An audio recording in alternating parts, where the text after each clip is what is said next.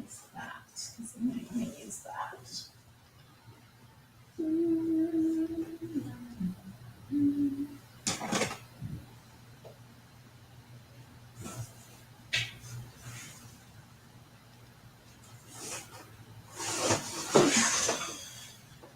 Okay, how's this one doing? Is it kind of...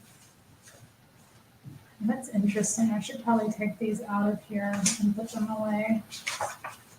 Some old... Oh, God, I love this drawing. Oh, oh. Not on cam yet. Hi, someone's watching. Just going through some things. Hi, I'm here doing my thing. I just picked up or grabbed one of my old artist kind of scrapbooks and looking through it. These need to be taken out and like actually put away. I'm noticing like a lot of these drawings I have in here, I usually don't keep them in like this, especially with this type of paper. But yeah, I was wanting to, I haven't done any white background art in a while. I've been kind of focusing on my, oh no, this is old. This is the old one. I need to take, so many things I need to do. So, okay, this one is no good. We'll set that there. So that's gonna have to get sorted out. Y'all, hey, hi Bubblelandia. Welcome to the show tonight. Hi, S.A. Brady. Do you like the title?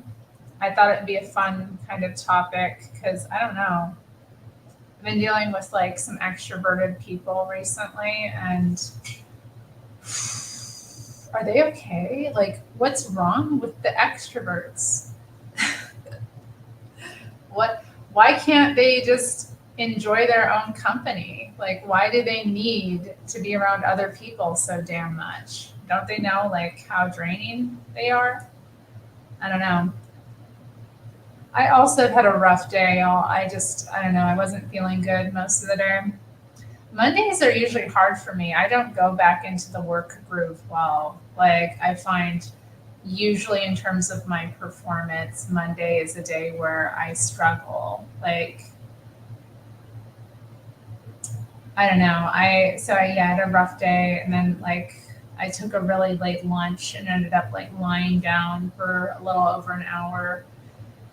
And when I came back, I did like finish some things up and get some more things done, but I was just like, I don't know, it took it out of me. It wasn't a good day. Yeah, so I made myself a coffee because earlier today I had a 1 cup like at 5 something in the morning, and I don't know, I thought it would just be nice because I wanted to work on some art and go live. So why not make some coffee? It's instant coffee though, so it's not like really potent. It is a nice brand. Um, so it has a good flavor at least. They just continue to, they just continue to, it's just a bummer. Mm. But yeah, this was a good choice. I need a little something to pep me up and do some art, maybe share some art with you guys since viewers here. I don't know, like, yeah, the extroverts. I don't know how they do it. Like, I don't know, like, because I was, I don't know. Are they okay? Like, how do you all identify? Are you more introverted or extroverted? Like, where do you fall on that spectrum? Are you somebody who enjoys, or gets more energy from being around other people, or do you get more energy from being in your own company? Because for me, I've like always been, I think just the way I grew up has a lot to do with it, but I also think it's my temperament. Like if I had to grow up in a different circumstance, I would have been way more insane than I have been, which isn't saying much. But I think like just kind of having the upbringing I did where I was alone a lot. I had a lot of my own time. Not that my dad wasn't there. I mean, when I was really little, he was always there looking after me. But once I got to be kind of school age and he re-entered the workforce and that kind of thing, I did have a lot of free time to myself. And I just found that that was good for me. Like I got to develop my own little world and do my own little thing and become self-sufficient in that way.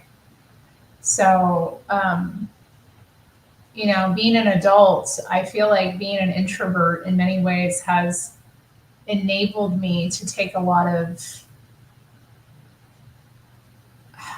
I don't know, a lot more of my power back because I see that like extroverts really struggle with, extroverts seem to struggle with like dealing with peer pressure more or like letting go of people, places, things like not that I don't believe in like discarding people. That's not my mentality. I think people are precious when they come into our lives. We should treat them well. But if somebody's like, causing you more problems than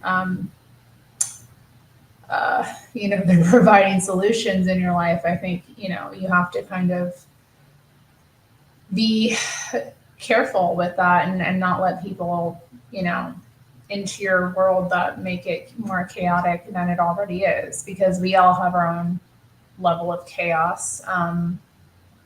And the wrong mix of people and other people who, I don't know, struggle with addictions. I don't know, maybe it's just the city I live in too, because I've noticed when I meet more extroverted people, and it's kind of an introverted place, you know what I mean? Like, just, I think the weather makes it more so. Y'all been chatting. Hi, Santino. Hi, Lord Bibby. And hello, Chabat. S.A. Brady is an introvert and asked if I was an only child. I was raised on my own as a child, so I didn't have any siblings around me, but I'm not technically an only child. My mother does have 3 other kids. I have 3 brothers on my mom's side.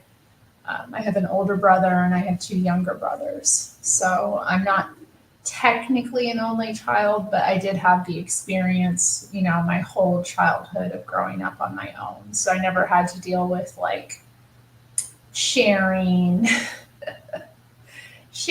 or, any of that. Like I didn't have to deal with the kind of sibling thing, which I think is a mixed bag as a child. But I don't know, there's something very special about the only child experience or just growing up on your own without any siblings. I think it is, I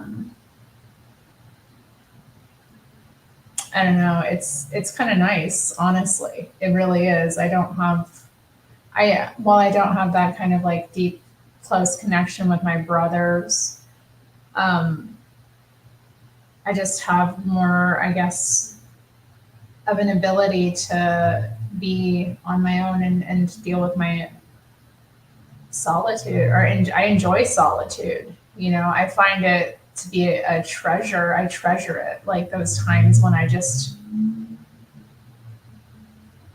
am with me and no one else. That's precious time. That's like, that's the magic time. That's the special time.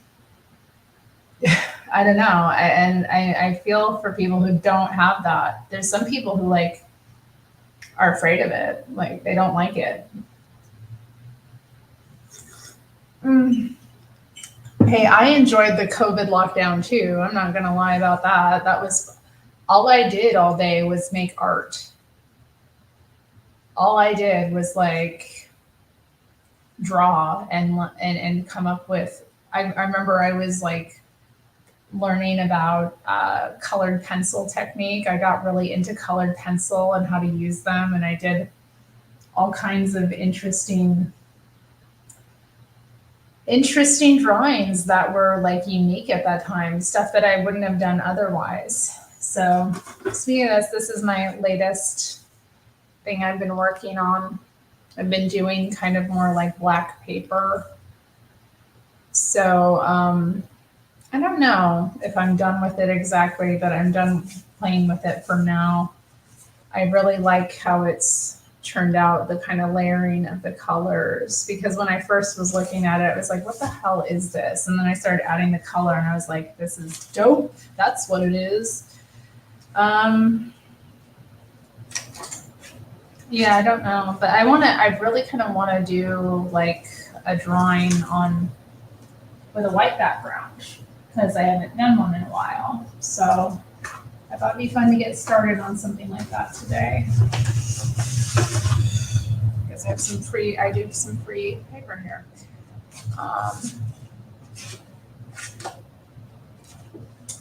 But yeah, I've noticed like in this city specifically, and I don't think it's just a Portland problem at all, but I do notice that there's not a lot for the extroverted to do that isn't related to drinking. Like the whole extrovert culture is like if you're an extrovert, really all that's available to you is like going to bars and hanging out with people there. And that, you know, leads to drinking, which can be a problem for people. And it's just a regular habit of drinking, even if you don't have a real problem with alcohol, it can tear you up. Like it can cause you all kinds of issues. You know, it's not without its, alcohol's poison. it is. It's toxic to our systems. So, yeah, I've been thinking about that, like meeting people. Like in this past couple of years, I've been making new connections with people, and trying to network and meet more people in my community. And I'm finding like that extroverted people drink. Like a lot of them drink, and they can't socialize without it. Come here. I need some of my art supplies out.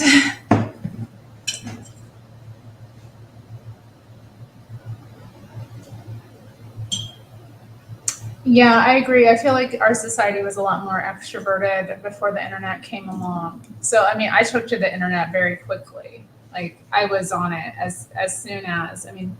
We got a computer that had internet access when I was in middle school, and I was all over it. I was making the GeoCities pages, and I can't even remember. There were like these MSN pages. I made some of those, and like.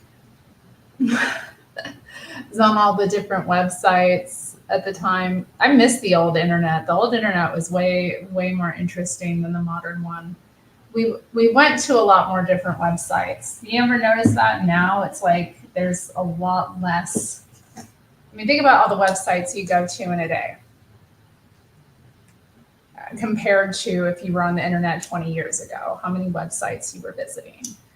I think that in and of itself is pretty telling. We go to like social media sites and I guess YouTube. I don't really do TikTok. I have a TikTok, but I can't really get into it. I know I should be making content there because it would be a whole new audience. But honestly, I just hate the format, and I find it so irritating.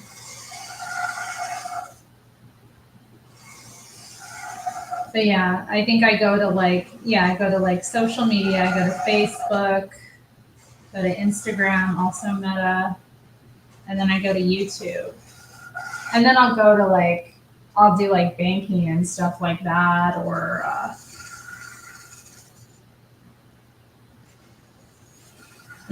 different accounts I have for financial things, I guess. But that's about it. What am I doing here? I don't know. Let's just go with it.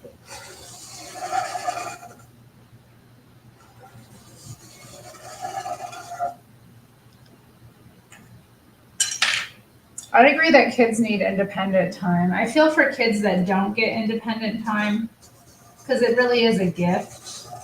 It's a skill, knowing how to be on your own and be self sufficient, knowing how to entertain yourself, knowing how not to get bored.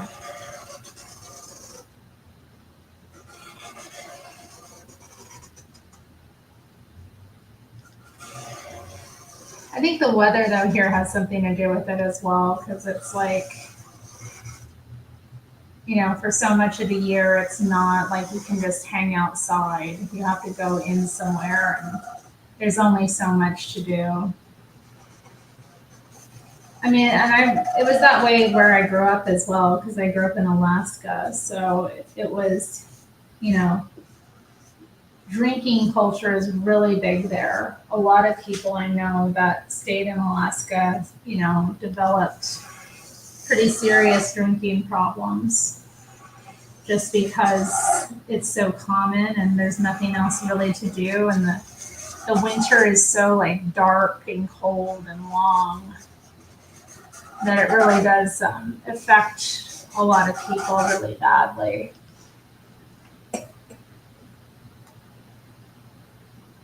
What, Ja? Yeah? What, ha? Which one is it? What, huh? What? But it's not good. I mean, it's not good to be drinking like that. I think too, maybe I'm a morning person, which helps. Because, like, for me, I don't really want to go out at night. To me, it's like, why would I go out at night when I've been up since like 5 or even earlier? What am I doing here? I don't know. It'll come together though. We'll figure it out.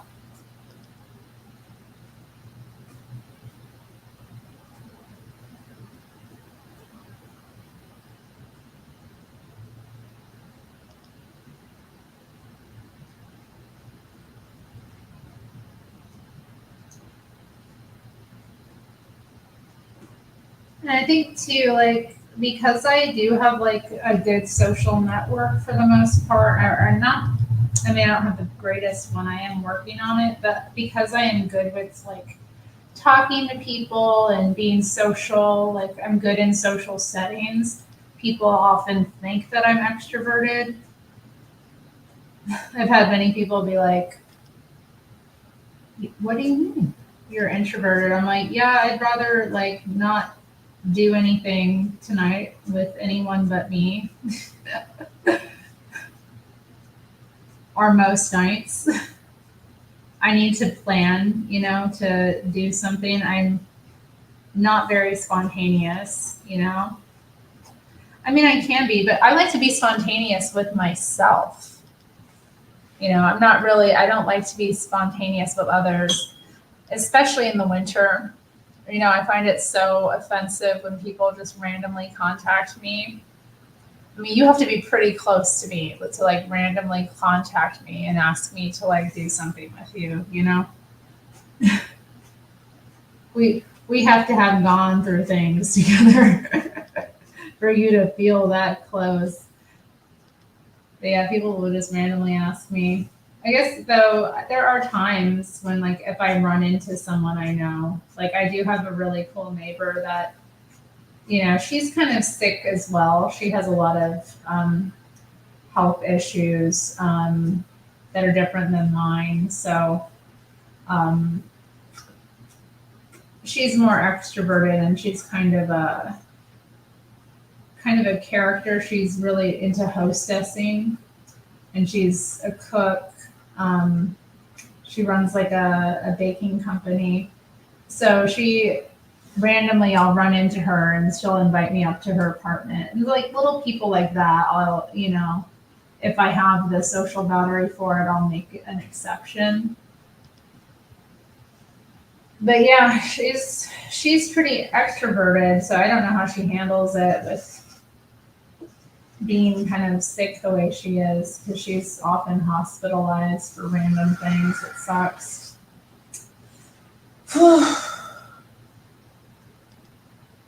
Whatja?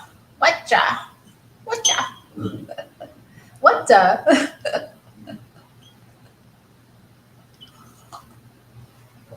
I love when JLP says that. I love it.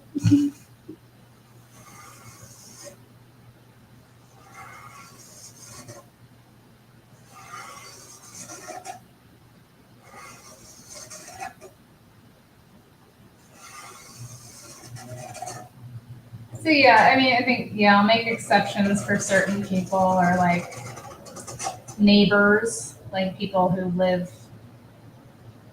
around me. I'll be a little bit more spontaneous for, because I can always sneak away, I guess, back home. But I don't know how people do it. I really don't know how people do it. Like, I don't know how they have the social battery. I don't know how they don't get annoyed. I don't know how they don't get tired. I don't get it. But they don't seem to be doing well. It's not as if they're doing better. I think they don't like, I wonder about extroversion sometimes. I'm like, is it real, or is it like a manifestation of some other issue that isn't being addressed?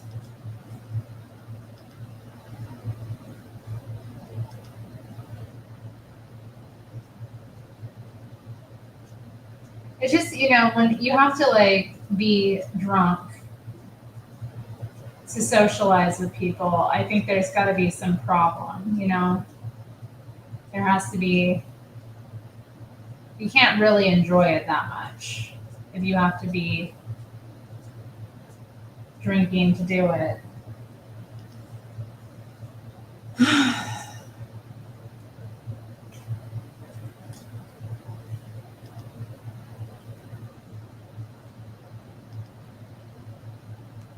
I was rural outside. Was the woods. Oh, that's nice. Yeah. Yeah. Most of my childhood, I lived in the city, but it was still, I mean, Anchorage, East Anchorage too. Like, there was all kinds of, I had little neighbors in the cul-de-sac we lived in, but there was still a lot of nature around.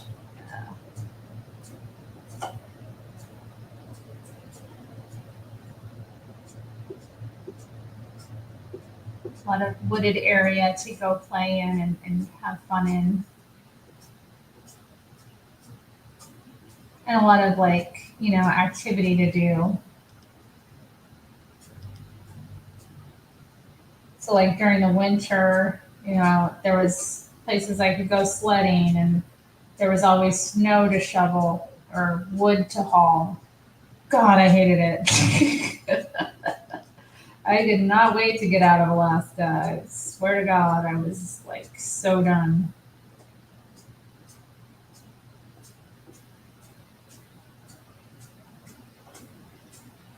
So that life is just, it's so hard. It's so hard. It's just like work, work, work, work, work all the time. And it's just not satisfying. I don't enjoy doing that stuff. And now I can't.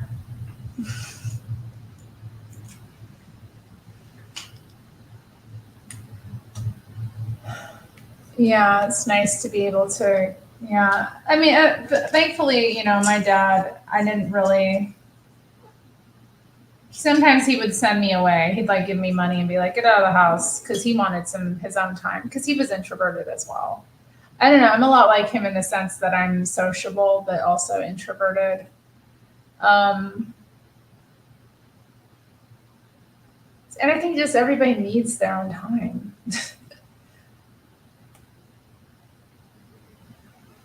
Okay, yeah. So you've noticed a correlation as well. Like, I don't know. I'm kind of noticing it now in a way that I hadn't really, I guess, articulated before, that extroverts do struggle more with substance abuse. And not only that, like other issues as well. Like, because it's not just that, that's peer pressure. They get involved in all kinds of things that they don't even really want to be doing just because, like, the group is so important to them. Their social group is so important to them. Like, they even hang out with people they don't like. You know, that's wild to me. If I don't like you, I'm not going to hang out with you. You know what I mean? I don't know how they do it. Indeed, they are. Enjoy your exercise, hun. Imagine having to recharge at parties. I don't know how you recharge at a party. Leave. I enjoy socializing for what it is, but you know, when I gotta go, I gotta go. I don't know. I never was big on parties though, like house parties and like. I find them kind of ghetto. It's usually a lot of nonsense going on that I don't want to get involved in.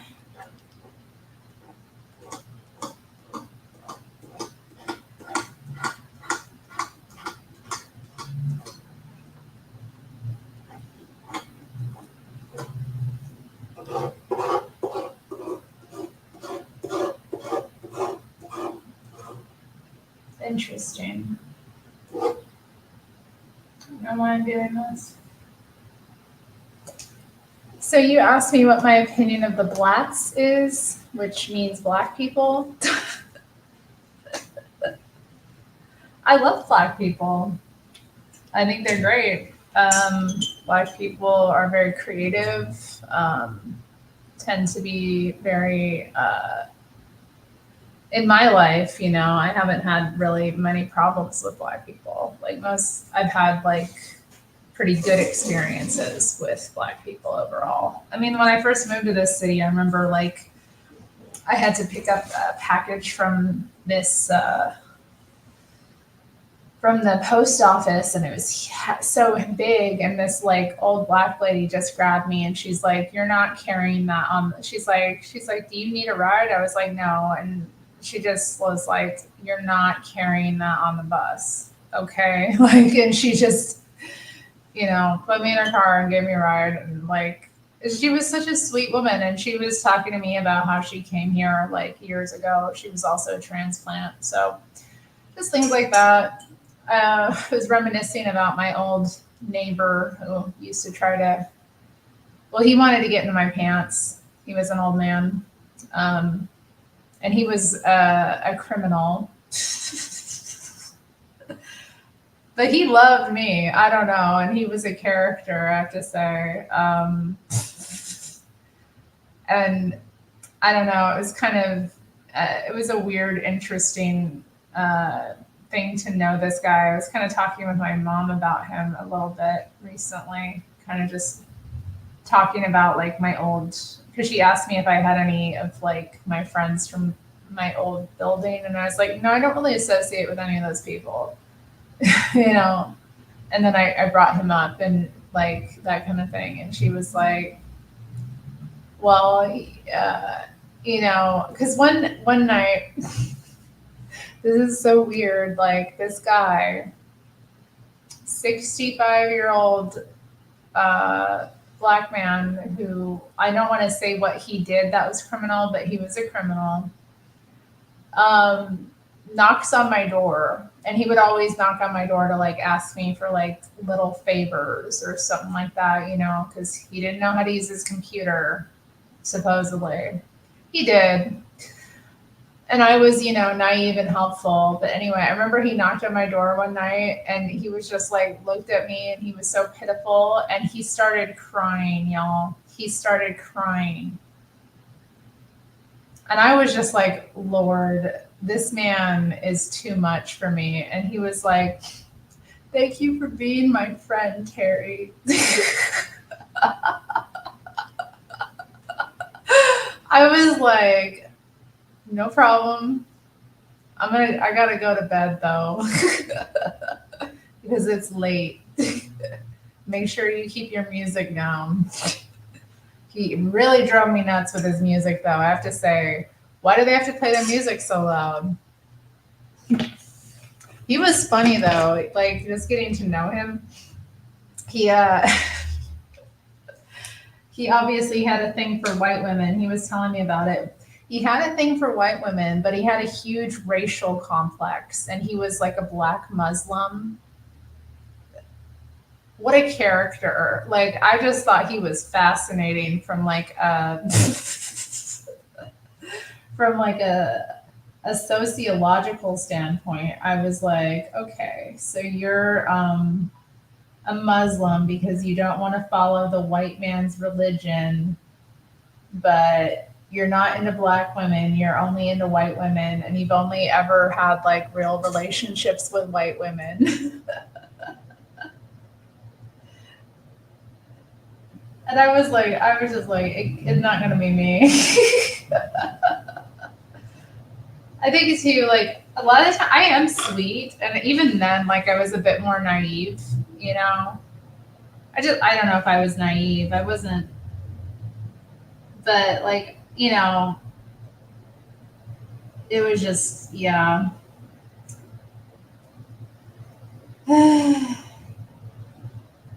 He fell in love, but yeah, it was not to be because I was not about to deal with his crazy ass and his shenanigans. Um, and the moment a man cries, that's a turning point. I don't think a lot of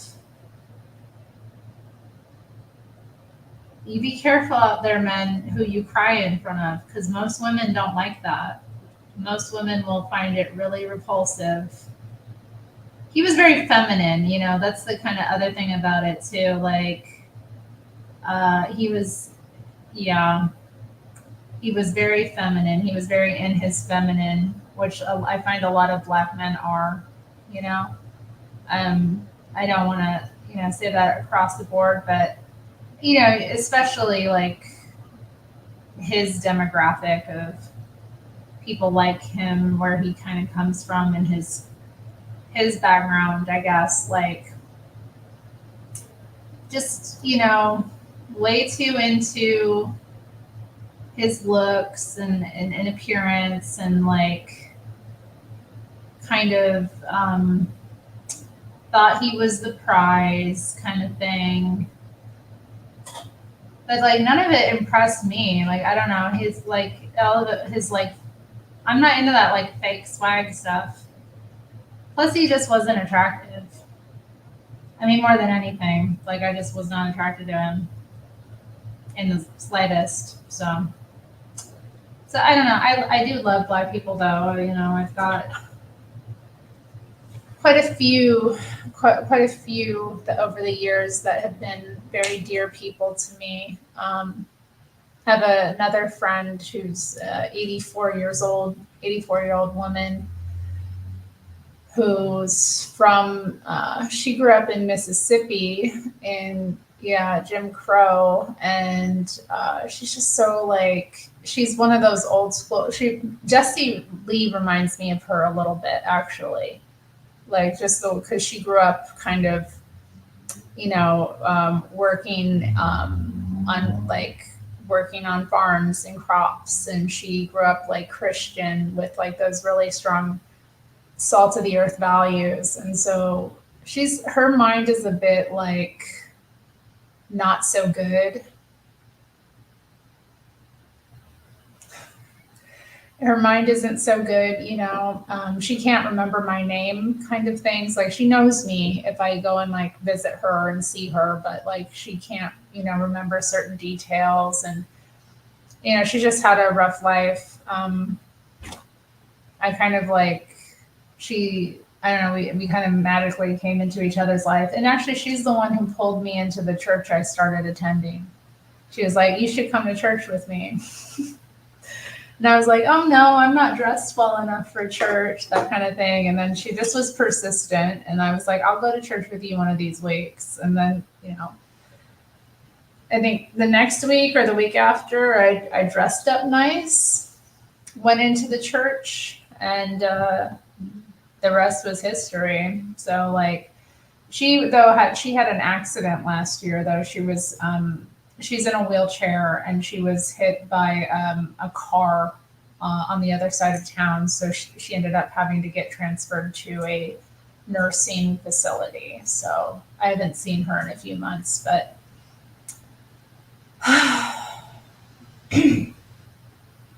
so I don't know, like my opinion of them is my opinion of every people. Like, most of them aren't worth a damn. Um, a lot of them are, draining and irritating, but, um, everybody should be treated as an individual. That's how I see it, until proven otherwise. So I don't know, but I generally like them. I like Black culture. I like they're creative as hell. Like I remember in school and things, like they'd always come up with the best insults. Like they'd be clowning you better than anyone could. Like they just I don't know. They're good. They're great people. Like they are. Like I'm not I'm not racist in that way. I enjoy Black people a lot. So that's my opinion of them. I like them for the most part. I don't like the ones that are enmeshed in their victimhood.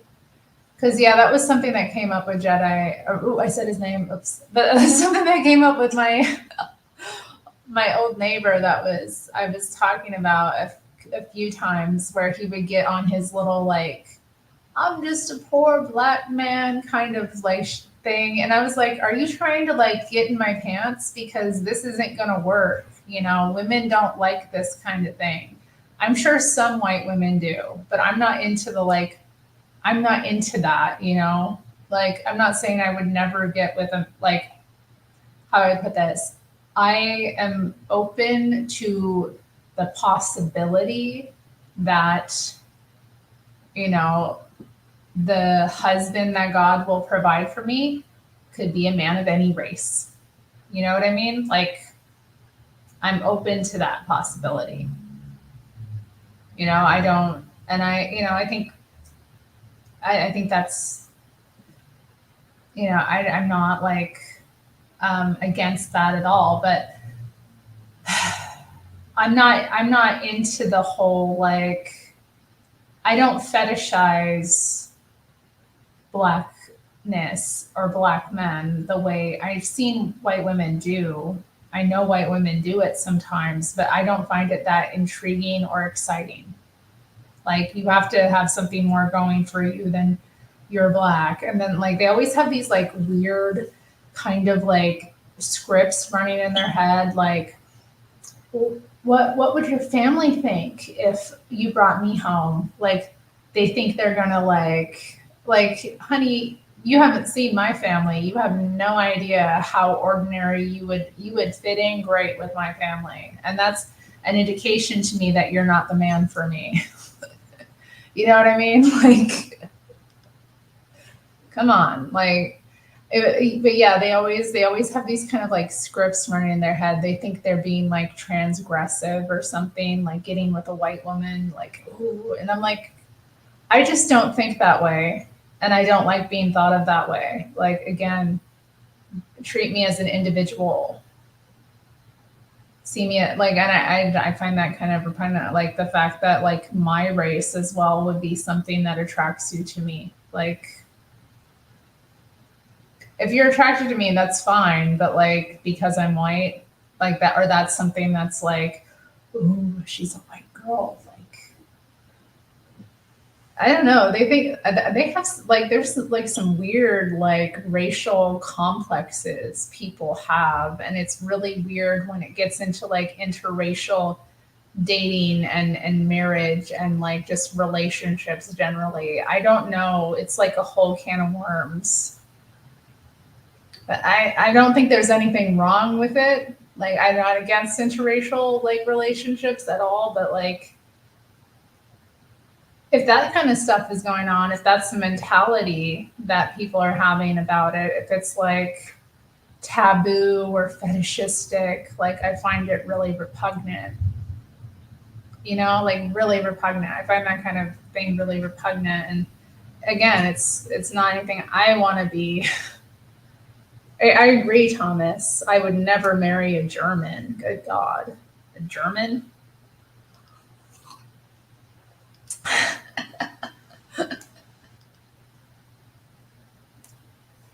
All right, y'all been chatting. Okay, let me catch up. Sorry.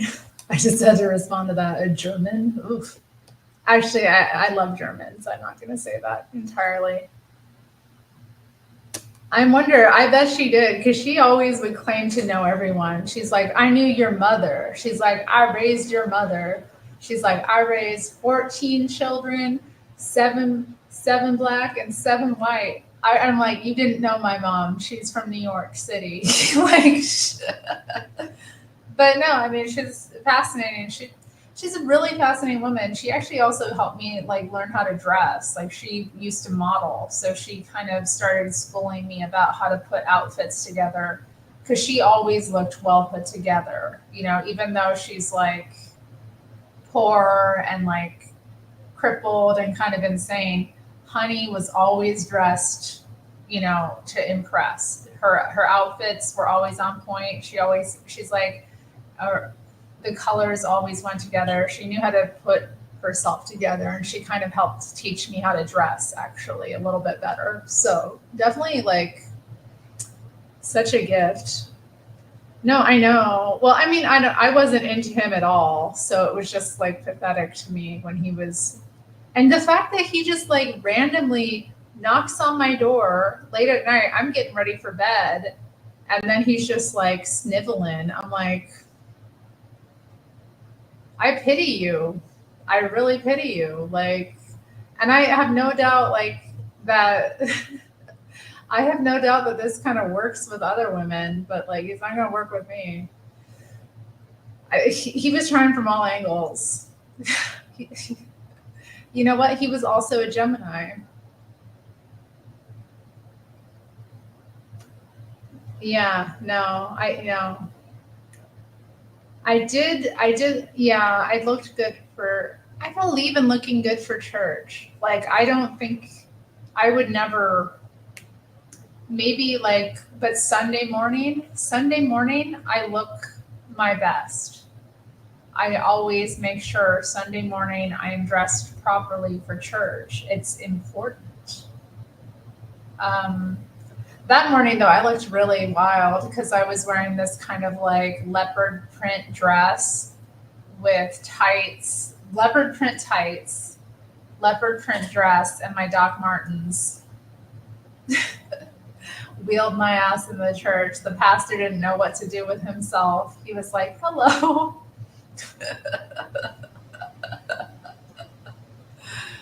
And I was a little bit thicker then too. Like I put on weight during the lockdowns, so or during the pandemic, I should say. So I was a bit thicker too. So I was like, I'm sure I looked interesting.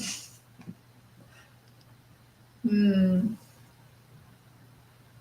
Yeah, I've worked with people like that too. Like they just, they have this chip on their shoulder about their race, and they think everybody is like against them all the time. Although I have to say, having worked in certain environments, especially like customer service here in Portland, Oregon, I did notice that they were like, it is a lot harder for Black and Hispanic people. Like a lot of the white liberals do not like being served by black people. Like it was a problem over the years. I've known like several of my coworkers, even though like they could have done better, I did like if they had been white, it would have been fine. So I do think that there is a level to it, but again, you can't let other people dictate your attitude. You know, if other people or somebody you have a negative interaction with someone or you just have an interaction that isn't great or somebody judges you or just doesn't, I don't know, you have to kind of like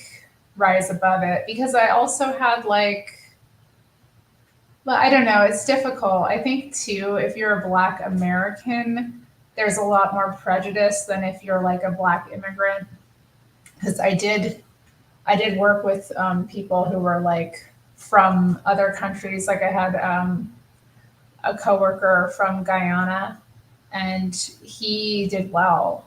Like he didn't have any like real problems that like the Black Americans I worked with did.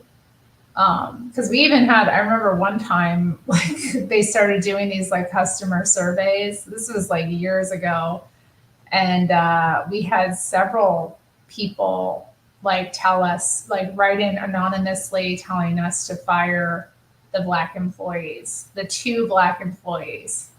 Like that was eye-opening to say the least. Like my boss, she shared it with me because she was like, I don't know what to do because she's supposed to like coach, if any negative feedback came in. She's like, I don't know how to coach for this. And I was like,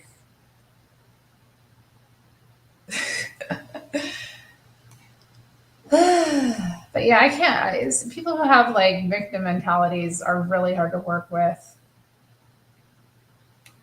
Right. That's a good, yep.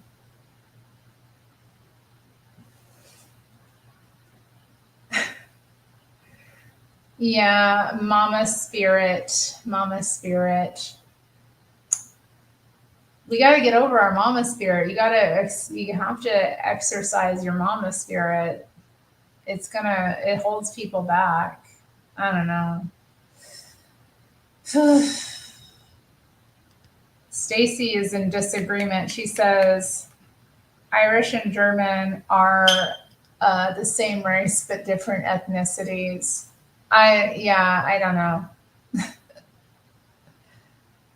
I don't know. It's kind of funny. I don't really care about race, but then at the same time, like parts of me is like very proud of like being Irish. And I'm like, we're different. We're different than all that. We're island people. I don't know. It's, yeah. I don't know. Are we the same race? I don't think we are, though. I think it's like if you want to get into racial categorization, if you want to really believe in that stuff, if you want to really break it down, I think there's pretty big differences, between the two. And I've noticed even being Irish, because like I have a very obviously Irish name, like especially like the older white men that I meet, especially at church, like the old WASP men, a lot of them make a deal about it. Like it's like something exotic to them that I'm Irish. I'm like, it's white, but then to them, it's not real white. You know what I mean? To them, it's like, ooh, it's a spicy white.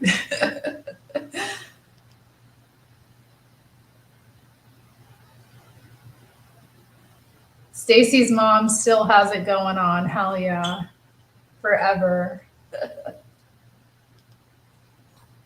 Mm, honey, dress in money. That's right. Quite special that she wanted to help assist you with the road to glamour. Yeah, she would give me pointers. She'd be like, "Don't wear that. Wear that." Or if you wear like this, like these are the colors you should wear. Like she's very into like color coordination is important in an outfit. And she didn't really believe in color theory, which was interesting. Ooh, now I do have that box behind me. I don't want to knock over my thing here. Oof. I need to break down the boxes behind me. Had some deliveries.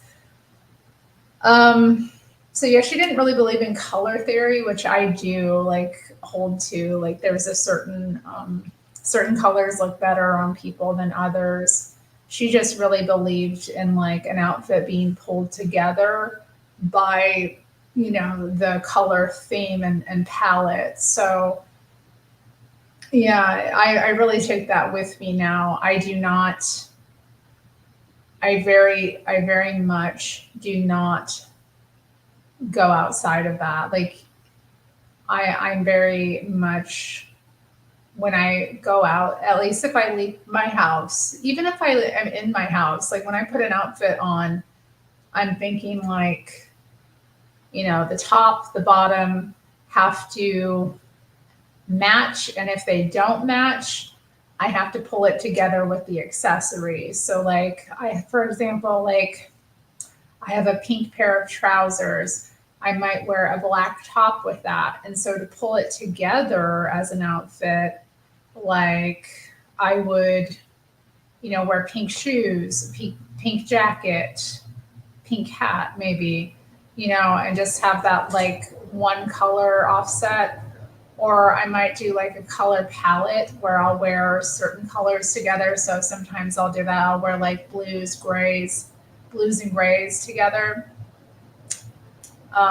Blues and grays or blues and blacks, but they have to kind of like, there has to be a coordination to it, and there has to be some kind of like theme, and the colors kind of have to just complement each other.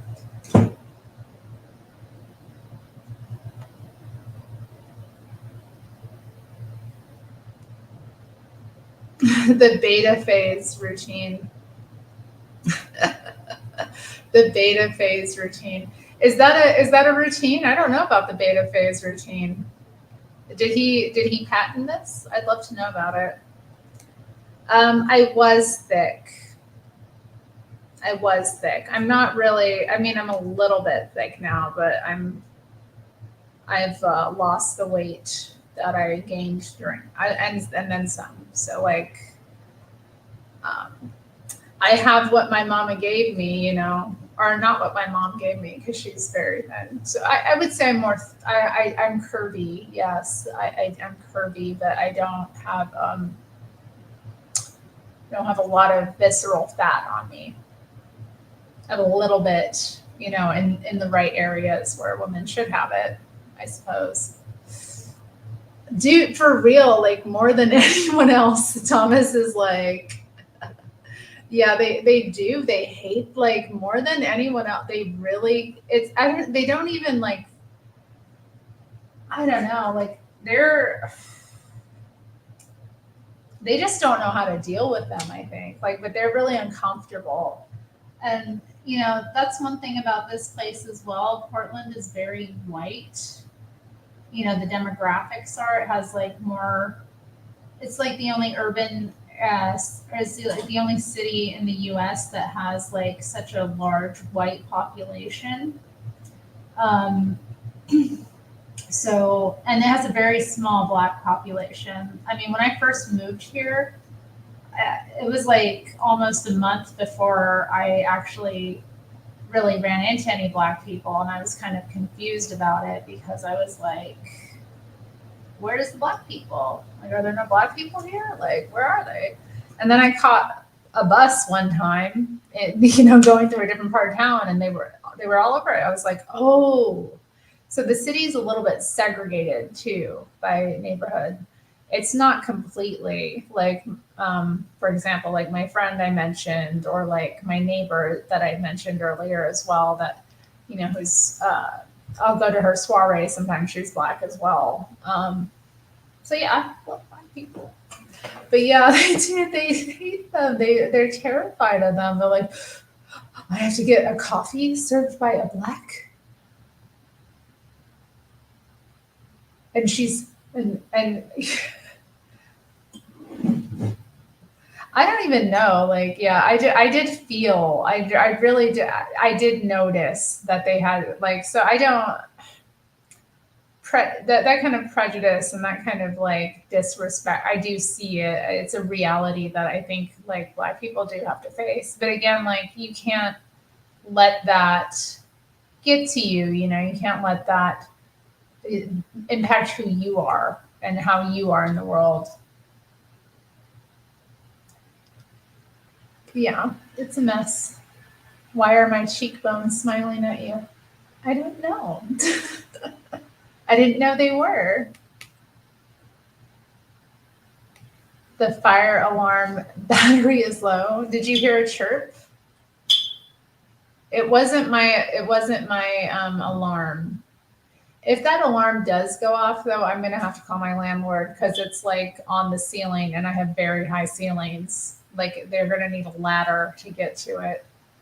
And I'm gonna be on it right away because I'm not having that happen.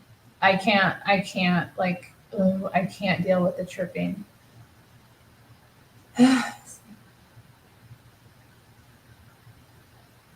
That's good. It's better to not claim the negative. Oh my god. Oh, y'all are chatting. How am I gonna keep up? I gotta scroll. I might have to skip some of you. Yeah, I know. Gorgeous, right? Straight out of the ocean. Just like, yeah, I know. Wait, that's me. You love the wasps. What's wrong with the wasps? Yeah, the wasps are something else. This is a funny chat. I should have just titled it, you know, racial chat. I don't know. I didn't grow up around, I mean, I did grow up around some, but like, it just, I don't know. Anchorage was a lot more integrated, and at least my experience of it, like, than here. So I just, yeah, I had a kind of a culture shock coming here and dealing with the waspiness of it. It was kind of intense, but you know, that's right. Yeah, and you know, some people still kind of have those attitudes, which is just interesting to me to like kind of the fact that like because I am just the fact that my name is Irish, you know, and when they'll read it, they'll be like, "Oh, are you Irish?" And then they'll be like, you know, making their little like jokes or like, and I'm like, okay, I understand that you're Scandinavian. It's not, I'm not impressed. Like, you know, it's not, it's just, I don't think they're really like meaning anything by it, but I do think they think it's like exotic or something. They're like, ooh, an Irish. Like, and I remember, yeah, there's this one guy that I am kind of seeing a little bit who he brought it up a couple of times to me. He's an older gentleman, and he was like, what did he say? He's like, so you're Irish, and I was like, yes, you know what that means, right? And he's like, yes, it means that he I think he said that we're like aggressive or like angry, or he said something like not. He didn't use either word like that, but he implied that like Irish women are like combative or something. And I was like, well, yeah, we are. But I didn't say that. I was like, I'm not really that way. I mean, I can be, but my temperament, I don't get angry. Like, I don't have anger.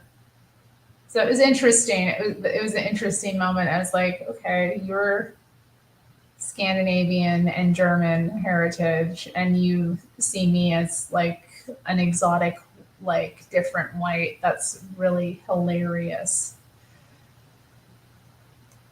Yeah. Oh no. Irish and British. Ugh, I don't know. It's a complicated history between the two. Okay, let me see. Is it this sound? Is that what you're referring to? Is that it? Is that the sound?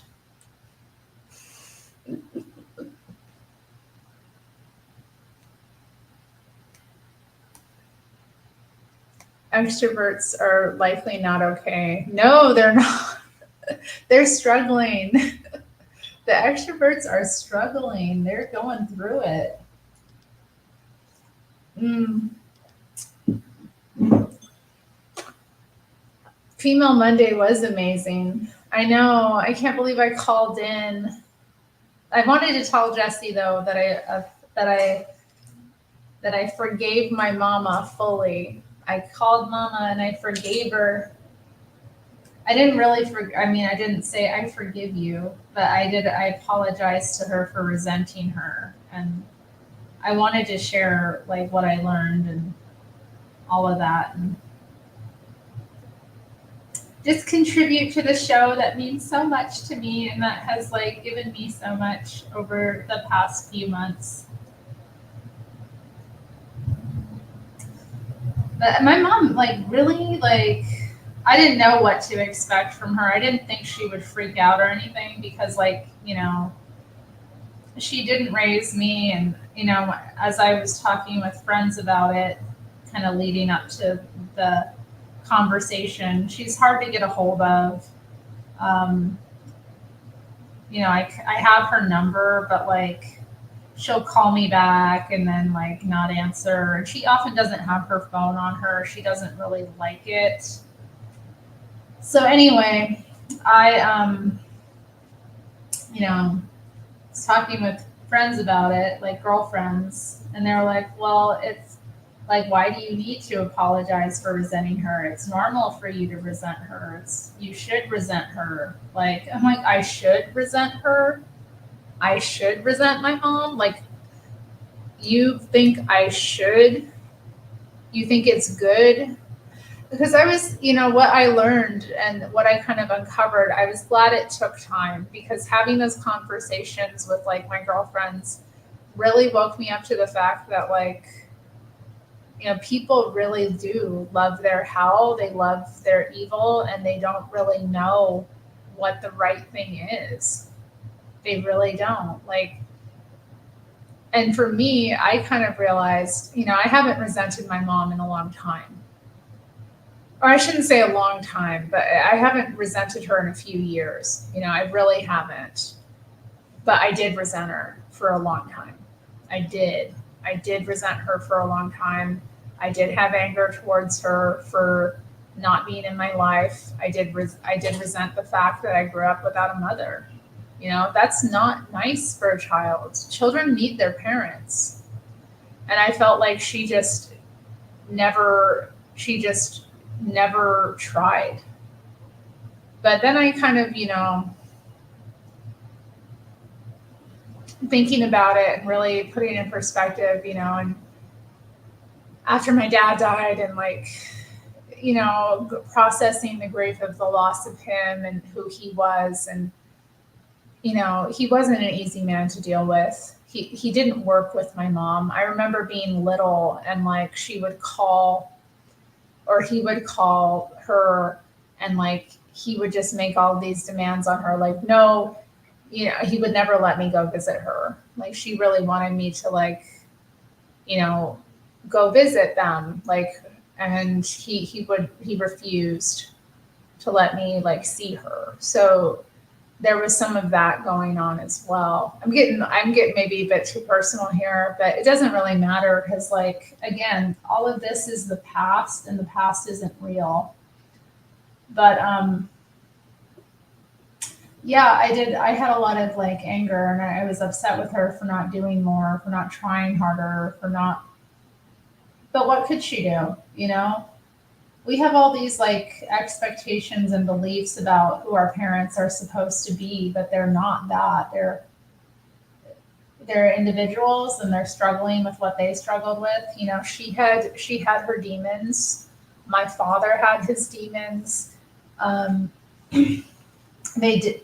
they, were an energetic match to one another in a lot of ways. But like, it was so funny because like after I apologized to her, we talked on the phone for like over 2 hours, which, we're not close, but we reminisced about my father, and she kind of mentioned that she talked about what it was like when my father took me away, how he like left with me, because that's what happened. They were together, and then he took me, and how she had to say goodbye to me. And she was talking about that, and she kind of mentioned that, she didn't think that he wanted to get back together with her as well. So like, I don't know. And then my dad's, childhood and issues with his mother, it just all makes sense the way it turned out, and I can't hold on to bitter feelings about it because my mom is only human. My dad was, only human, and he had like, he couldn't, he didn't know how to deal with my mom. And the only way he could deal, like, I think he like, I don't think he dealt with my mom in the right way. I'll say that. Like, I think, I don't think he dealt with her in the right way in any respect, but he didn't know how. He didn't know how. So anyway, long story short, as I was like thinking about everything, as I was kind of waiting to speak to my mom and really figuring out like, well, why am I doing this other than Jesse told me to, but I understand that forgiveness can only happen. It's forgiveness is like it's a two-way street, we like to pretend when we forgive someone that we're the holy one, like we're the bigger one, I forgive them. But like, is it real forgiveness if you aren't owning your part of it? If you aren't owning your part in the separation. Like, for example, with my mom and all that resentment I had towards her and all that like anger I had towards her, I could have had a relationship with her years before. I could have reached out to her years before. I could have made an effort, and I was always like stubborn, and I was always like, no, she needs to be reaching out to me. She's my mom. She needs to be the one making the effort. Like all of that, like nonsense. Like I because of like my anger and resentment, I made it harder. I made it harder. I made it harder. And she never felt like she said to me that she, thought it was normal that I would have resentment. She's like, it's normal. It's okay. It's no, honey. No. It's okay. And I'm like, no, mom, it's not. Like, I'm not trying to be a normal person. I'm trying to be better than that. I'm trying to, in terms of like understanding and uncovering and like knowing about my soul and getting it right in this world, and so that I can really be the person God made me to be. Like I need to be better than normal. But anyway, she took it well, and we had like we shared nice stories about my dad and little things like that, and just it was a good experience overall. I know other people talk about it though, like where their moms freak out, and maybe if I'd been in the house with her, like, because I think, my younger brothers, like if one of them did that with her, she'd probably have a completely different reaction, So a lot of it did depend. I guess I'm in kind of a position where, I have an excuse to be resentful, but I don't have any excuse to be resentful. Why should I be resentful? Why do we think that we have a right to be resentful just because things aren't, the way that we think they should be. Things are what they are. Why do we hold resentment about the fact that people aren't who we think they should be? They can only be who they are. And that means, and for a lot of us, that means they're broken ass people. My parents were broken people, having me in a, fallen state.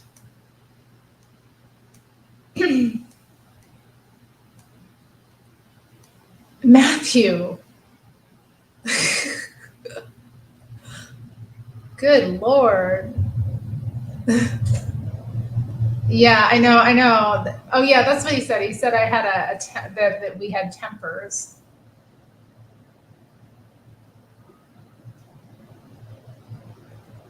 I mean, I'm very like, no. I suppose I was at certain points in my life, but that's in the past. I just don't get, my fuse burned out like years ago. My fuse. I don't get angry. I can't. It's like it burnt out. You liked it, Santino? Thank you. I was the first, and I got to talk to Sean. He nice. I do drink broth. Yeah, I do drink broth sometimes, and I do put collagen peptides, or like it's the actual like bone collagen. I put that in my coffee. Um, I made a nice chicken noodle soup actually yesterday, and I had it yesterday and today for my lunch. So that had a really nice bone chicken broth in it. But again, it can only do so much, honey. It really can only do so much. Yeah, I think it takes time too. I mean, this is something that takes time, getting over our drama with our mamas.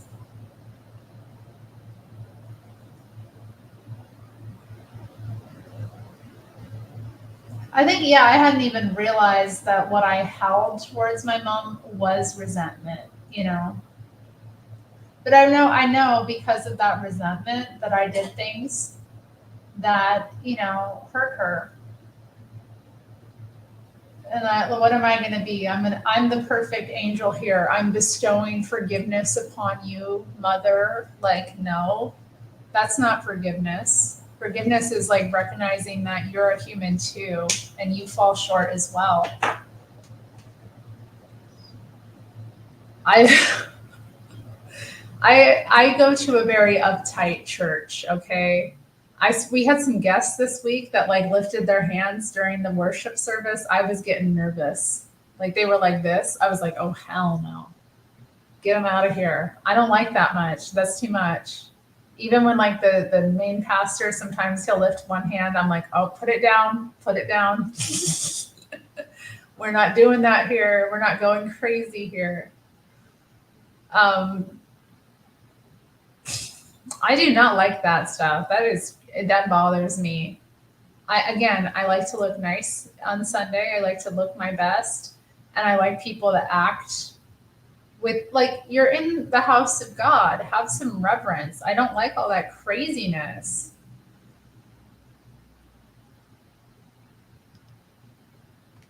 Electric cars or gasoline cars? What's my preference? I would say gasoline would be my preference. I mean, it really depends. If I'm in the city, if you're just using it, like, it depends on what you're using the car for, I guess. Because some of the electric cars are nice, but they can't go on those like really long, trips. Those really like, and I think that's kind of a disadvantage of them. But if you're just using it like to commute within a small city or something, that's probably a nice thing, but they don't really hold up in terms of like long commutes or like trips. And then the other thing about them that I don't like is that, they're dependent on electricity, and electricity, the electric grid isn't, our electric grid isn't what it could be.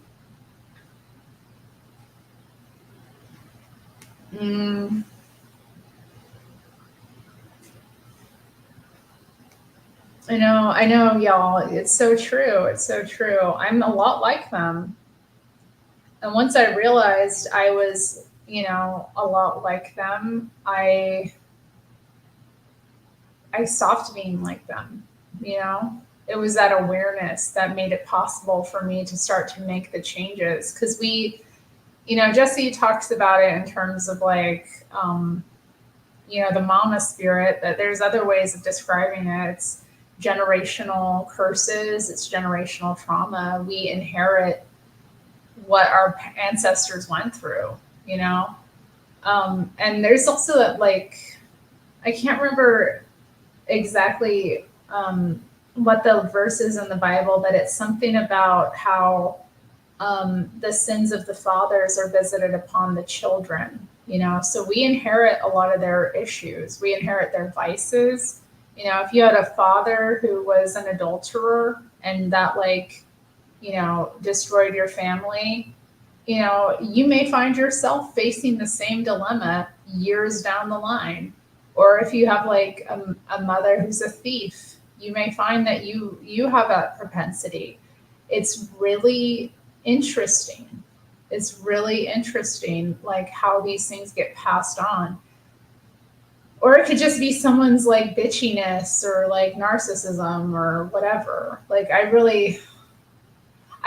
really like the term narcissist so much because I think it's overused, but like, it's definitely a real thing. People do have like this personality disorder behavior. And that's passed on through generations as well. Like, I think we like inherit like their demons sometimes, or just their vices, their curses, whatever you want to call it. There's so many different ways of describing it. You sound nice. That's very flattering.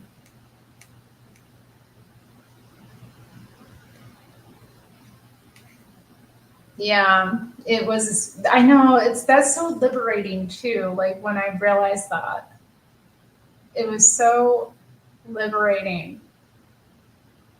But still, sometimes we call it. I still like mess up and like we'll call it me. Yeah, like being like my parents. But it wasn't me, and I know that. Like, I know that the ways I've acted or things I've done, like, it wasn't me. And it's kind of scary because, like, and when I talk to people about it too, when I talk to people about spiritual warfare, or they'll, because a lot of, again, being the Christian life is so interesting. I have to say, I know I was called back to it by God. It was, I know that He called me back for a reason. And I think this is part of it. Like, the spiritual warfare is real. And yeah, I have conversations with, other Christians sometimes, and so often, like, they just will like break down and express like all of this regret or like shock at like who they were before they like had their come to Jesus moment, whenever before they got saved, whatever you want to call it. But yeah, it's been interesting to like say to people, I'm like, well, that wasn't you doing those things. That wasn't you. You weren't the person doing that. That was a spirit that made a home in you. That was the spirit that took over you. But then people get scared with that, because then they're like, well, if it happened before, it can happen again. And it's like, no, it can't. Not if the right spirit is in you. If the Holy Spirit's in you, no. But is it? Who can say? We'll only know by the fruit, right?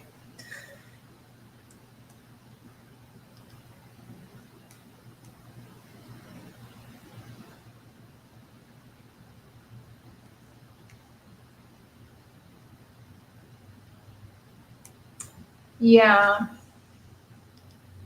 it did. I mean, I don't know with my mom, like, I don't think we're ever going to be like super close or anything. And we do, I mean, she, we do keep in touch, but it was good. It was good to have that talk with her. And also, I think for her to kind of think about it, from her own perspective, because I know she has regret. I know she has a lot of pain in her heart, about the fact that she wasn't there for me, you know. Not only me, I mean, she had a similar situation with my older brother. Um, he was put up for adoption. She had him, she conceived him like in her teen years. She was, um, and she was convinced to put him up for adoption. And, he had a rough childhood in a lot of ways because of that. And I just, yeah,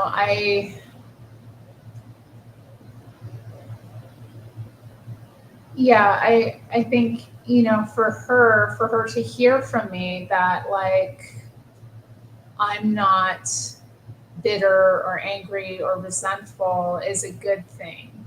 Because she knows that even though she's like made mistakes in her life or she has regrets in her life, that, because I told her, I'm like, during the conversation as well, I said, the reason I ended up with my father, she's like, and then the reason I was raised, in Alaska was because it was the best thing for me.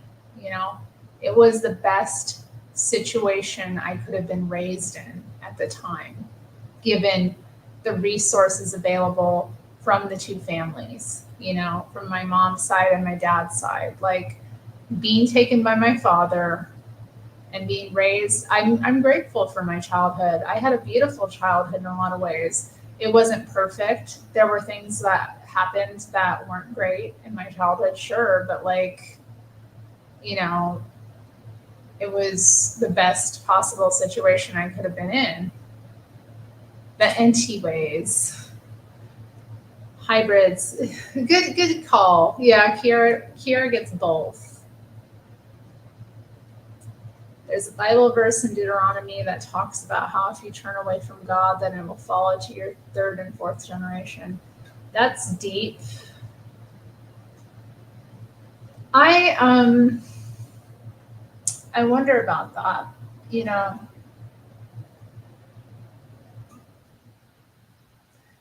something to think about. I think,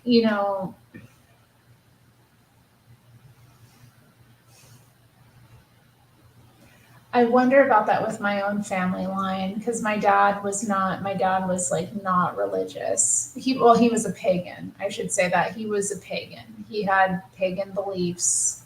He wasn't really into any specific religion. I think a lot of people that do practice paganism, kind of modern paganism, it's all kind of jumbled up, and random. And when I was into that life as well, because I was into that too. I worshipped gods or I worshipped, but I believed in gods from different um, traditions and faiths. I believed in all gods, really. You know, but so yeah, he was a pagan. My mom was Catholic. She was raised Catholic, but she has never been religious. She had this really funny story for me. She told me years ago. My so this and you know what? That's interesting too because the previous generation, my grandfather was divorced. He divorced his first wife due to infidelity. Apparently, she cheated on him. Um, she was having an affair with another man, and then he met my grandmother. And they got married and they had 6 kids together and they were together for the rest of their lives. But the Catholic Church did not agree with their marriage, they couldn't get married in that context. And my grandmother was devout, as much as she could be, but she was with my grandfather. So that was an issue. But my mother was telling me about at the birth of my grandmother's sixth and last child, my Uncle Donald. She came to the hospital. My mom came to the hospital. She was like 15 years old to see my grandmother. And there were two priests in the room with her, visiting with her, trying to convince my grandmother to leave her husband, because, it was wrong in the sight of God that he was divorced and that their marriage wasn't legitimate. And I was like, well, they really waited a long time. They really waited a long time to get this message. Maybe at the birth of her sixth child, it's maybe a little too far gone. But anyway, yeah, my mom told me, she told the priest that, she said, respectfully, you need to get out of here, So she told them to leave. So I think my mother had like conflicts with faith at the same time. Like she had conflicts with her faith because of these experiences, So yeah, maybe the previous generations did turn from God in different ways. I don't know about I know my father was raised going to church and that kind of thing. He had stories to tell about it, but I never got the sense that he was a believer. So I do think there's something to that. How's sunny California? Well, let me say it was today's weather was crazy. Today's weather was so crazy. It was like downpours, and then the sun would come out, and then more downpours, and then the sun would come out. Like,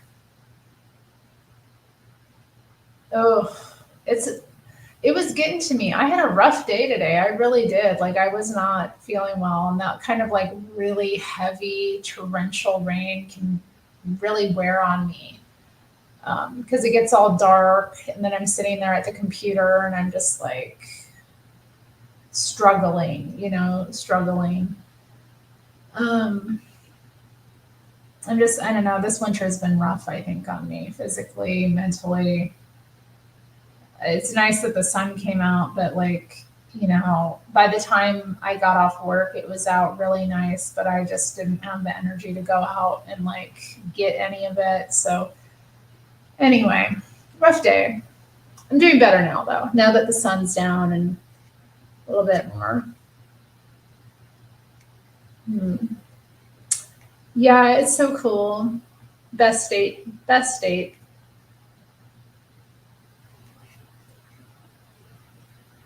Yeah. Yeah, I know, because they're not getting, your parents aren't getting any younger, right? They're just, it's important to have that conversation. Yeah, I didn't have any, like, I didn't want to know, I didn't care what the outcome was because it didn't matter. You don't apologize for the other, or you don't forgive or apologize, for the other person. That's done for you, and how they react or respond isn't really up to you. You don't have any control over that. And that's the case with any form of forgiveness, anybody that you're needing to seek forgiveness with. You know what else I didn't even think about or I didn't mention?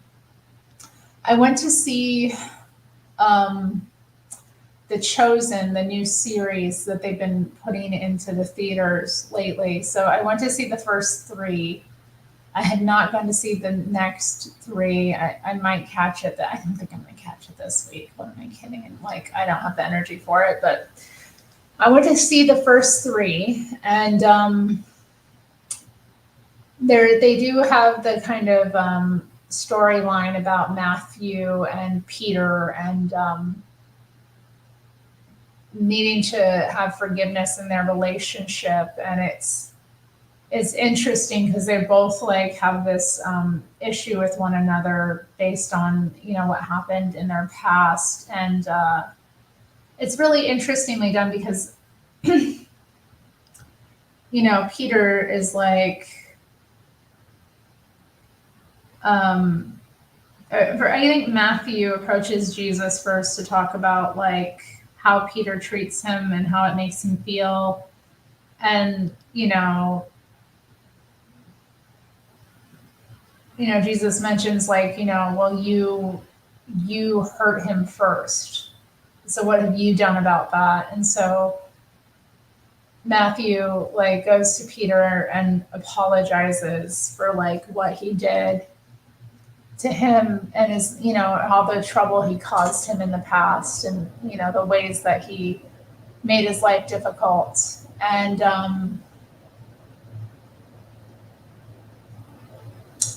then Peter's like just kind of stunned and in shock about this and doesn't know if he can forgive. And then he has that like, famous conversation with Jesus about, forgiveness.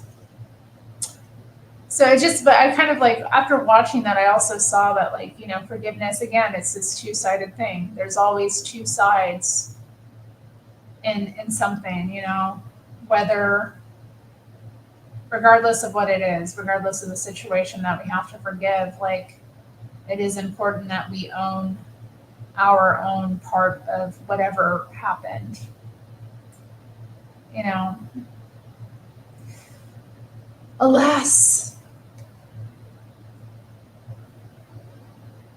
Yes.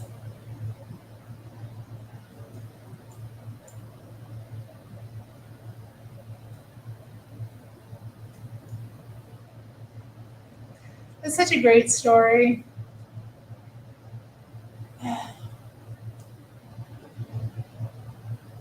It's such a great story. I mean, it really.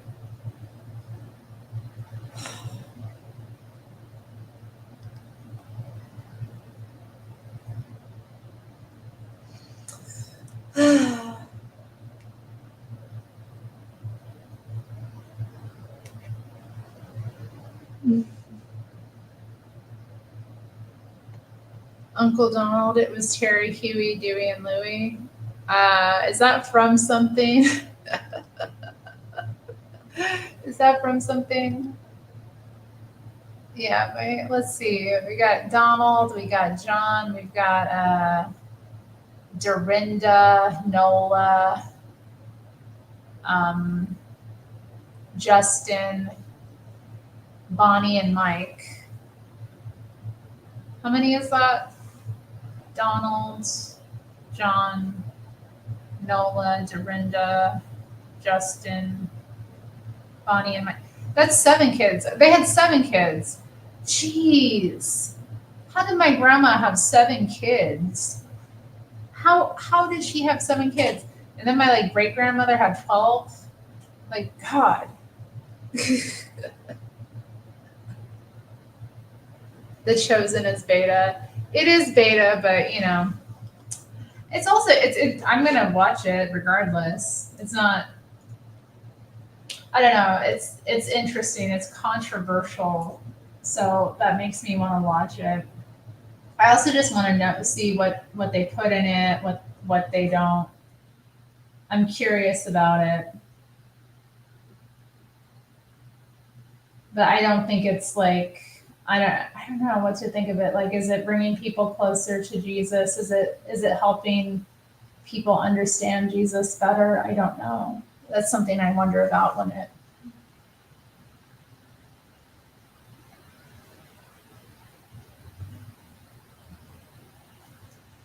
That's true. I don't know, but I think I love Matthew. I love the way that like they're depicting Matthew in The Chosen because he is so relatable. Because I feel like for me, I would have totally, if I were in his position, if I were in his position, I would have totally chosen the life he did. You know, it was way where you could say it was wrong, but like he was doing what he saw was best for him in his life. You know. People are like, oh, you portray our people, but like I can see things from his perspective why he did that, like why he became a tax collector, you know? Because things were different. They were an occupied people, and he was doing what he saw was best so that he could live the best life for himself.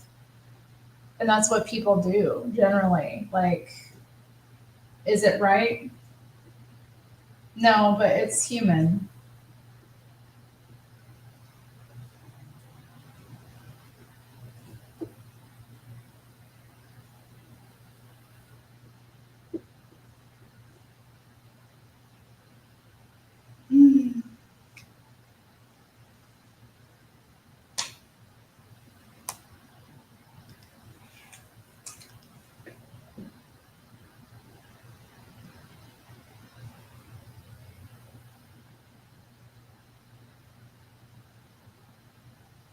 Yeah.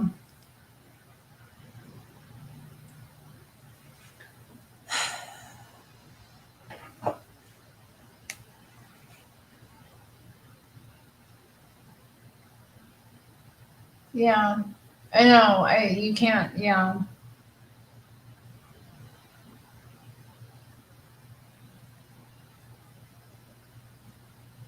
The people who need it the most, right, are not always, again, yeah, it's the people who are poor in spirit are the ones who inherit the kingdom of heaven. You need to recognize, if you're spiritually, sound already, you don't need it. Oh, what's going on out there? I just saw a person moving. It's interesting sometimes. Like, oh, hello, Mr. Kitty. Hello. Hello, my love. I'm going to turn up the heat. A little more heat going here.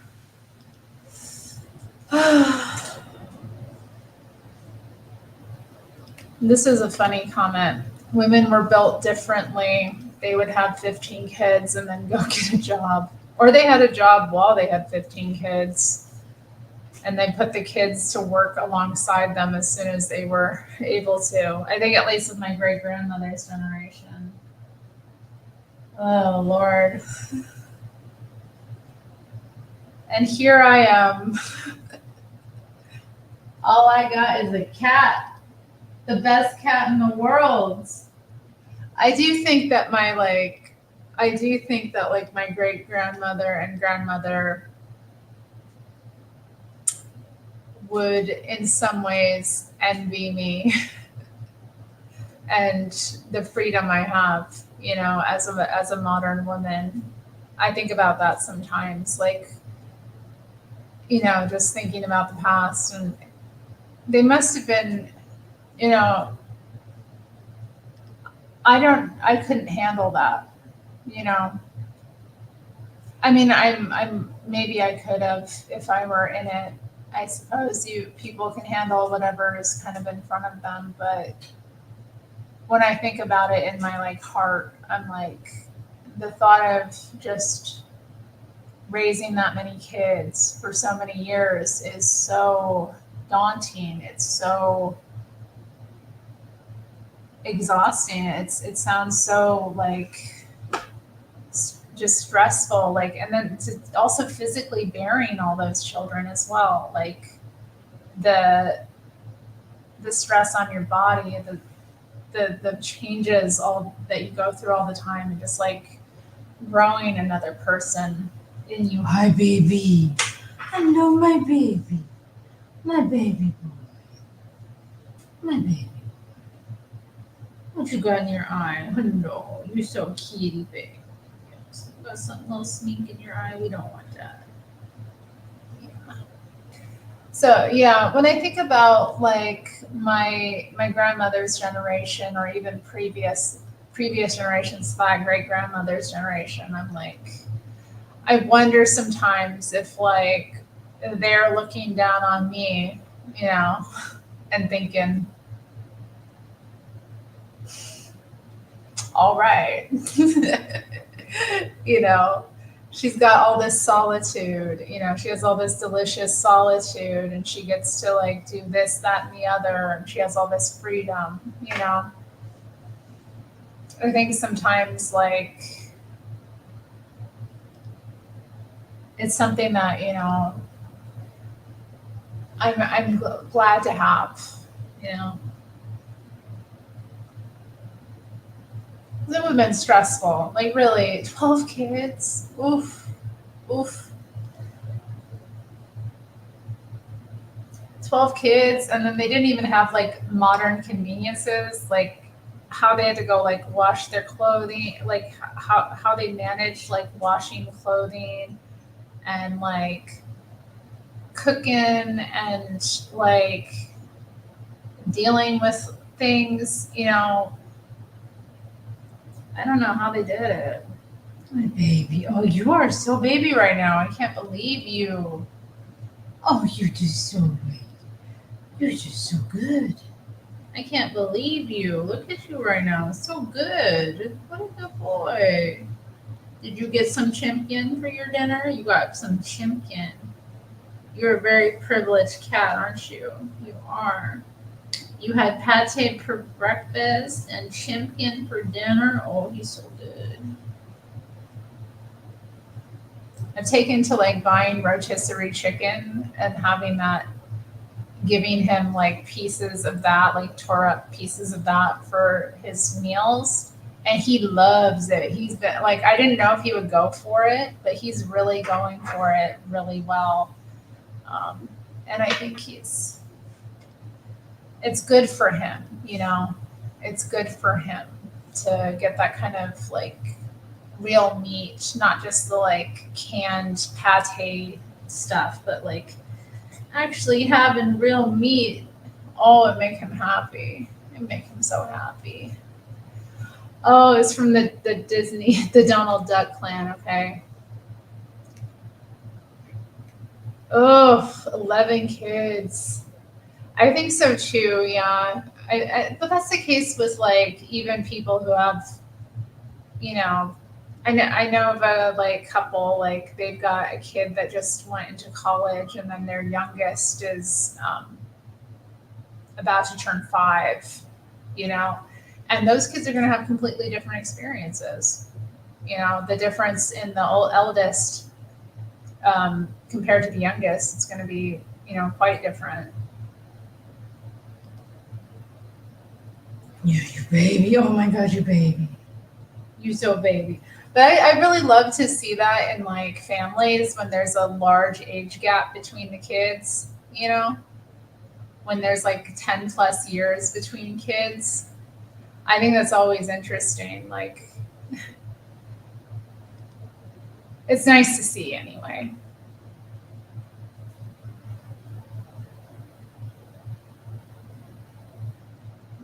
Thomas, what you want a wife that has 11 kids, that's going to give you 11 kids and work at Tasty Cakes?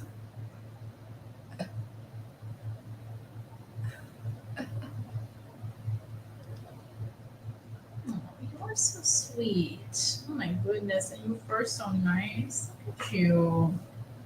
And you're so baby. I can't believe it. You're just being so sweet. I'm so lucky. I'm so lucky. Can you can you manage 11 kids? Like, do you want 11 kids?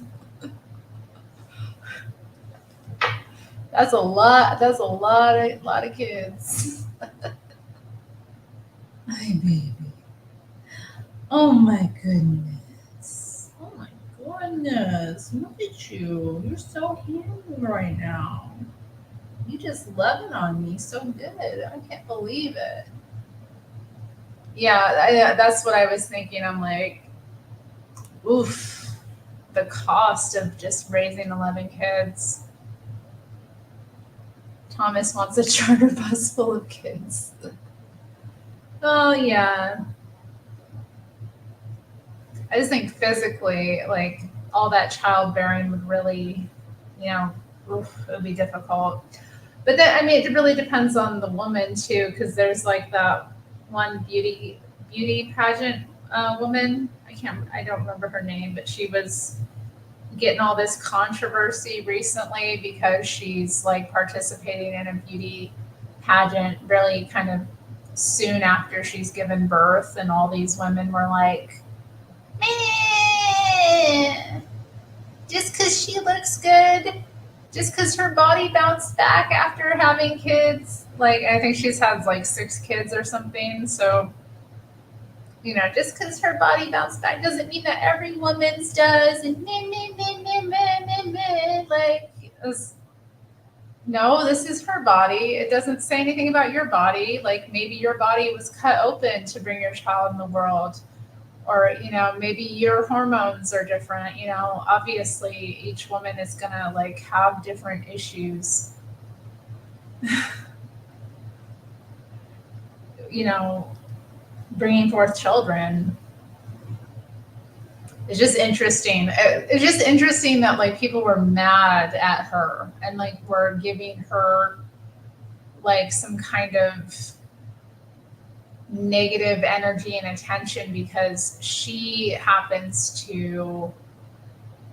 her body happens to be doing well, or she hasn't put on like a lot of weight or that kind of thing. But it's just, it really depends. And I think a lot of the time too, it really depends on the situation. She seems to be in a situation where like health is really optimal in their family overall. So she's in a position where, she's gonna be able to bounce back after giving birth a lot more easily than some women can. Oh, you're so sweet. I can't believe how sweet you are. Well, I'm so lucky I have the kitty. I never deserved such a good kitty, but God gave me the kitty. I can't believe it. Dropped him right on my doorstep. Here you go. Here's a kitty. Oh my goodness.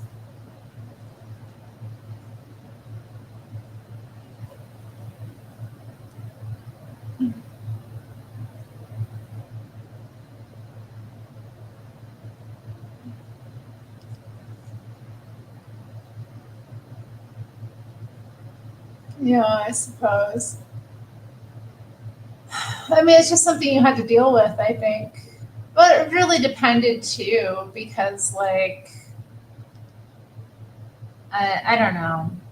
I think too with previous generations, we don't talk about it a lot, but infant mortality was a lot greater, so um, you wanted to have as many kids as you possibly could because there wasn't really a guarantee that they would all make it to adulthood. So, the more kids you had, the more likely it would be that you would have that, legacy. So if you had 12 kids, you might lose half of them due to like various diseases or, because kids, yeah, I mean, just looking back, like, um, 150 years ago, it was so common, and it was like something that like that kind of grief that people dealt with was something we don't face as much in our culture. It's something that like we really should be very grateful for, that we don't see children die as much, because it's, it really did have an impact on them. It really did scar them, I think, to bring these babies into the world, to have them taken away so soon. I mean, and how would that impact like how you were raising your other kids as well? I don't know. I don't know. So yeah, I think, yeah, a lot of times they just did it out of necessity because you didn't have a guarantee that all these babies were going to make it. So,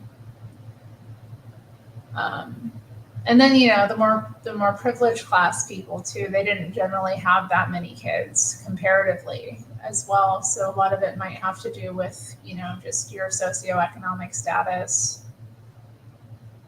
Oh, you are so baby. You are so baby. I can't believe you. Oh my God.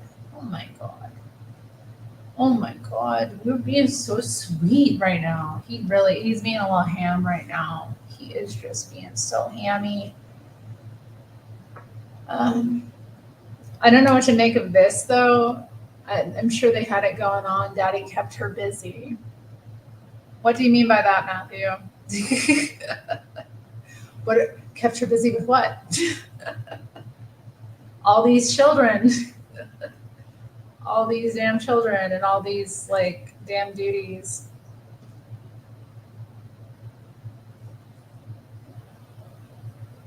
Yeah, it's interesting to think about how previous generations lived. It really is.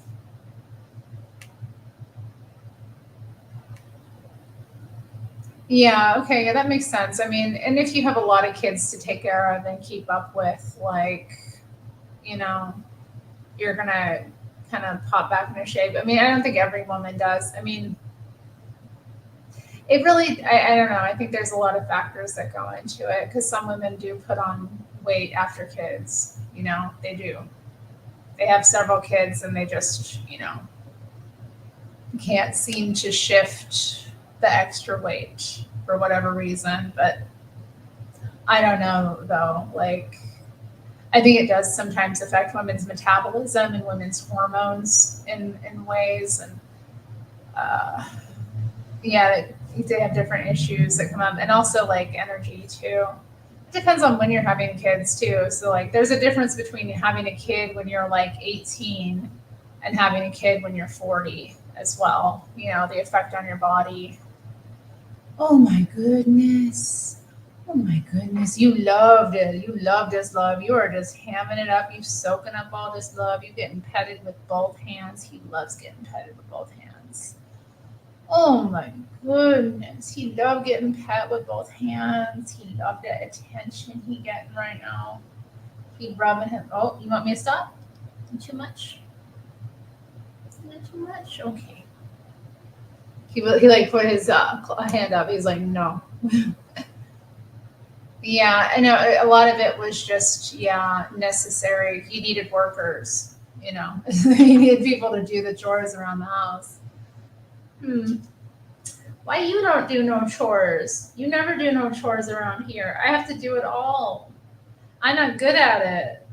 I don't like it.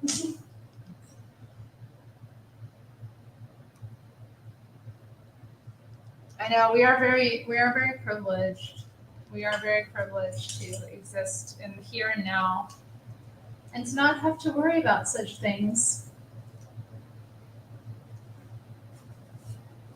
So yeah, I do think, when I think about my like female ancestors looking down on me from heaven, they've got to be a little bit jealous. They got to be a little bit like, ooh, she gets to do whatever she wants.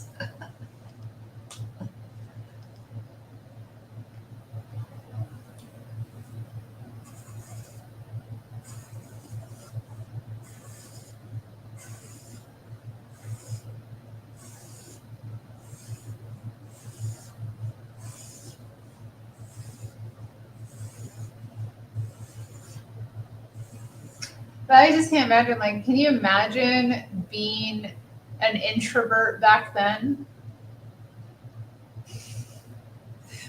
That just kind of came to me, like, back to the subject of the video. Like, imagine being an introvert living in a family of 12 children, two adults.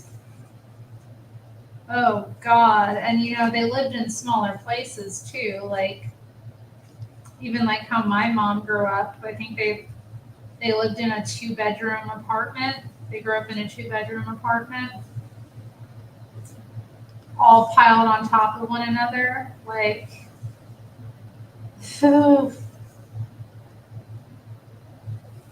like, where would you go for rest and respite? Like, how would you deal? Like, how would you get your solitude? I mean, you wouldn't have any solitude really. It just sounds stressful to me. I do not envy the good old days, I suppose. Maybe there's things about the good old days that, I guess, or envy or am wishful for, but uh, I would not enjoy that life.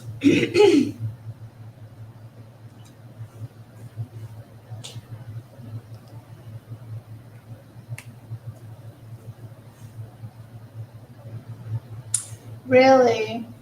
Well, there's a load off. No regrets, because you couldn't have had them anyway. Yeah, I'm not. Yeah, I'm happy with what is.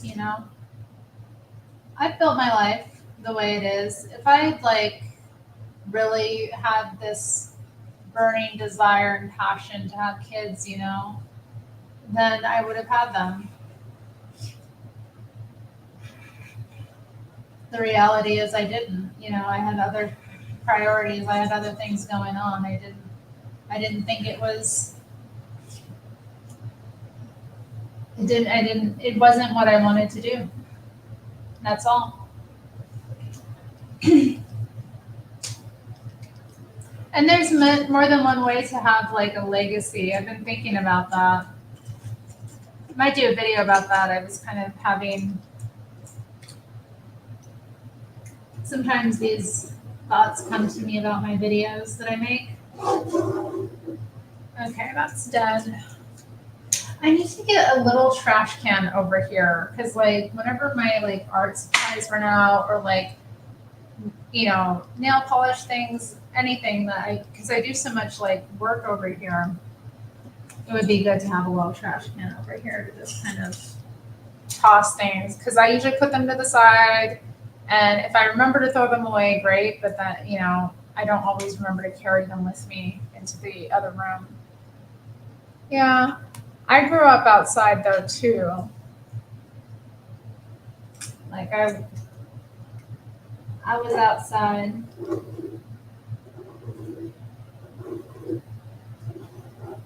I feel for kids like not growing up outside. Like, what's going on? Like, why aren't kids outside during the summer months? Like, and especially in Alaska, you could not keep me from not going outside. I was going to go outside. The idea of not going outside is insane. Especially when you're cooped up like for half of the year. Like, I'm not going to go outside. Really?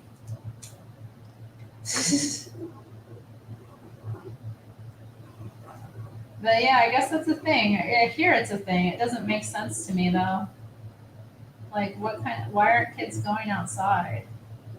But you know what? I think kids are coddled more nowadays too. Like just people I know who have kids, they do everything for their kids. They've like have their whole schedule kind of set up around their kids in some ways. Like they pick their kid up from school. Like that didn't happen. Like I was responsible for getting myself every day to and from school, and most of my classmates were as well. Like I don't get it. Like, but maybe part of it is the fact that schooling has changed. With the introduction of a lot of charter schools, that might have something to do with it. A lot of parents have taken their kids out of the public school system, so there's like less resources for that. But I don't know. I don't think that's always the case. Sometimes I think it's just, like parents just coddling their kids, and then the kids grow up and they don't leave home, and it is a mess.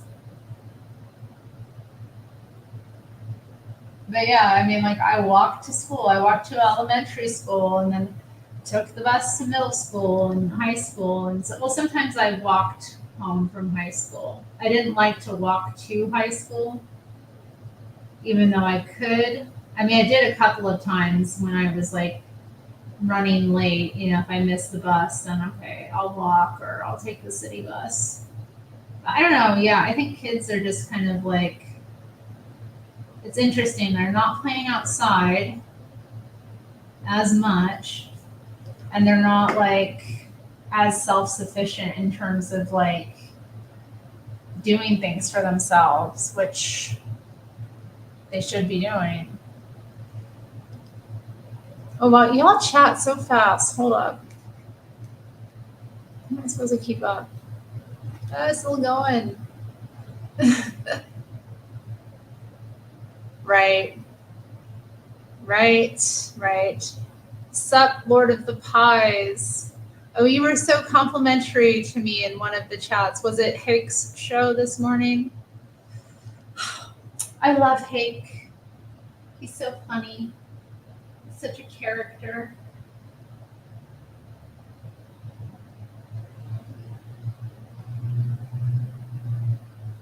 I think it was Hake.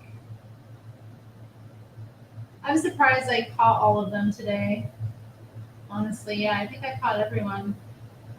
I missed part of Hake's show, but I like to come in late anyway. Show up fashionably late.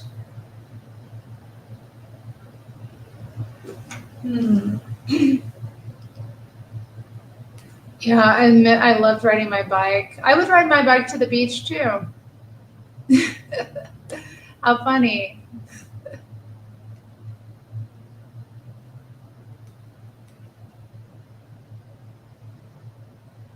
Yeah, I know.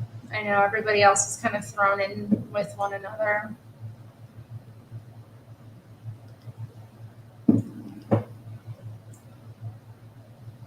Yeah, I know. Same. And yeah, that's how I grew up too. Like, I mean, when I was really little, I just played outside because like, I had all this cool like stuff and I had an imagination, you know. There were trees around, trees I could climb. We had a nice yard. The cats would come out and play with me. The neighbor's dog would sometimes come visit, you know, and I'd like play with her.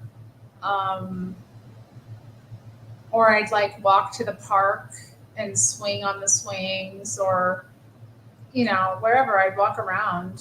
There was a lot to see and do. Or even during the winter, I'd go sledding, you know, we'd meet up, me and my friends would meet up and go sledding. Or even as a teenager, I had a lot of fun as a teenager, just going around. I don't know how kids stay in all day.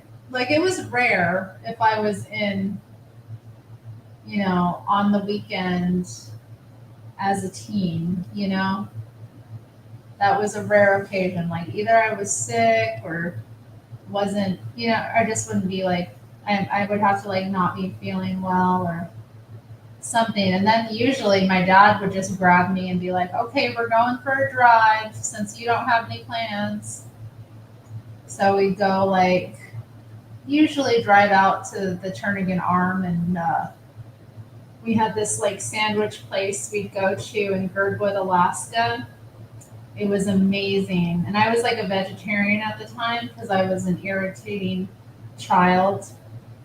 Um, but they made amazing sandwiches and they had these like big, you would get these like big menu cards and you would just pick all of your toppings. And I just remember it was one of the few places where I could get like an actual like hearty sandwich with all of these amazing toppings. And I would get like pine nuts and sun-dried tomatoes and hummus and like these thick slabs of mozzarella cheese and sprouts. And like it was on this really dense, delicious focaccia bread. Man, that place was heaven. And then in Girdwood, like we'd tune in, we'd usually drive around there, that little area. It would be exciting. We would tune into the like local radio station because they had like a really cool alternative radio station that was like a small one, and it we couldn't get it in Anchorage, but yeah, as we would be coming around the Turnagain Arm, there we'd reach a point where we could finally get the station. And I swear that station was where I found like a lot of the artists I got into. It was the first place I heard the Streets, and I really loved the Streets as, you know, a teenager.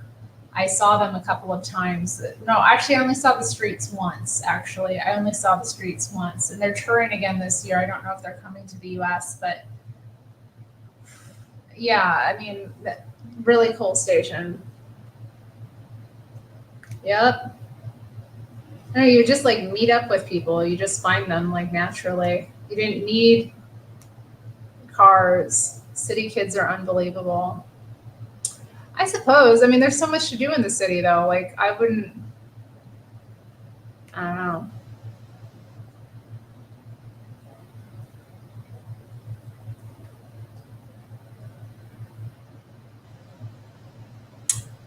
Yeah, I've noticed that too. I mean, in the city, though, it's like pedestrians. I don't know. I live in the city. Like, I live in the heart of it, so I don't. As a pedestrian, I don't really deal with too much. Occasionally, drivers will be like stupid, but I find like the big SUVs are usually out in the suburbs anyway. But yeah, that's a problem. Like, something needs to be done like about that. People need to be able to get around on foot. Why are we not able? Like, I can't stand places where people aren't able to get around on foot. Like, you can't go do things. It just it's not a I can't live somewhere where I can't go walk somewhere. You know what I mean? Or well, not walk in my case, but I even when I was walking, like I could not live somewhere where I can't go, you know, I need like within 10 minutes I need to be able to like have something there. I don't know. It just weirds me out. Yeah, I did that too as a kid. Like I loved taking the bus, like cross town. And then as a teenager, I had jobs too. Like I always worked as a like teen in the summer. I'd always have a job. Oh, we're reminiscing about childhood here. It's getting deep. Kick the can, Lord. Kick the can. I never played kick the can.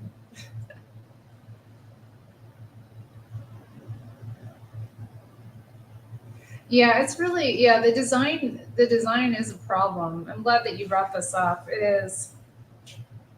I'm this again makes me grateful for where I live, you know. Makes me grateful for where I live. I have to be like they're not there is a place for that kind of like street and it's just not in the heart of the city, you know. It should be kind of on the outskirts, that kind of thing. I don't know who's planning. The city planners are a mess. They really are. It's a mess. And then we tear down all the good stuff, make it suck, put a chick in it and make her gay, and you know it sucks.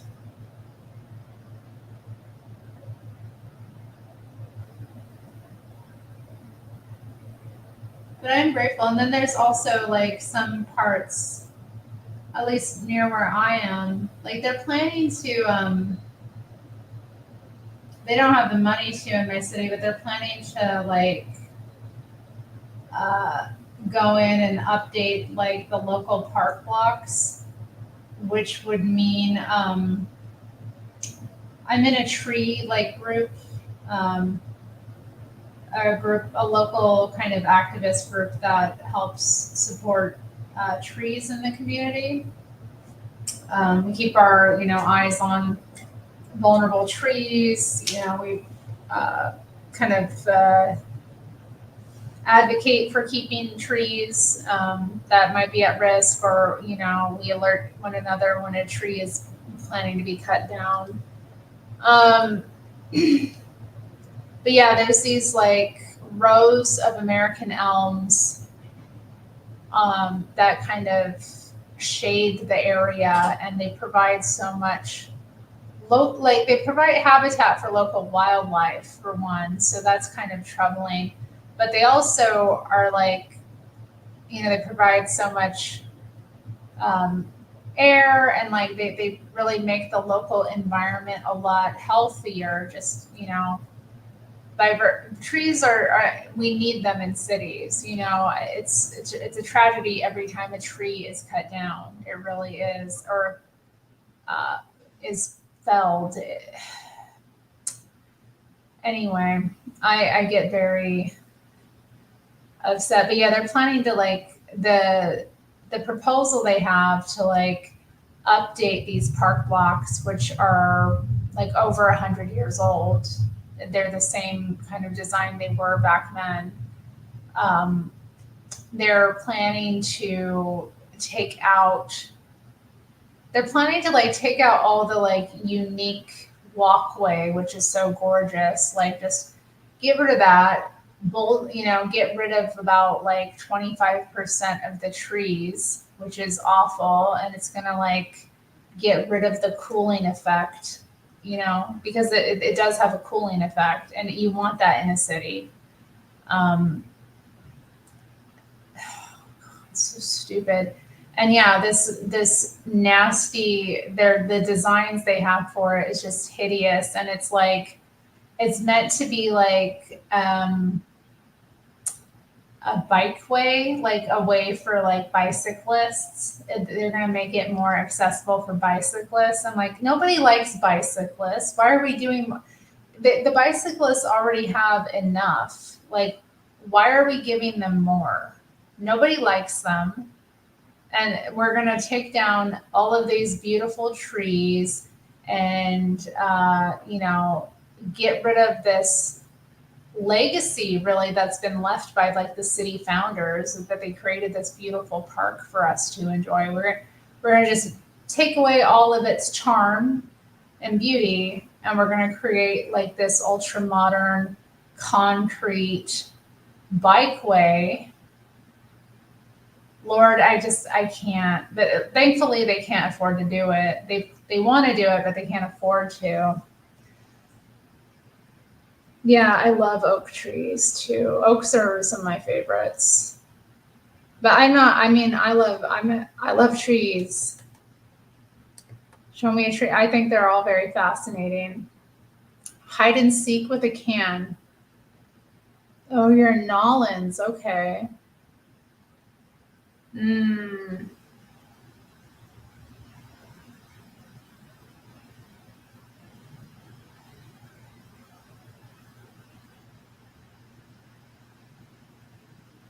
Vancouver, Washington. I haven't really gone. I mean, I always go through Vancouver. I don't really stop. Um, so that's interesting. I'm sorry to hear that. I mean, the downtown area looked pretty nice when I visited it before, but I don't know. I kind of am like prejudiced against Vancouver, Washington. I don't know. I'm kind of just because it's like the neighboring, it's a neighboring city, and a lot of people who like make their money in Portland live there. So I kind of think of them as like tax evaders in some ways. And they're always the ones bitching on like Facebook about Portland as well. They're always like, city, blah blah blah blah blah. It's been horrible. Like, shut up. You make your money here. You go and you pour it into another town, and then you have the audacity to bitch about the quality of our city. How about you have some civic pride and live where you work?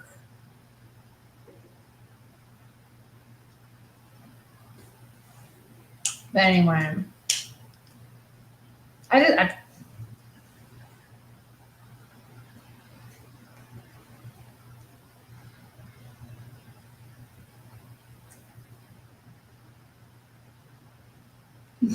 people riding around golf carts, Lord.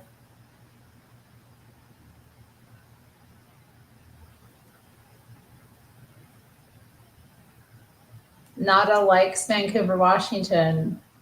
Yeah, it's all right. I mean, again, I always usually just pass through. I don't really spend any time there.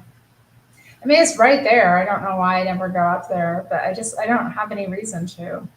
I mean, what do they have there that they don't have here that's better and easier to access? And I don't know. Yeah. It's like I don't go out to Hillsborough or I don't go to like the other neighboring towns. Like I don't go to Gresham. I hella don't go to Gresham. Good God, I do not go to. I mean, sometimes I'll go to Beaverton. I will give Beaverton a visit. I like Beaverton, but I don't go deep into it because yeah, it's again one of those sprawling kind of towns, and yeah, people don't drive or consider pedestrians there very much. So God, oh, that's a cool job. Crossing guard. I could see you doing that. You ain't seen Fred in a while. Hello, Frederick.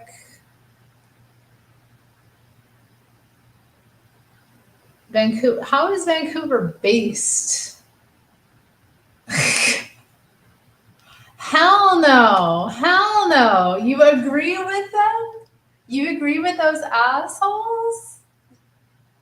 They have the audacity. Like, I am like, I'm like the audacity. The audacity you take from us and you give nothing but criticism. I find it really appalling. Not all, but a lot of Vancouverites make their money in Portland and then they go spend it there. And then they're bitching about Portland. Portland's so nasty. Like, excuse me. Maybe it wouldn't be if you invested in it.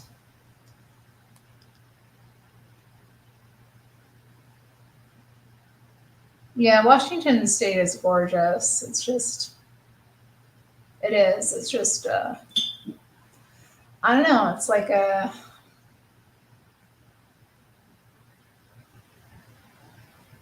it's just majestic. What else can you say? I mean, we live in a nice area of the world. The Pacific Northwest is gorgeous. I love Portland though. I don't know why I don't know why you would you agree with them? What do you not like about Portland? It's great. Portland is great. It's gritty, it's real. Our bums are politically correct, you know? I mean, there's so many gorgeous things in the city, like so much like interesting architecture. There's always something, there's lots of, I don't know, things. There's a lot of creative people here. There's good industries. Um, there's a lot of civic pride. There's a lot of interesting just events as well. Like the city is really just an interesting one. There's so much beauty in like little random places that you don't even like notice. You walk over and then you just randomly will stop and see like, oh wow, there's these intricate roses carved into the like sidewalk here, or like I don't know, just it's kind of dreamy, and I don't know. I find it to be such a beautiful place, and it's not without its problems. I love how like insane the people that live here are too. Like they're very I don't know what to say. Like I love that even though I like may not agree with the people, like I love how passionate the people here are. I love that they like come out and protest en masse anytime something upsets them. Like I love when the like pandemic was happening and there was all the like BLM, Antifa, like part of me was really proud that Portland was making it on the news, like the national news. I was like, yeah, I was like, don't mess with us. Like we're here with all these other like major cities, and it's such a small place. It's really tiny little town, but like the people here are like doubt it. And I, you know what? I love the fact that I don't know. I don't. I've struggled with like living in more conservative places too because like I stand out a bit more. I don't like those environments either. Like I don't like being. There's things I don't like about being in a liberal environment, and there's things I don't like about being in a conservative environment. Like there's I've lived in like obviously Alaska is conservative, and I struggled with that as a youth. And when I lived in Arizona, that was very conservative, and I struggled with that too. Like I don't know. So, but I enjoy the liberals. I enjoy triggering them too. I enjoy that like kind of thing where like people are just like me, and I get to be like, actually, I don't agree. They'll just say their thing, and I'm like, I don't agree with you. Ruins their whole day. Ruins their whole day. Especially someone like me, because they see me and they think like, oh, oppressed minority that I get to virtue signal to. Like, you know what I mean? And then I get to be like, it's fun. I don't know. I just have fun here. Like the art scene, the music. There's stuff to do, and it's like the food too. We can eat. I love that too. I don't know.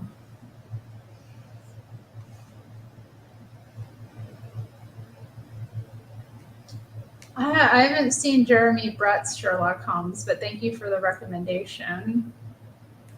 You know, I've never really been through Ashland. I don't really like Southern Oregon very much. I don't. I like. I have a lot of friends who are like, I want to move to Eugene or like that kind of thing. I'm like, why would you move to Eugene? It's just like so much more depressed. Like I find Southern Oregon to be really depressing and like really kind of they have all the problems we have here without like the good things. You know what I mean? That's how I kind of see it in Southern Oregon. And Ashland is like very liberal too. Ashland is like one of those little liberal spots. I had a friend that was like passing through there, or she was like not passing through, she was visiting there as she was going on like a extended trip, and she told me about like a few experiences she had just like with the culture there. So I don't know. Oh, that's good. See, that's how it. Yeah, yeah. I remember. Yeah, right around Christmas time, this young homeless gentleman like was walking in the opposite direction of me and my friend, you know, and he just said to us, he was like, "Happy holidays." I was like, oh, he politically correct. He didn't assume what holiday we celebrate. He just wanted to wish us a good holiday, whatever it was. That's so nice. That's so nice. You lived in the ghetto in Honolulu. Well, I don't like the ghetto anywhere. But I don't know, Portland, where is the ghetto? There's a few of them. Am I in the ghetto? In the ghetto? It doesn't feel like the ghetto. It's not the ghetto. No, it's not. Maybe it's not the best place, but it's not the ghetto.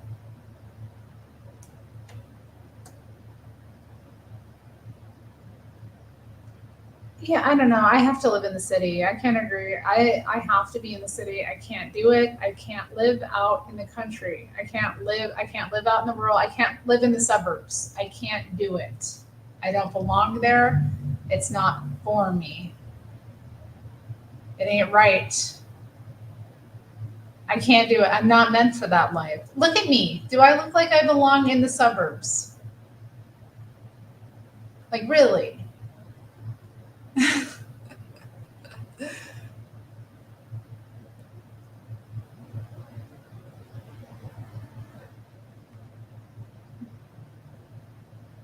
Mm, yeah, I mean, even Anchorage is a city. So, like, growing up there, like, it was not big enough for me. Like, I was stir crazy all the time. I had to get out. I couldn't handle it. Why would JLP be mortified? What were you responding to? I'm wondering now, I'm like, what would mortify him about what I said when mm, Springfield, Oregon? Yeah, that's another. Like, I can't take it. I can't make. I can't take. I cannot take Southern Oregon.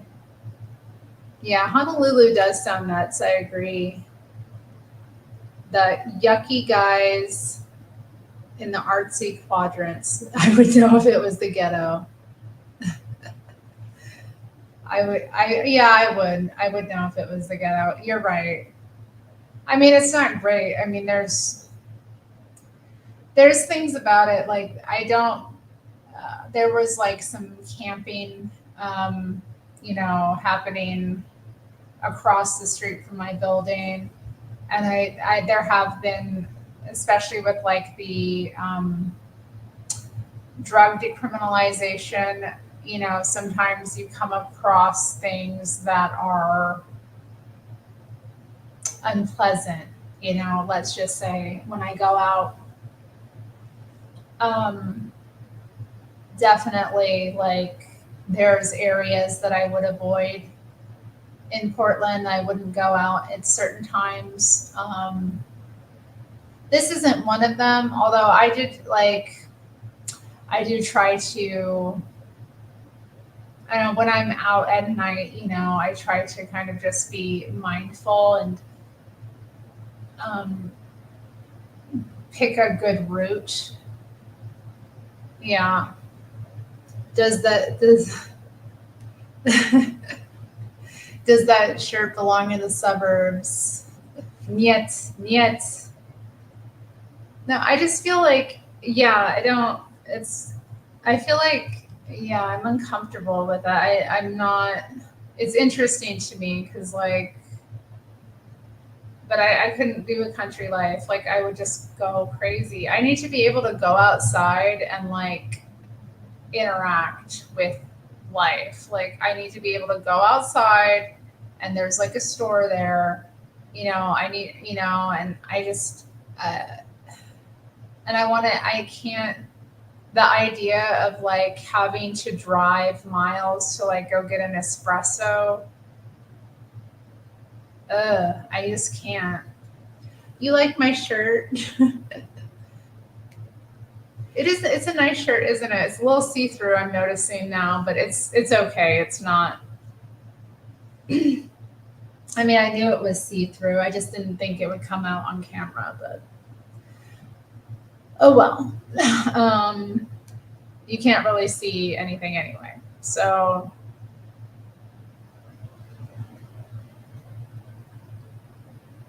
North California is a bit interesting. It's a big ghetto.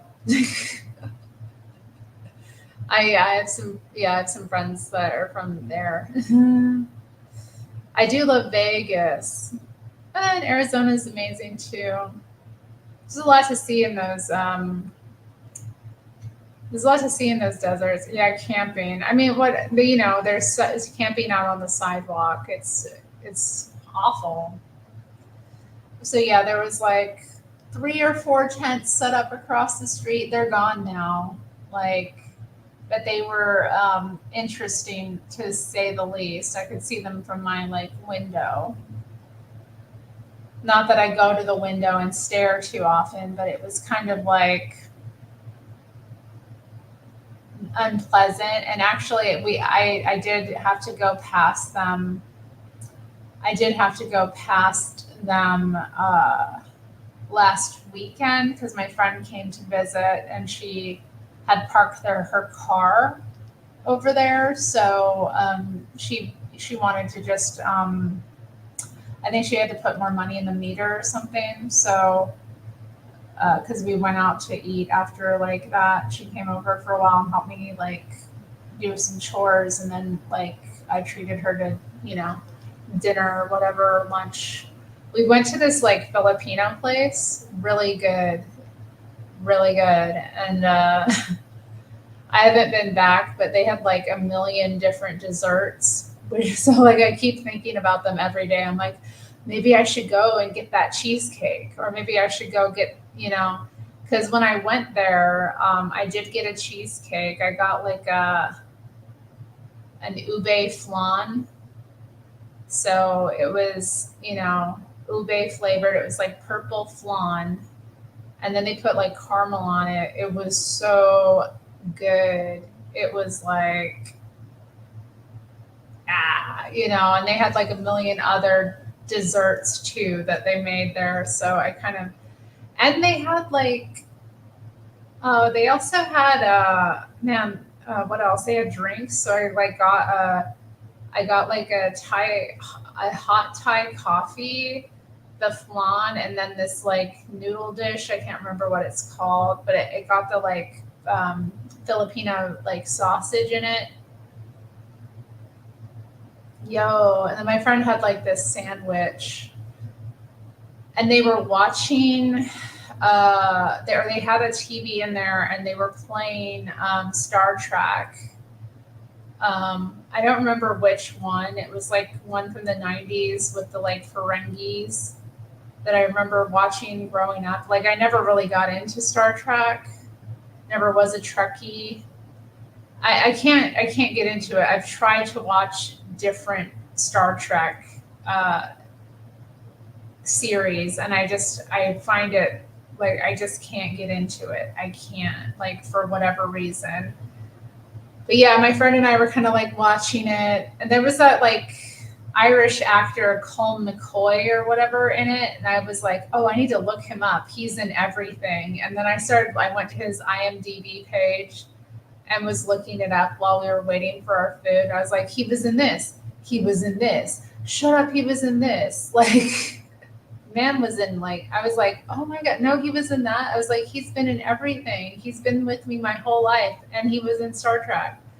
So yeah, we were kind of talking about that. And the chef came out and was like talking with us. He's like, "Oh, are you all?" He's like, "Are you nerds as well, or something?" I don't say if he said nerds or geeks or something like that. I was like, "No, I don't really like Star Trek. I want to get into it because like the people who like it are passionate about it. Trekkies are passionate." And then he was like he said something about, he's like, they use the different species of alien to describe social justice issues. And then that kind of made me feel sick. I was like, ugh. And they're like, he mentioned, I was like, I know about the Ferengis. And he was like, yeah, they represent capitalism. And I was like, oh man, no wonder I like them so much because they got money. Because I remember like being a kid and watching it, I'd be like, they're cool. But like looking at it now, I was like, oh, these costumes are so bad. I can't believe people were like did like conventions related to this. I don't hear about Star Trek conventions anymore, but I know they were like a big thing in the nerd world for a long time. Yeah, I know they're called homeless, but yeah, it's like they're when they set up tents, they're camping. I mean, they had tents when I was in Arizona. I went to visit like the small town that I lived in for years, and I was really shocked at how much the homeless situation had grown there. Like, I'm like, in this small town, there are people like, and we went out to eat. We went to like Old Town Yuma. I lived in Yuma, Arizona, which is like this small city.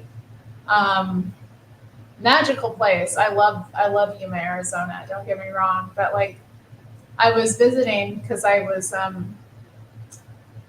uh, Well, I had to get some dental work done. So I didn't have insurance at the time. So I went to Mexico to get it done because it was cheaper. Um, and I decided to like, I came up with this plan. Like at the time, I was like, okay, like, because I needed to get a root canal and it needed to be done like right away. But I didn't have any insurance and I couldn't like come up with $3,000, to just get a root canal for one tooth. And then, I also had a cavity that needed to be filled. But actually, it ended up that I needed two root canals. So I basically spent what year was that? It was my 35th birthday getting two root canals because, yeah, I got them on my birthday, both of them done. Uh, But anyway, yeah, I like went down there to visit and I was shocked at like the amount of homelessness and like camping. And then I also noticed like we went out to eat with some of my family that lived there, my friend and I, because she had to get some dental work done and she also didn't have any insurance at the time. So, um, yeah, we did it together. And yeah, we went out with my family. We got some Italian food one night at like this restaurant in the downtown area. And like downtown Yuma is like it's kitschy, it's old town. It's like the oldest part of the city really is that area. And it's very cute, but yeah, it was sad though because like we came out late at night and like we were kind of just looking around and exploring the little area, looking at all the different things they had, and it was sad because there were like old people kind of like laying on benches and sleeping. I was like, it wasn't like this when I was here before. The economy, like the economic devastation of the past of the pandemic and everything else, like it's had a real impact everywhere. So when I came back to Portland after that, and as I've like traveled around other places a little bit, because it was in Florida when I went there to visit family too, because I went to Florida for Thanksgiving a couple years ago. Again, I was amazed, like all of the tents in this suburban town, like suburban small town, tons and tons of people camping. So I think in the city though, it's just kind of more in your face. Like when you're living in, a big apartment complex, and then you come out on the sidewalk, and then there's like somebody who has a tent set up. You know, it's just a little bit more. I think in the other areas, maybe it's a bit different. I don't know. In Yuma though, it was a bit intense. Yeah, definitely uptown NOLA type for sure. Doing a seafood burl, doing your burl. Yeah, I mean the redwoods are nice, but the towns are ghetto.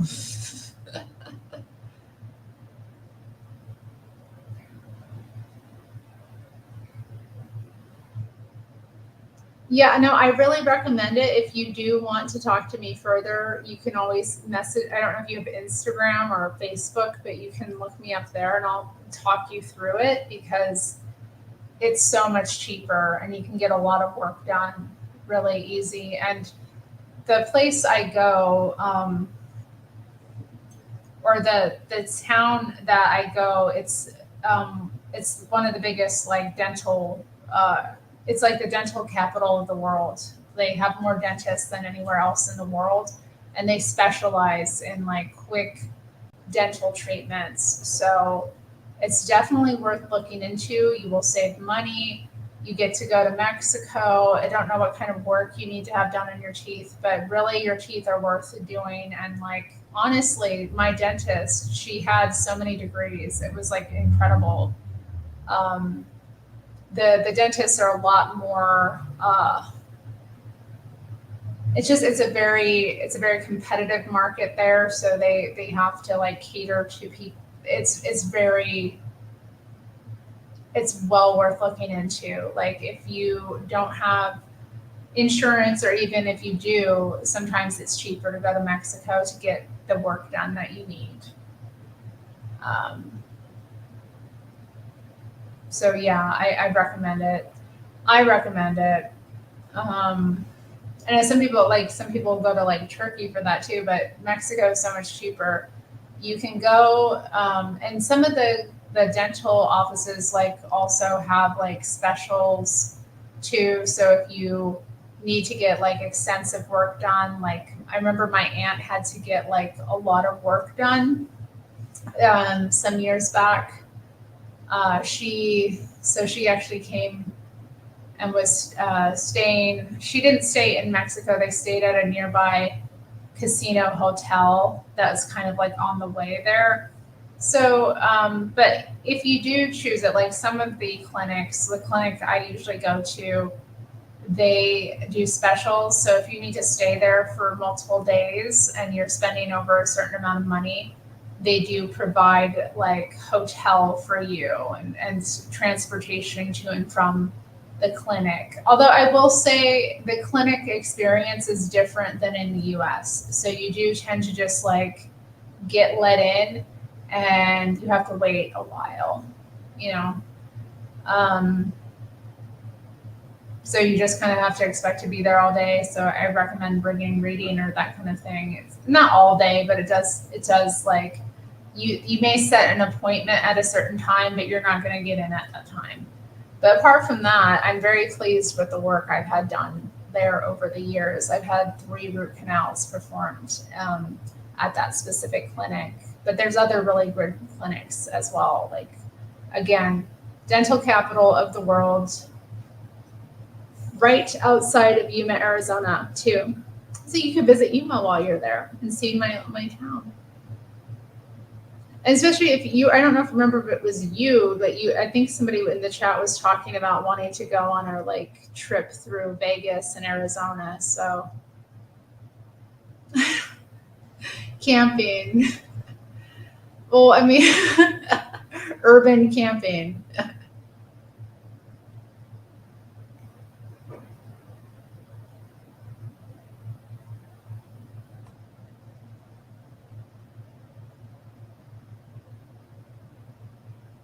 Yeah, that's really depressing. Yeah, it is depressing. And yeah, it's not just here, but I don't like it, obviously. Coming across stuff like that is really disturbing. And these brain dead liberals, a lot of people are unhappy though with like the drug decriminalization and that, but it was an issue before that too. It maybe wasn't as pronounced, but I remember like years ago, like different places I would randomly stumble upon needles. Portland is again, I think, kind of a rough place, and it is a hub of different like nefarious activities. Like it has this kind of cutesy veneer, but like under the surface, there's a lot of dark things going on. It has, and it's always been that way. It's always been kind of a rough place. And we also are kind of like, I think about it too, it's kind of the Wild West out here, isn't it? Portland has that kind of history. When it was first a city, it was very lawless. And I think, yeah, that kind of Wild West, uh, it still has a bit of that feel almost. I mean, and it's also an open carry state. So like you'll be, going around downtown, and men will have guns hanging out there, on their side. It's just, oh, I'm sorry. Yeah. Well, I mean, look into it. It's not expensive to, I mean, you have to worry about like, it's just amazing to me because like it was cheaper for me to fly stay in a hotel, go, go into a foreign country and get all that stuff done, than it would be to get one tooth repaired in my city at the time. And actually, I did have a like emergency dentist work on one of my teeth. I think I spent like $500 immediately, like the one that needed a root canal here, because it was, I was having issues with it. Like I had broken the tooth and like not dealt with it. And then, yeah, it started to get kind of like infected. So then I needed to deal with it like right away because I couldn't be dealing with that.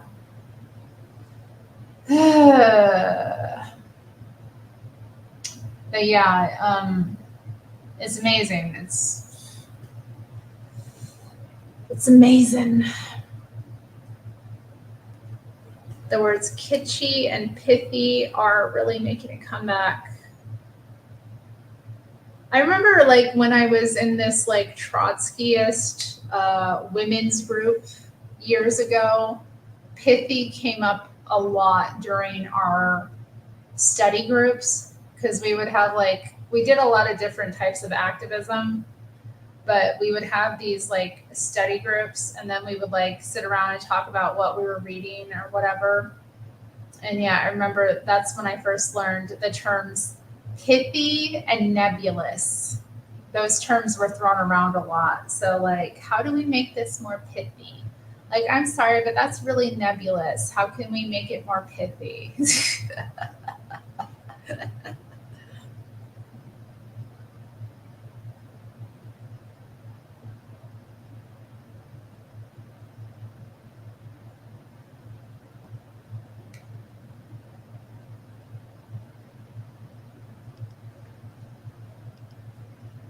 I guess I better get rich because I want to settle down in LA one day. So yeah, I'm gonna have to get rich, I suppose. Although I heard that like Beverly Hills is, they're up in arms, but uh, they're gonna have to build some affordable housing in Beverly Hills. So like maybe I can get in on that racket. I could get into like a cheaper apartment and get that 90210. Yeah, zip code. But I don't really want to live in affordable housing, honestly, because I did it before and I don't ever want to do it again. Just, they call it affordable housing and it's like, it's really just like not good housing.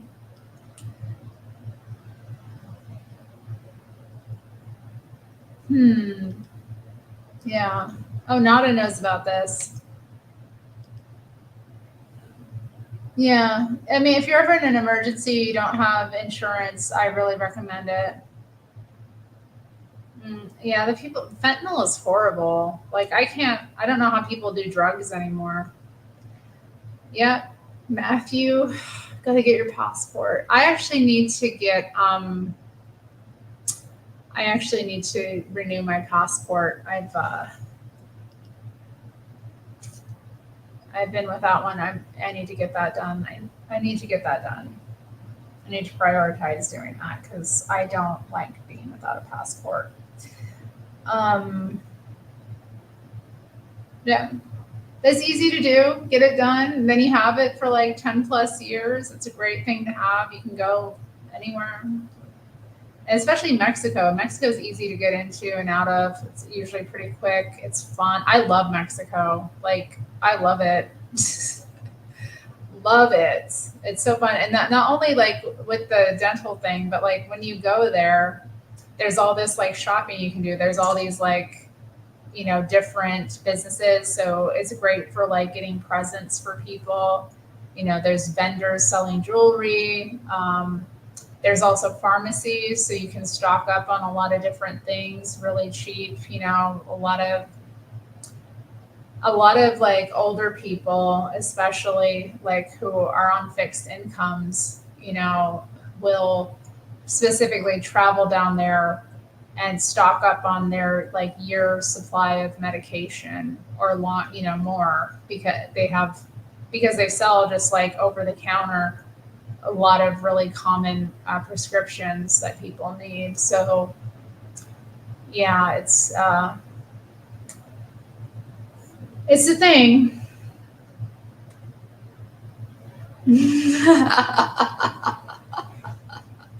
They were very passionate. Passion is not a good thing always. Passion is a very it can be a very destructive thing, can't it? Like again, passion is emotion and emotion is evil, right? I don't know. That stuff was crazy. That stuff was very crazy. I still am like kind of like what happened? How did we all like go off the deep end with that? Like how did it become so mainstream? You know what I remember today actually? I had this remembrance of during the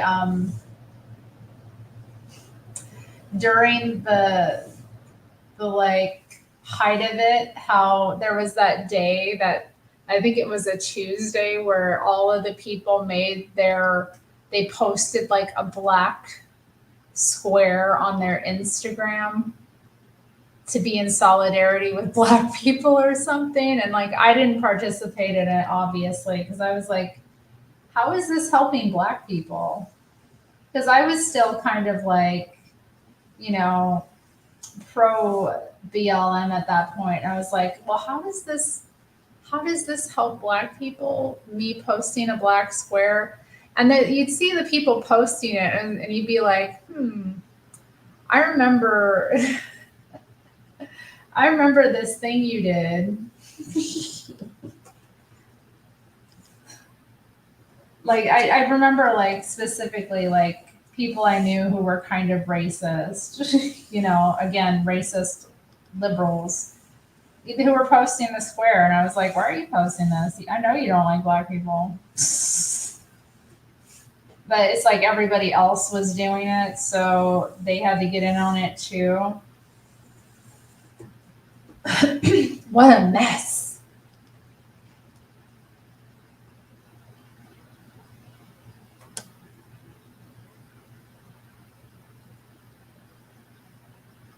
Yeah. 3K to get a root just to get one tooth done. I mean, I don't know what the rates are now, but you could get that for under 1,000 in Mexico. You can get it done for under 1,000.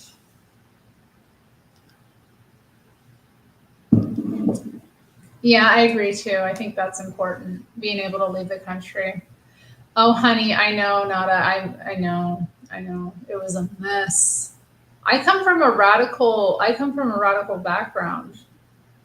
Yeah, I come from like I was a radical like Marxist, and then I became a radical feminist for many years. So like, um, the good thing is though I'm pretty well educated about it. So that's something. But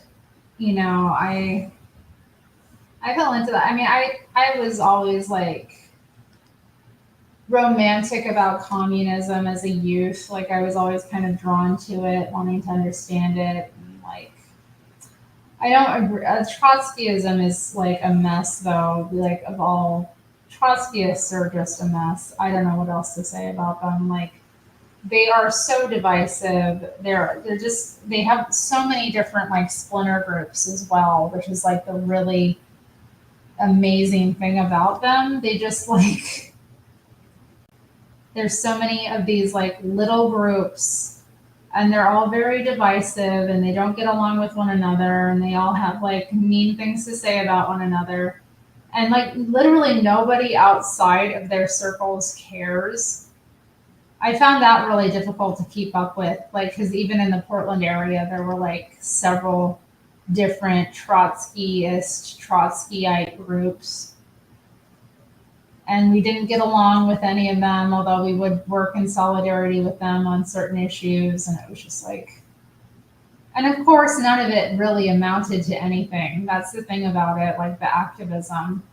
There were some things we did that I think were cool. Like we went to support, workers who were on strike. We would picket with them sometimes. That was exciting, and um,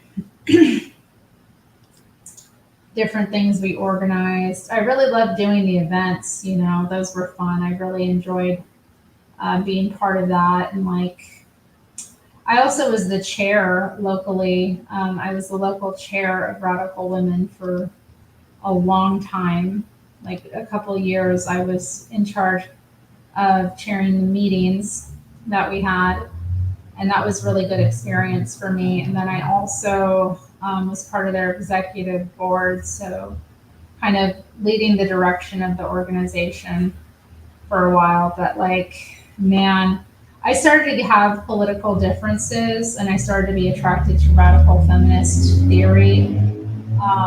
Mainly because I was like really concerned about the trans issue and how it was impacting women specifically, and how wrong I thought it was that so-called feminists were supporting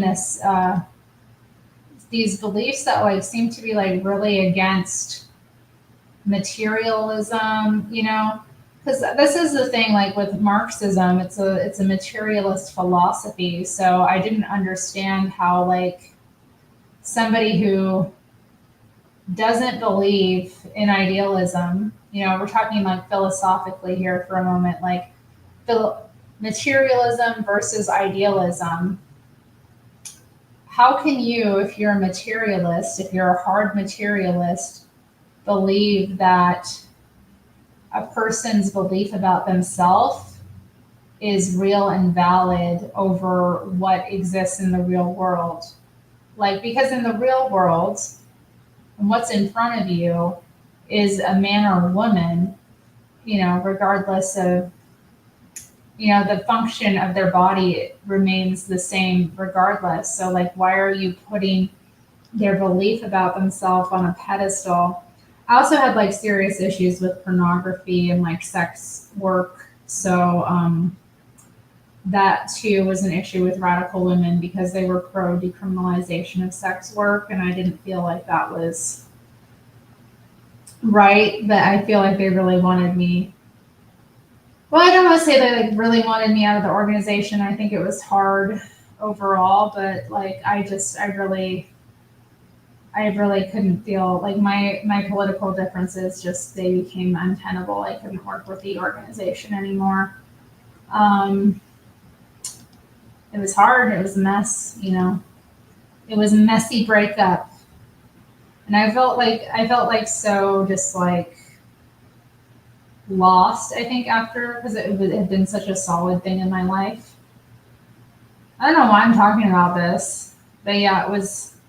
But then I went out on my own and like kind of got stuck into the like radical feminist thing and was like devouring that and kind of like producing my own stuff. And it was exciting. Like I went to, different events around the country and around, not around the world. I went to London for an event. I actually ended up doing some work in Vancouver, Canada a bit. I did a couple of events there, like where I was the main attraction. Now, I have lived a crazy ass life when I think about it. And it's just kind of amazing to me now that I'm like where I'm at. I'm just like, okay, how did this happen?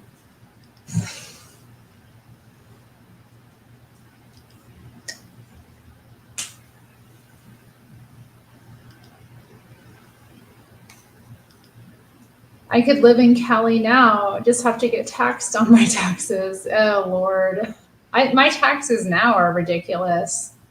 My taxes now are obscene. I can't even believe it, like how much I'm being taxed. Like, um, because I did get like kind of a bump up in the income, like not terribly though, not like drastically, but I did get bumped up in the income when I started this new career.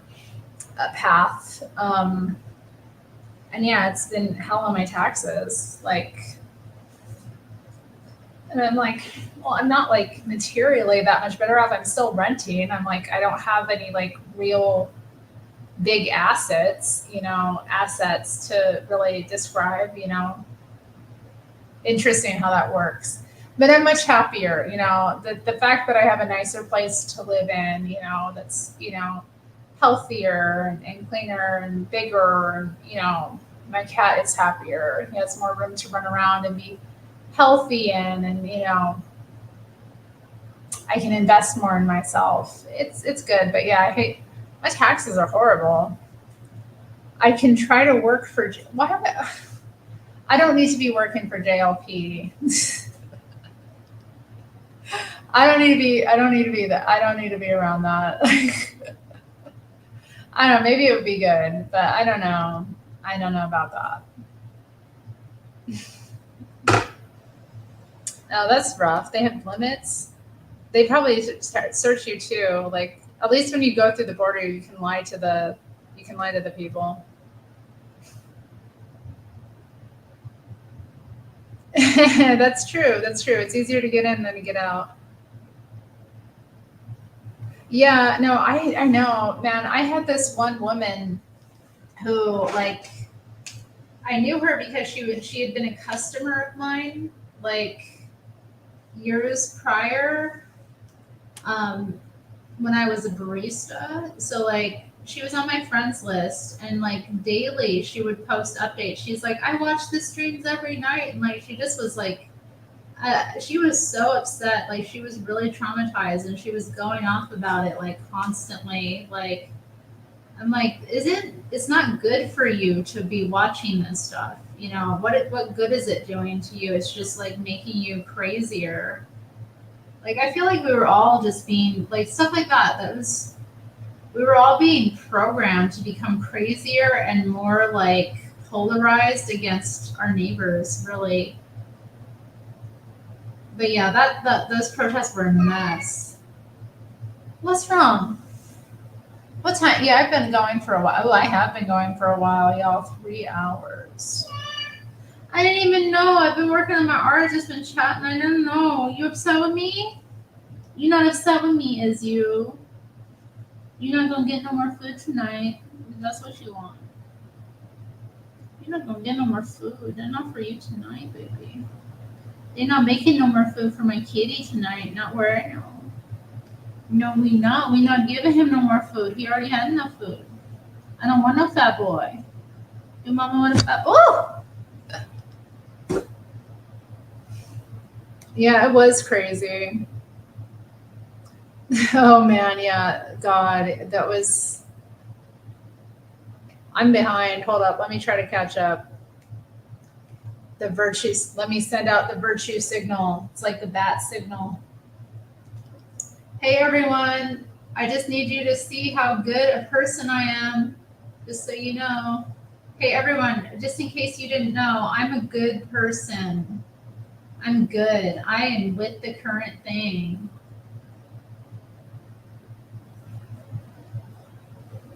Just so you know, people.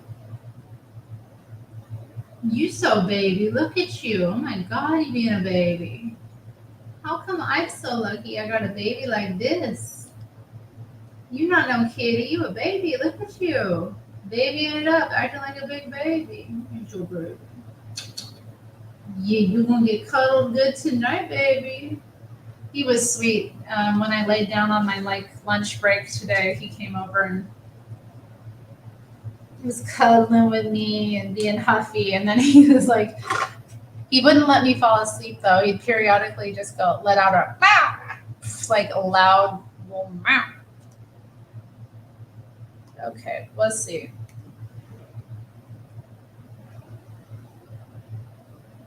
Baby, I love you. I love you. What you doing?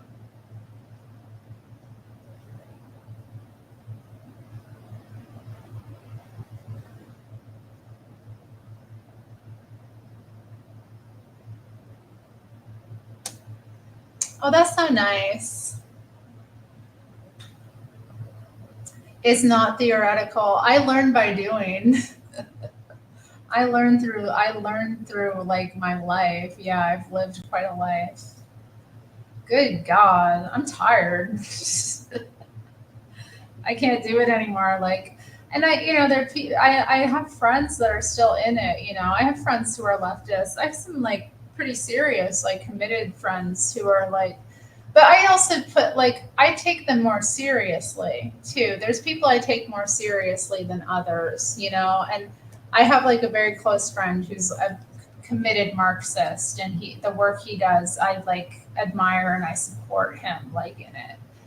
Um, because he's genuine, and I do think that there's a place for that in the world. I do think, especially like people who are actually educated about Marxism, because a lot of them aren't, and he's very well educated, you know. And one of the things that like drew me to him early on was that like he actually had read these people. It wasn't just like, because a lot of that they don't crack open the books. I don't want to say all of them, but like he'd actually been like committed to educating himself fully on like Marxism, Leninism, which is, I think it's something that people do need to understand, but it can be hard to approach studying it and getting into it. I mean, I still like, I got a lot out of reading like Lenin specifically. You learn a lot from reading him. And I think it's important. Like he's one of the most, like, I just find it really incredible. I think a lot of the time too, like with education, in terms of educating yourself, I believe in self education because the education we get in our system is really limited. And if you really want to understand the way people think, you do have to like really go and read these people. You have to read Lenin, you have to read Mao, you know. If you want to understand and you want to understand the like political differences and situations and developments of revolutions in these various countries, why they happened, when they happened, and what was so attractive about them and how they kind of galvanized people. Like this stuff is serious. Like you do need to take it seriously to a certain degree. So I'm grateful that I have that, but like, I don't know. The thing is, I think most people, regardless of where they stand politically, they don't really have the ability to like talk about things or like talk things through or give different perspective. A lot of them just shut down or freak out. I was deep. She was so deep. I was deep in it. I was lost in the sauce. I'm a detractor. What relationships? I mean, some of the people I'm still in contact with. I mean, I do have. There were a couple of people that I kept in contact with, for sure, to a certain degree. But like, we weren't friends.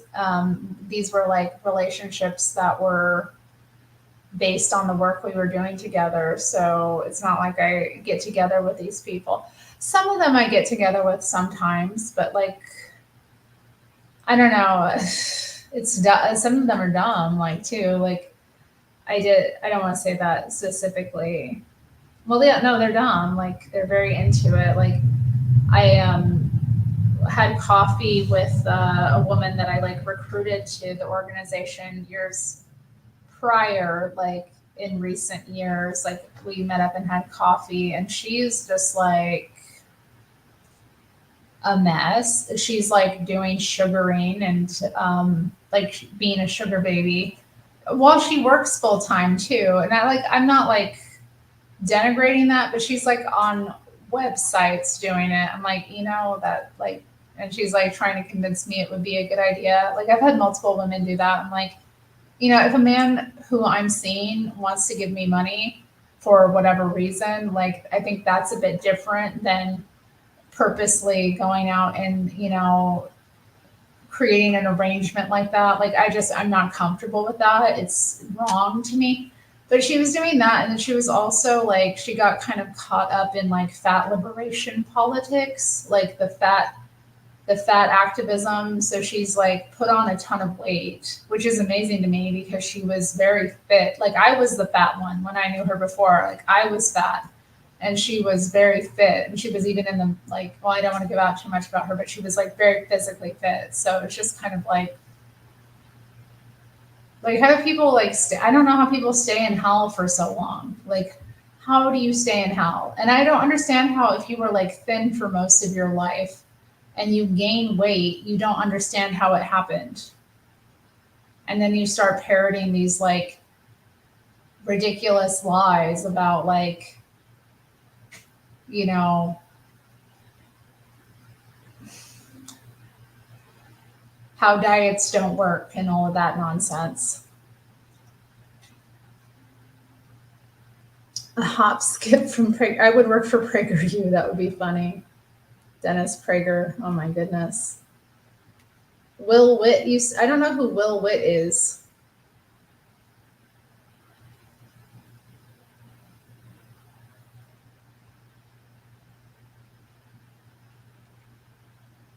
Oh, I'm sorry. I don't like when people. I don't get approached like that very often. Oh, S.A. Brady's so sweet. I was the legit one. I don't want to like dismiss the other women too, like that were in that organization, but like it was I wasn't more legit than them. Like I was young and I was seeking and I didn't really this was like the first group of socialists I came across and I liked the work that they were doing and I wanted to be a part of it, but I wasn't politically aware enough to be committing myself to all of that nonsense. Like I didn't have the education. Um, I am appreciative to them for the education I got from them, both from like the work that I did and also radical women like that's specifically what their organization was about. They believed in training women to have leadership skills. So, in terms of social activism, this group was started in the 60s and they were, part of the women's liberation movement of that time. So they came to, hey, no, you're not going outside. He's asking to go outside like I'm going to let him outside. You ain't going outside. I ain't punched you outside. What you talking about? You ain't going outside. You can get away from that door because you ain't going outside and you know you ain't going outside, so I don't know what you're even doing. How about you come over here and stop acting crazy? So yeah, the organization was founded like in the 60s. It was part of a free school. There was a free school consciousness raising group kind of started and there were all these leftist women and they were talking about like what they needed, and they were talking about how they really needed to create this organization that trained women, left-wing women specifically, and how to become leaders specifically, like how to have more leadership skills. So they created this organization where it would be all women, and we would do everything. So press, speaking, organizing, and like in many of these groups before, it's not as if women weren't doing these things, but I think specifically it was just they were trying to get women specifically to take on the more masculine leadership roles and take more credit for things. And the woman who founded the group, there were three women that founded the group, but one of the main women that founded the group, Clara Fraser, is a very big name in the Pacific Northwest in terms of like left-wing history and activism. She and her husband were members of the Socialist Workers' Party. She faced a lot of challenges during like the 50s because she was a known communist. So, they went through persecution that way. Then later on, she ended up divorcing her husband, and they found, or she and he like left the Socialist Workers Party. They founded the Freedom Socialist Party together.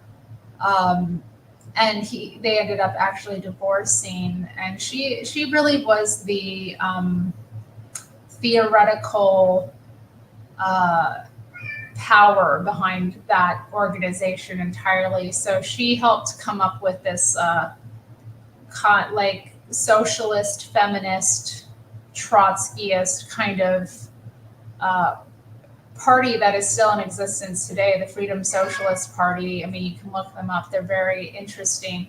But she is famous. She ended up working for Seattle City Light, and she was one of the. She was in charge of this program that they created in the 70s to create this program for women getting involved in the electric trades. So female electricians. I said you are not going outside. Do I need to say it again? You are not going outside. You are not going outside. 3 times. I love you. Why are you mad? You're not going outside. You're not going outside. You don't go outside.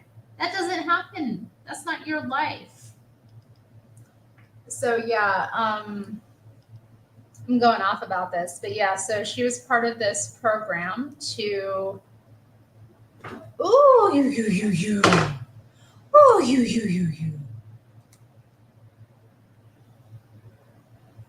Is it cuffing season? You want to get a baby? You want to get a baby? You ain't got no. You ain't gonna do this.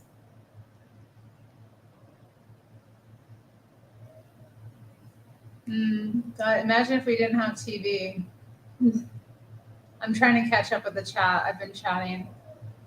I know. Imagine that, getting fat while doing sugar baby stuff. I couldn't even believe that. Like, it's just the fact that she was casually mentioning it to me, and she's not the only woman that's done that. I'm like, I haven't seen you in years, and you're gonna like suggest to me that I should start engaging in some like form of prostitution. I'm good.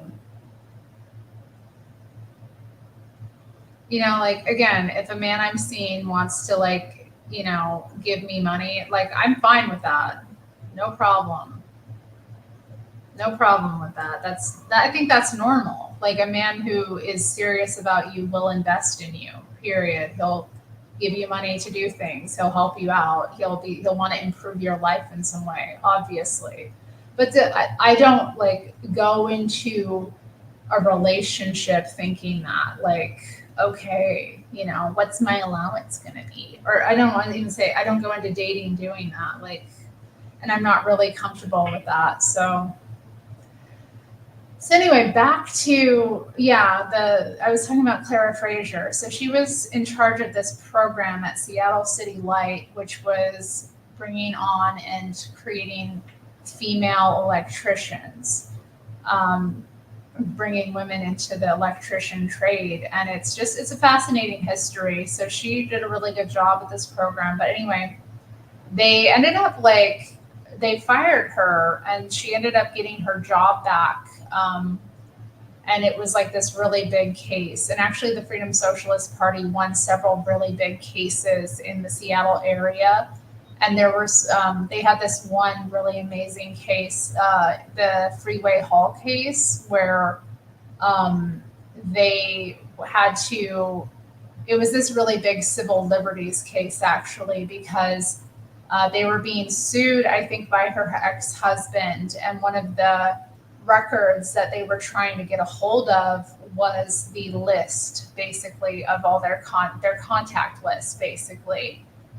Anybody that they, had been to any of their events, anybody who they had in their numbers, anybody that they would call in the event of an event, and that's really interesting history. So they won that case because they were like, we are not going to give out the private information, contact information of the people who, have supported our organization. over the years. Like, we're not doing it. Like, we're going to fight it. So they fought that and they won. And I thought that was pretty important. So, like, yeah, I have a very nuanced take about these things. And again, I met a lot of these people. Like, I met some of the female electricians. Like, I knew several of them. I've met them, like, you know, um, I met, you know, one of the lawyers who worked on that case. You know, he actually died last year, and I attended his memorial because I love that man. Actually, I really did. He was such a sweet man. You know, again, like, this is just part of my life, my history. What you doing is not for you. They're not for you. What you doing? You're crazy.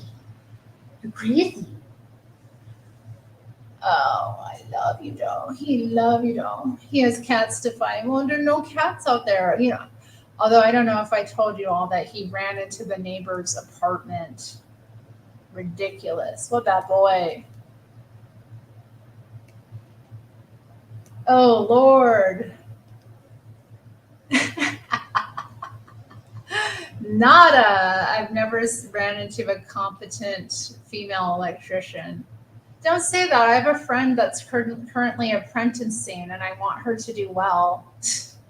I do have a female friend who's working to become a apprentice. Really? You've never ran into one? That's a damn shame. But I don't know. I don't know. They're really bad at it. Why do you think women are bad at it? That's interesting.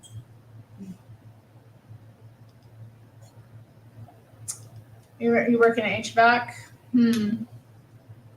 I don't know. It's not for me. Like, I have friends who are like in the trade, like female friends that are in the trades, and for me, it's just like I know I wouldn't be any good at it.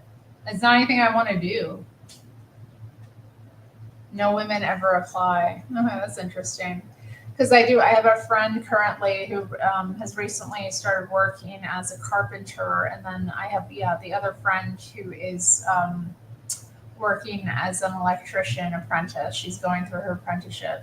She's doing really well in the study stuff, but I don't know how her like. I don't know how her work is. I can't tell. But I've known quite a few female electricians over the years. Yeah, in fact, one of the women in the organization was married to a woman who was an electrician as well. Although they've since divorced. Alas, alas, time moves on. Um, but yeah, I don't know. I couldn't speak to any of their work. I know for me, I do my work well. And if I don't do it well, I get it done at least. Yeah, do you think the electricity interferes with their vapors? You know, I do think that is a bit of a, yeah, a bit of a. Anyway, it's still history, you know. Still, the first female like electricians in hired by Seattle City Light. I met one of them. She became disabled because she fell off of a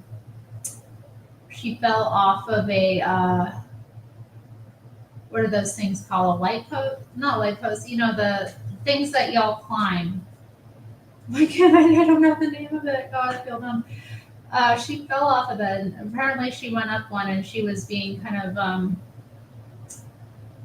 they were dealing with like some kind of harassment at the time, and she was startled and she fell. Ended up like damaging her spine in that fall.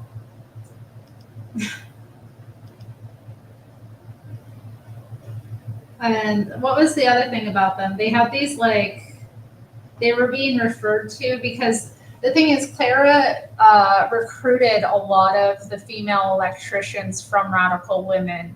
That's the thing. She recruited them from Radical Women specifically.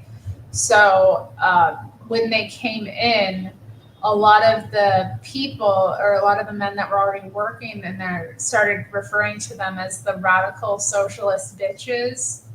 So what they did was once they heard about this, they went and made badges that said RSB, and then in tiny letters underneath it, it said Radical Socialist Bitches. So I thought those were cool. I always wanted one of those. Always wanted one of those buttons. I mean, I thought it was funny. Uh,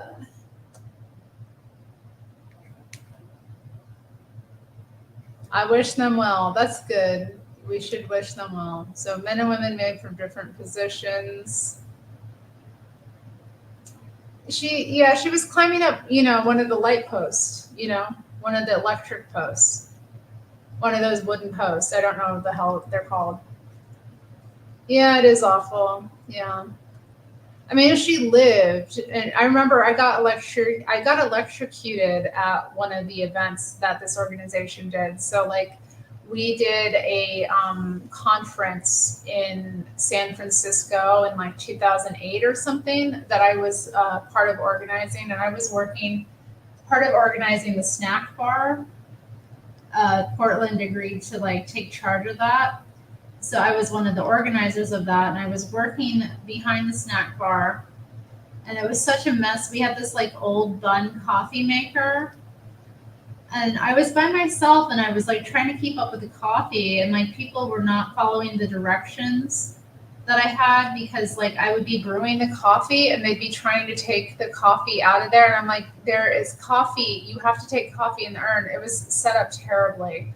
But anyway, like my hand just like brushed against the back of this bun, old school coffee maker, like metal sheet, and I got electrocuted. Like, I felt the electricity like go up my arm all the way. And actually I felt it in my jaw because I had like a metal filling in there. So it like kind of, got in my jaw, and I was stunned for a moment. I couldn't move like my hand. And then finally I was able to like jerk my hand back, and I like lost the ability to speak for a while. Um, and what happened after that, it was like, I kind of was like, I'm going to fall. So I need to like sit down before I fall. So I kind of just like all of this busyness in front of me, all these people at the snack table doing this, that, and the other. And I just kind of like collapsed. I collapsed and sat on the ground. And then like I couldn't speak. And like this woman who was working at the bookstore, the New York branch was doing the bookstore next to us. She ran over to me and she was like, "Are you okay?" She was checking on me, and I couldn't speak, and I just started crying. Like I just started weeping like it was intense. So like she went and grabbed the like organizer of the whole event, and then like she grabbed one of the doctors at the event, and they like took me outside. And so I missed like one of the panels because she was just sitting with me like as I kind of slowly regained myself and was checking my vitals. But like she was like, "Okay, you're gonna be okay." Like, but man, and the sweat. Like I couldn't even believe the sweat that came out of me too, because like after like the initial shock, and then the like loss of my voice, and like the tears, I just dropped all of this sweat. Like it came out of everywhere. Like, oh, it was so uncomfortable. It was a terrible experience. Like that conference was a mess. And like after that, like the organizer was like, "We're getting rid of the fucking coffee. We're not doing any more fucking coffee. They can go to a coffee shop if they want fucking coffee." Like just, it was so crazy. It was so crazy. Oh my God. Just, ugh. And what was amazing to me as well was like how even though we were like in the same organization and this was being done as a courtesy, like Portland organized a snack bar event as a courtesy for like the other comrades, so that they wouldn't have to go out, so they would have like healthy food and coffee available. Um, like quite a few of the comrades, like these socialist people, were being extremely rude and disrespectful and angry about the limitations of what we had. I couldn't get over that. Like when we got back to Portland and we actually sat down and talked about it, we had a lot of feedback to provide to quite a few people because we were just kind of like processing it, and we all had different experiences, at the time. But I was just like, I can't effing believe that this person, who has been, I couldn't believe it. Like, it was a real shock to me. Like, honestly, it was a real wake up call too. I was like, okay, so just because somebody is like a socialist and claims to have all of these like, egalitarian beliefs in politics doesn't mean they aren't a total jerk. Like, and I'm like, if this is how you act when your comrades, your fellow like socialists are serving you, like when they're assisting you, like when they're helping you out, like how do you act when you go out to eat? I mean, I was kind of like, how do you act when you go to the coffee shop? Like, if the decaf isn't ready. I'm thinking of one woman in particular with her bitching about the decaf, and she like went to the organ, like after she was like bitching at me, she like went to the organizer and bitched at her and like throw her hands up. And I was like, you've got two legs, you can walk. There's a coffee shop 2 blocks down the street. Like, if you're upset that we don't have decaf, like,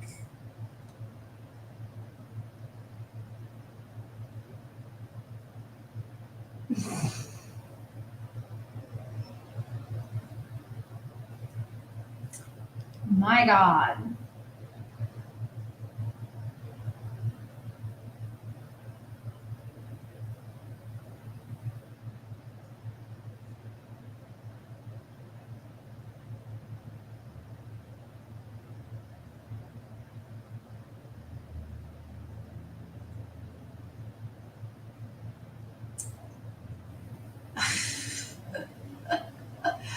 But yeah, that was when I got electrocuted. So yeah, anyway, later that night we had like a big dinner at a restaurant, and I got sat next to the woman that I mentioned before who like had been injured like in the 70s when she was working as an electrician. She recovered and she went back to work as an electrician after that. So I told her, and she actually had Alzheimer's. I didn't know it at the time because I just met her. She was kind of slowly losing her mind. So I got sat next to her, and I was just kind of chatting with her. She was like, "Well, how has your trip been?" Da, da, da. And I was like, "Yeah, I got electrocuted." And she just started laughing, and she was like, "I've been electrocuted so many times." And then she just started telling me all these stories about all the times she'd been electrocuted. And how she's like, one time I touched this cord and then I like got shot back like 10 feet.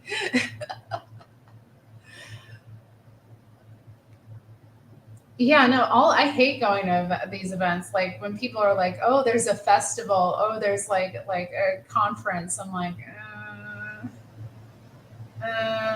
it's so much work. It's so much work. I did go to the CPI conference, or what were they calling it? The CPI convention, because they were having it outside of. They had it in Oregon City, and again, my friend Caleb is behind CPI, so I wanted to support him, and I'm proud of him and the work he's done. And he's a genuine communist, like he really is. And the fact that he has like become a leader in this way. And I just wanted to be supportive of him, even though I didn't, I don't agree with the politics per se. Well, not like I agree with some of them, but like I just, they did a great event. They did really a great event. Like they fed us. They were like, there was a lot of cool stuff, all of that. They did great, but it's like I don't like going to these kind of things. And again, a lot of it is just kind of like cheerleading too, because like everybody already really agrees. And what am I gonna do? Like when they're up there, like being like, when some I guess one of the speakers was like, um, saying she doesn't condemn Hamas or something, and I was sitting there like, oh fuck, oh fuck, like trying to, keep myself together. And then I brought my friend, my friend who's the female electrician apprentice. What a mess. Yeah, I know. I can't. I'm glad I never really got into any of that too when I was into that stuff, because it's a mess. Yeah, I agree too. You really have to live it, through it. Oh, Nada, I've got stories. I got the dirt. It's crazy. I can't. One time, oh man, I can't even. Where do I begin? And then there's all the anarchist book fairs I've attended, which are like insane events. All the lentils I have eaten, all the cold, disgusting vegan food. All of the workshops on polyamory I have attended.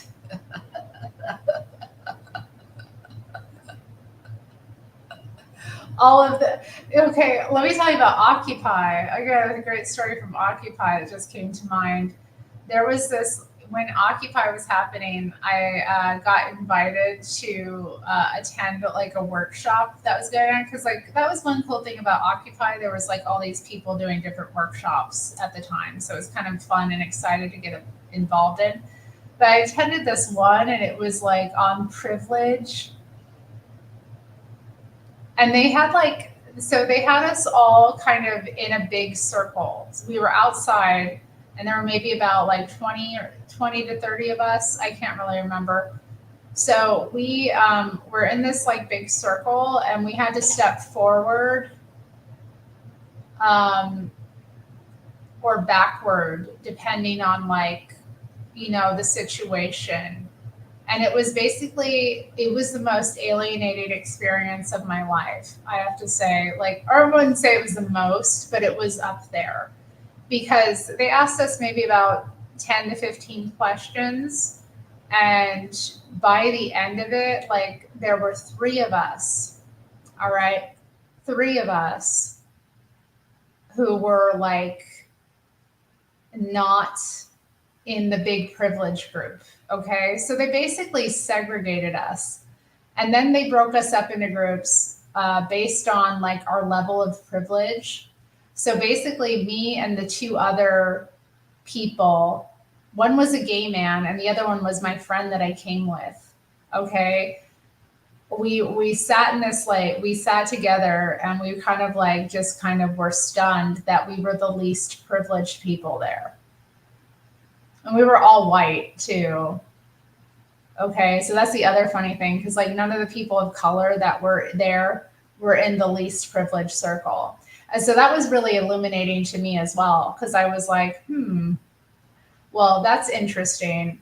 But at the same time, it's like it's such a stupid concept to begin with. Because like I'm just trying to remember like the things that they thought were privilege or that they didn't, and it was just like, to me though, it was like, as somebody who maybe didn't have like the privileges that these other people grew up with, perceived privileges, or like a lot of it just was down to economic wealth, because I grew up working class.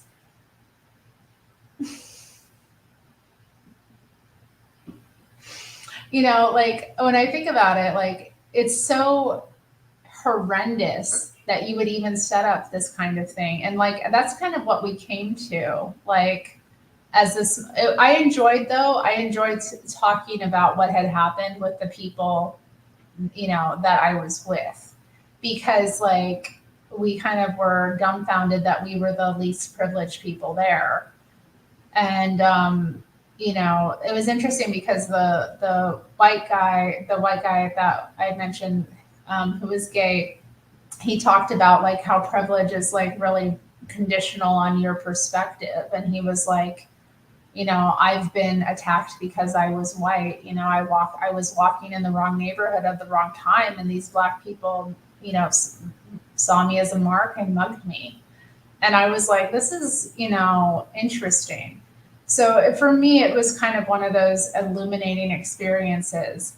But I just thought if I was a workshop facilitator and I wanted to expand people's consciousness about their own privilege, um, I would feel really terrible if I created a situation where I segregated the least privileged people. You know what I mean? So, like, regardless of what that privilege looks like, you know, um, I would feel like I had done something that was wrong to those people. Because, yeah, I was just kind of like dumbfounded. I was dumbfounded sitting there because I'm like, at the time, and I don't even think of it this way, like, because in my own life, I see myself as privileged. I see myself as rich. I see myself as like abundant and like, maybe less so at the time because I was involved in all this like, spiritual warfare mind fuck, but it was like such a crazy experience to like actually go through that. Like,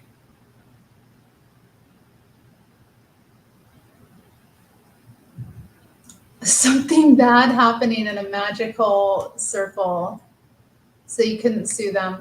As a woman, I like refuse. Like I've had a number of like people be like trying to approach me like, "Oh, we need a woman for, our we need a woman to do our rituals." I'm like, "No, you're trying to F.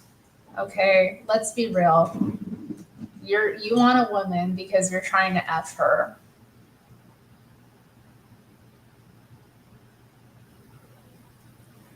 Yeah, I mean, yeah. I should start a support group. Survivors of like leftist craziness. Survivors of Occupy. Occupy survivors. What I went through wasn't even the craziest because there were like, what the trees went through in our town was horrible enough because they were all camping, outside of City Hall, and they were camping on these grounds where they almost killed the trees that were there. Um, they were hanging things off of them. And then these camps, they invited the homeless into the camps as well, which was like a disaster. So at first it was like, normal people camping, as a form of protest. And then they were like, well, let's conclude the homeless because we're so qualified to deal with the problems that homeless people have. And they're like, well, we'll figure it out. So, there were some things about it. They were like, I never camped because, I was just like, I'm not doing that. Like, I'm not doing that. I had a boyfriend at the time who did. He like went and like camped there a couple of times, but I wasn't going to. Like, no way. um, so yeah, yeah.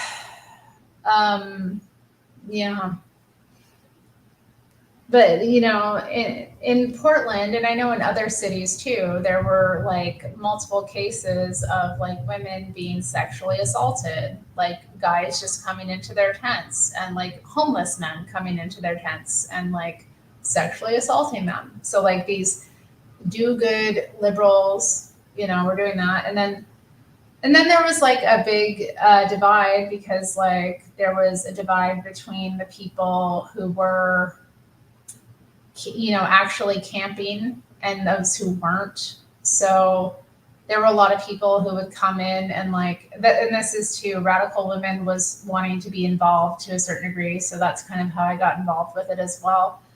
But there were like a lot of different organizations doing different things, and we kind of helped assist, and we're helping with like a women's Occupy group. Attended a few of those meetings, but it was just a mess. Like it was just a total mess.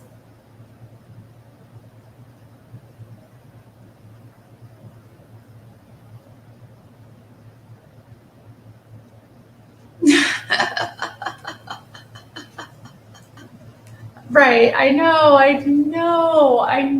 Like you really have like these people have really no idea like what they're dealing with. And that's the problem with like idealism and like the naivete, and like a lot of the people were young.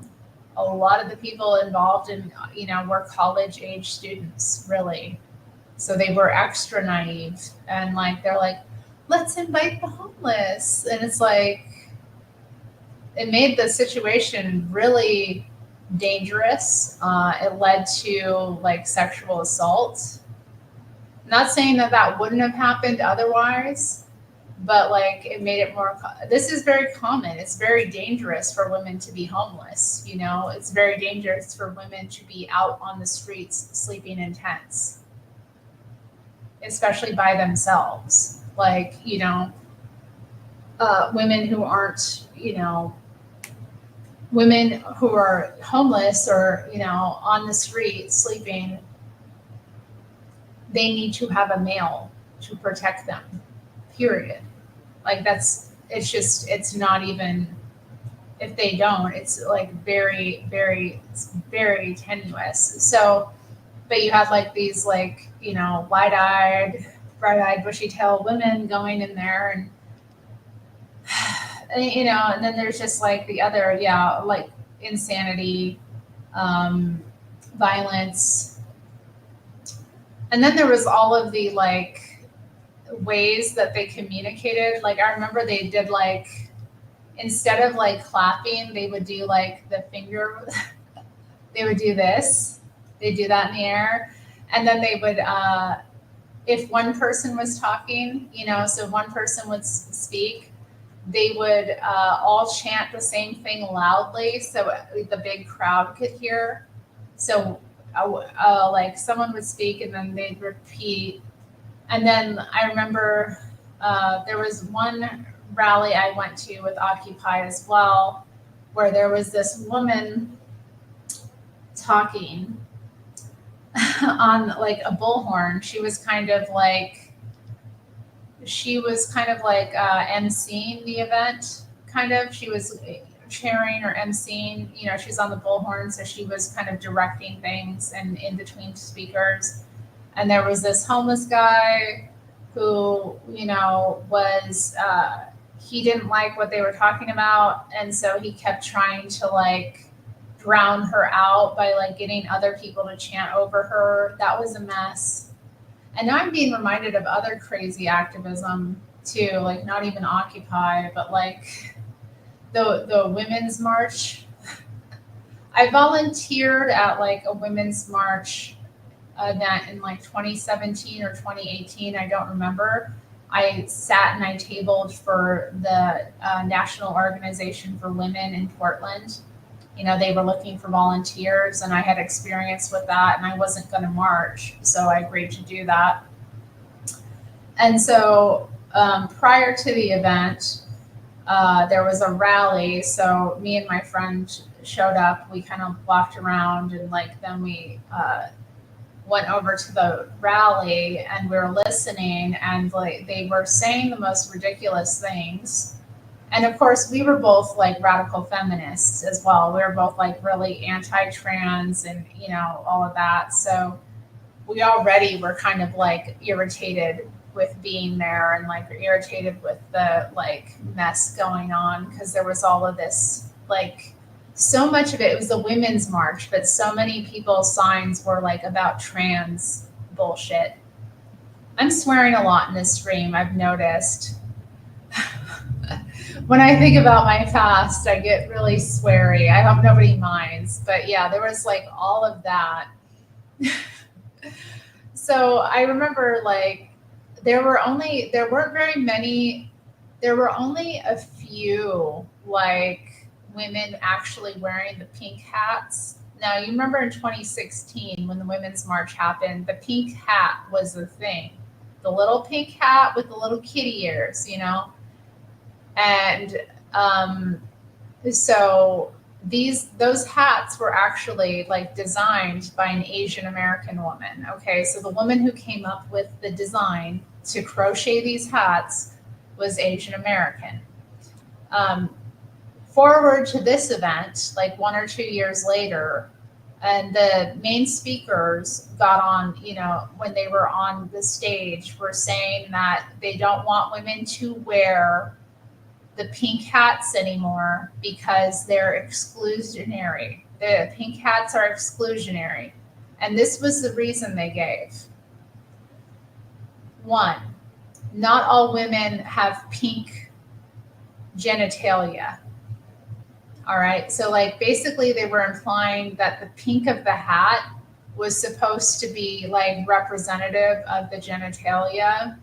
Now, I never got that impression when I didn't attend the first Women's March, okay? I wasn't interested, you know, but I never got the impression that the hats were pink to represent the pink of the pea, you know what I mean? You know, I never got that impression. I don't know if anybody else got that impression, but that's not what I thought. I thought it was pink because pink is generally related to females and femininity. You know, pink is pink and blue. That's what I thought. I thought they did pink to be this big show of like female solidarity, like feminine solidarity. I thought that's what the pink was about. Apparently it was about the color of your genitalia. And some women do not have pink genitalia. So it's exclusionary. And also, this is the second reason they gave. Not all women have pussies. Okay, so remember, it's called the pussy hat. They called it the pussy hat. Why did they call it the pussy hat? Because of the cat ears. It was meant to be like this tongue-in-cheek thing. But I never got the impression that it had anything to do with, you know, the color of our genitalias, or like, I didn't think they were to be taken literally, you know? I did not think the hat was to be taken literally as some sort of representation of like our genitalia. I didn't think that. So just because it was called pussy hat, you know, I thought that that was related to the cat ears. So yeah, they were considered to be offensive to trans women because trans women don't have the P. They don't have the P word. They don't have the P words. They have another P word. So, Lord have mercy. My friend, though, she's so funny. She started booing like immediately once they started talking about that. She's like, please leave your pussy hats at home. And she's like, boo, boo. Like really loudly. She was going around. She's like, that's fucking bullshit. Like just making a scene. Anyway, so then like the march started, you know, after all of that. It was so stupid. Like the rally was so stupid, uninspiring. You know, I went to like go table for now. So I went over to their table, and you know, I was just doing it during the march because the women involved in now wanted to be part of the march, and I didn't, because you know, I was disabled at the time anyway. I still was like walking, but I couldn't like manage a march, you know. So I went to, okay, I mean, I don't know how this woman identified. I just want to be clear about that. That she's a woman of Asian descent. Okay, that's what I meant by that. I don't know if she identifies as Asian American or whatever. I don't know. I think she's maybe of Korean descent, but don't quote me. I don't know. But it's funny to, I think it's funny that like these hats were being called racist when they were designed by a woman that isn't white, you know? So, you know, and it's again, it's another one of these like weird ways that like these intersectional politics are used to divide, you know. So the Women's March, for better or worse, was a very powerful moment, you know, all over the country. Like in Portland, it was massive. They everywhere, everywhere. You remember 2016, it was huge. Every single city like had these marches. Even like a lot of the smaller towns had these marches. What the one in Washington D.C. was huge, but all of the other ones were huge as well. Like the whole city was swelled with this intense energy. And it was unifying in a lot of ways. Okay, like now whether I agree with the purpose of the unification or not is beside the point. Like it was a message that was, or it was a moment that was meant to be like unifying between women. And it's just so interesting that like 2 years later, it's all being ripped apart under like completely false pretenses of like anti-racism and anti-transphobia, like I just think that's fascinating how quickly that devolved. Like the pussy hat was, anybody could wear a pussy hat, anybody could put that on their head. Any woman of any background, even a trans woman could put a pussy hat on her head and stand in solidarity, with the movement. But they just wanted to like completely take out all of the creativity, like and erase like this woman like that designed the hats is erased. She didn't have any racist or racial undertones in designing the hat, nor was it meant to be excluding trans people. But it's just like everybody's victimhood needs to, take center stage. And then anyway, like I ended up tabling at that event, and my friends sat with me, or the women I came with were with me. And at that time, I was like organizing a women's like group in Portland as well. Like we did a book club, that kind of thing. So some women from that were with me at the table. And I did pretty good at the table. Like I did get some, new people signed up for now, and I did get like some donations for now, actually. Like I think I ended up like getting $40 some donated, but there were these like young women that walked by with these signs that were like really like pro trans, and my friend like stopped them and was like, can I ask you a question? And this was her favorite question. She's like, can you explain to me what a woman is without using sexist stereotypes? So then I had to sit, I was like, oh Lord, I'm like not here for this conversation. I wasn't here to like get involved in any of that. Like I was here to like table for now, now is not, doesn't need to, and I'm like, oh man, I hope this isn't an incident, because I wasn't even like a member of now, and I'm not, and I never would be, just to be clear. But I was there like, oh damn, what's going on? Like, what have I done? Oh dear. So yeah, that was an interesting conversation. And the three women stopped and One of them wasn't a woman, though. I'll be clear about that. Like he ended up like finding my he ended up finding my Twitter at the time. I don't have Twitter anymore, but he found my Twitter and he was like, "Oh my God, you're real." And I was like, "And you're not." Okay. Like, yeah, I'm real. Why? Like, we met in person and we had this conversation, and you think that I'm not real?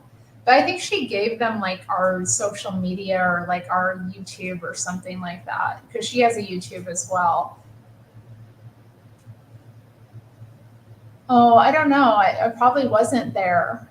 If you're talking about the Women's March, like I wasn't there. In 2016, I didn't go. Like the big Women's March, no. But like this was 2018, I think.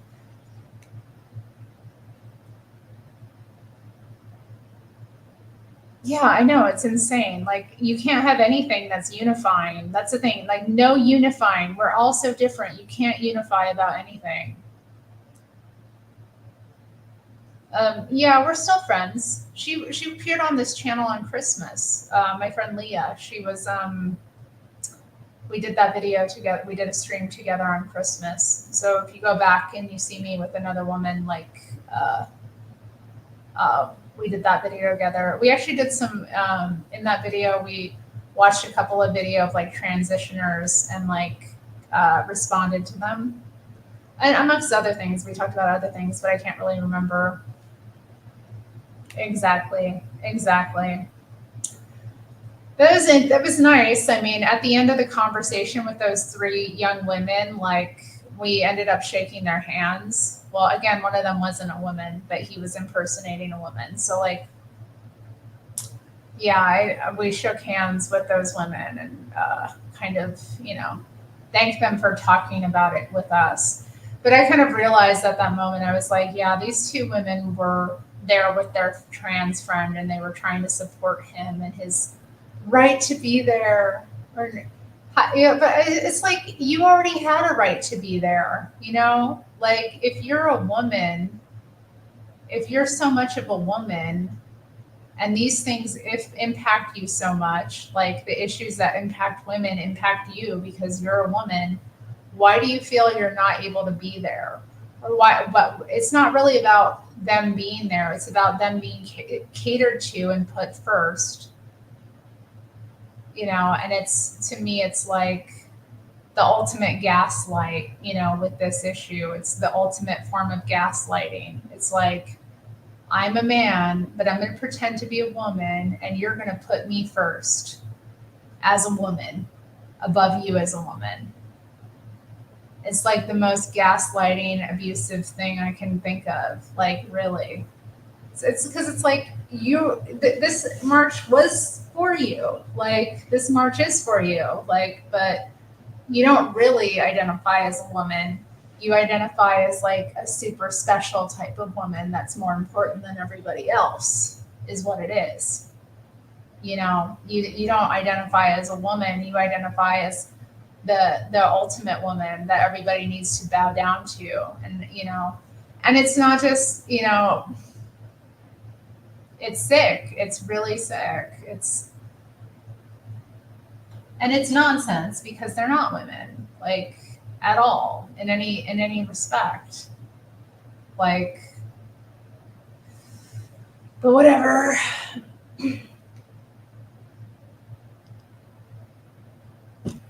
What is this? Portland Andy. I don't know who this is. God, the George Floyd.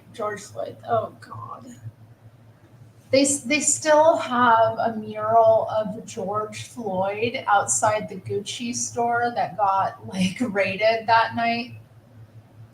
So yeah, I wasn't part of any of that, obviously, because again, like, I'm not going to put myself in danger, nor do I have any desire to loot. God, yeah, it was so horrible. It was so horrible. But yeah, they have this. They have a mural of him and like Breonna Taylor on this, like, these gross, because during the pandemic they covered up all the windows with like those big wooden panels. Well, on the mall that got looted downtown, they put up like, yeah, those wooden panels, and then like some artists, local artists came and like did this mural of like George Floyd and Breonna Taylor. Um,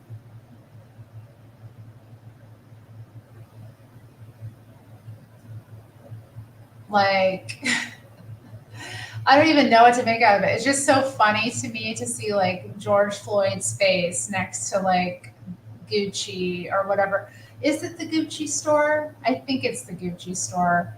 It's like across. Maybe it's not the Gucci store. It's some other name brand store. Oh no, I think Gucci is the one that's over there. I'm sorry, I don't know. I only really care about the Yves Saint Laurent store. Somebody was aggressively knocking on my neighbor's door. Um, but yeah, I find it's like really ironic, you know. It's just really ironic to see like his head next to a designer like store like that. It kind of like every time I see it, I'm kind of like, what? Why is this here? And then they tore down our like Abraham Lincoln and Teddy Roosevelt statues that we had in the park blocks. I actually went by there. Um, and the other day and like went by the Teddy Roosevelt kind of slab, and it still says Teddy Roosevelt on the like stone. They haven't moved it at all. I'm like, are they gonna put the statue back up? Like, what are they gonna do with this? Like, and now they have a statue of like a robot in the park blocks, which is cute. Like, I like that statue, but it's just kind of interesting to me. I always liked the Lincoln statue. I mean, when it came down, I thought it was kind of cool because I was like, oh, well, it's kind of exciting, you know? And obviously, like, Lincoln wasn't perfect. There were things to criticize him about as well. But it's just, in retrospect, like, years later, I'm kind of like, I don't feel good about any of this. I don't feel good about any of this.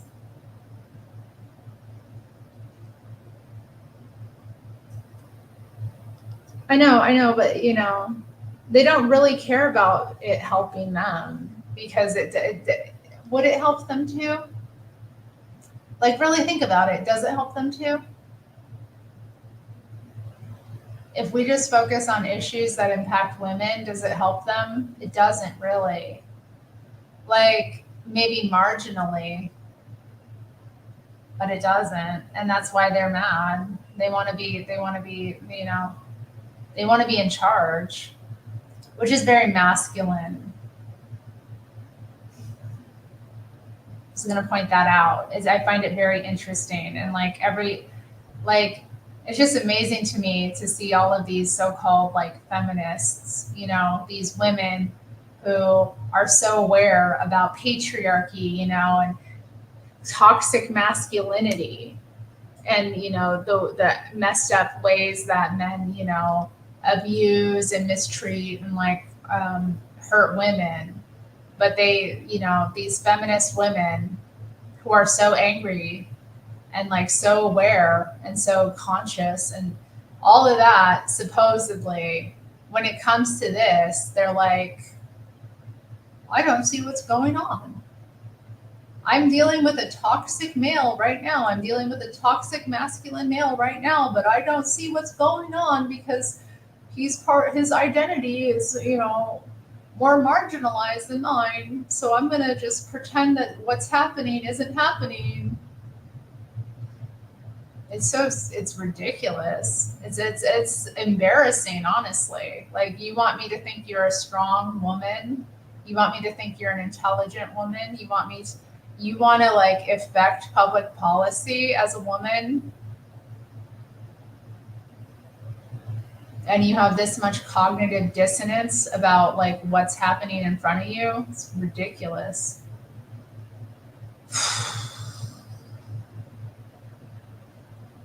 Glad I had that cup of coffee. I've been going 4 hours. But I have made some progress. Look at what I've done so far.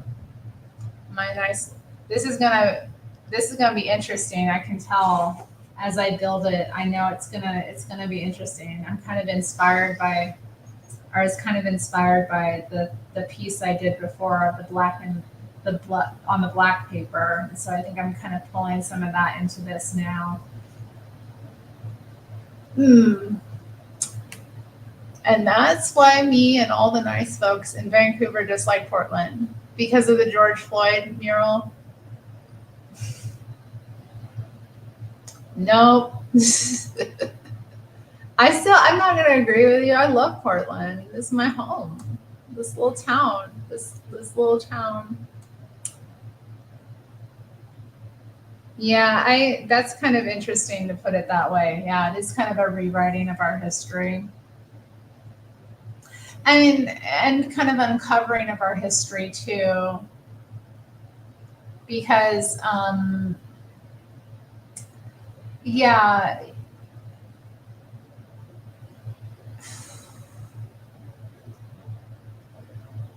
I mean, I don't know. It's a mess. It's a mess. I don't really want to get into all the statues thing, but yeah, they were trying to come for the George Washington statue. I was really worried about him, like, because there's one in northeast Portland, like off of 60th.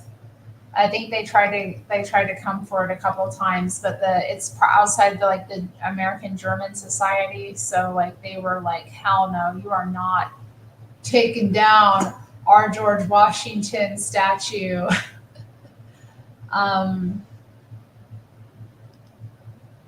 it's just yeah, it's just amazing. But then there was all the like again, it wasn't just there were so many horrible things happening like with the police as well. Like they don't. I am not. I am not.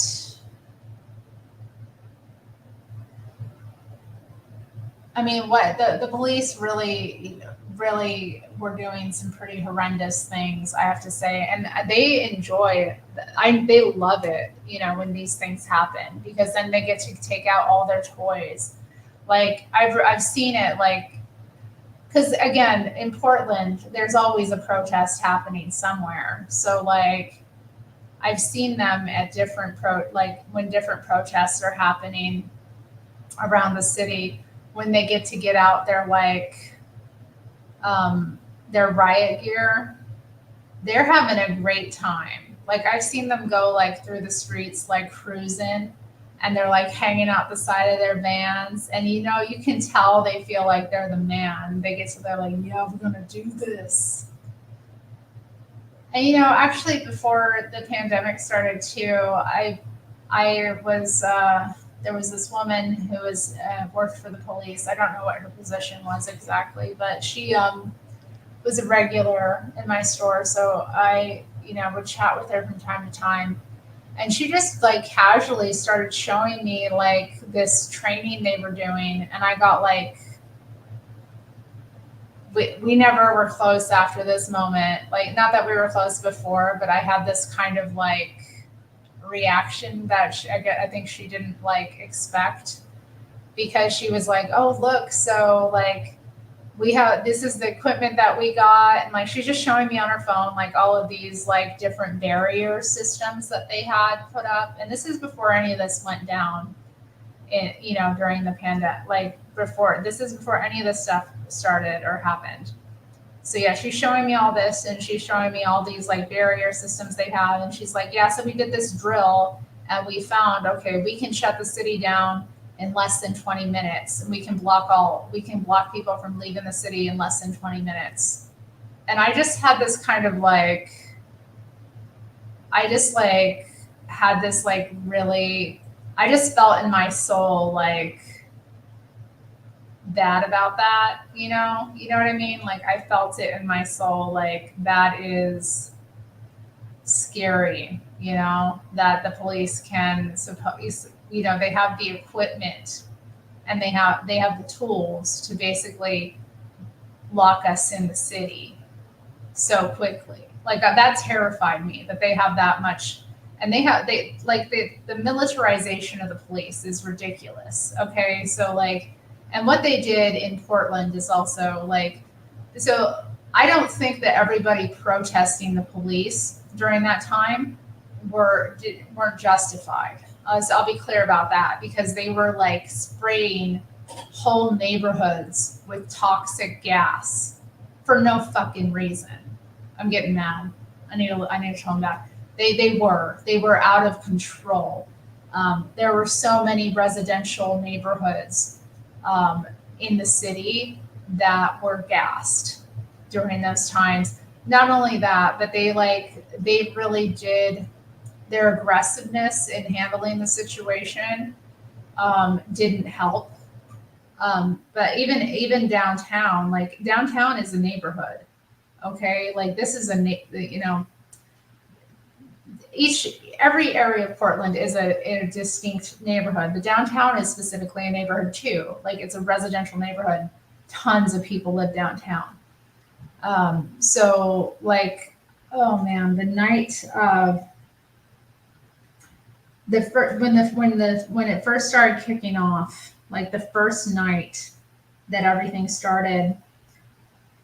I had a friend living on 10th Avenue. She was living in kind of an older house that was kind of built, I think, in the 1920s. And it's right on the street. Like, it's right on the street there. And it was just like chaos. Like, all of these different groups and people coming through and doing stuff. And, like, she had all this, like, she was sending me videos of what was happening from her window and like the amount of gas that was just getting thrown out randomly by the police. Like she and all her neighbors in that building were like choked out and they weren't doing anything, you know? And also like there's a big apartment complex across the street. So all those people were impacted by the gas, even though they weren't doing anything. And like the criminals were just like, you know, running and getting away. Like they didn't really catch anybody, but you know, what happened was they were just kind of like blanketing areas in gas. And so, yeah, I remember too, like looking out the window like that night and seeing like, just, you know, I was on like the top floor of my building. I was up pretty high, but I could see down into the street, you know, from where I was. And I was on a quieter street because I was a little bit further out, but not much. Like I'm where I lived at the time there was an exit towards the highway, like right there. So I looked out the window. And what do I see? I see several like yellow school buses in the middle of the night, okay, turning that corner. And I'm like, it was like really crazy to me because I was like, okay, so like they've bussed people in. Who's bussed people in to like cause chaos? Because, you know, anytime that was the thing that like really got to me because I knew from my history with radical women and like the previous activism I'd done that like different organizations, you know, from different parts of the state bus people in. And so like I was floored when I saw that. I was like, okay, so all of this chaos isn't even coming from Portlanders. It's coming from people outside of the town. Like that really like to me was just, you know, I just had that like sudden realization. But we were the ones being tortured, you know, all of us just in our homes, like being, you know, subjected to the chaos. And then I tell you, like, it went on for so long. And I being in the I was on the 9th floor of my building, the top floor, and they just had helicopters constantly, day and night. And I remember like one night, like I couldn't sleep because the helicopters were like going, and I like, I like, I don't even know what to say. Like, I got on like Instagram Live and I just started like streaming. Like, I just started like, I went live on Instagram and I was just like going off about like how distressed I was and how I couldn't sleep and like how all the things I was seeing and experiencing and how like tortured I felt by the like, you know, constant shaking of the like sound of the helicopters reverberating. Like it just was driving me insane. You know, I wasn't even involved in it. Like it was awful.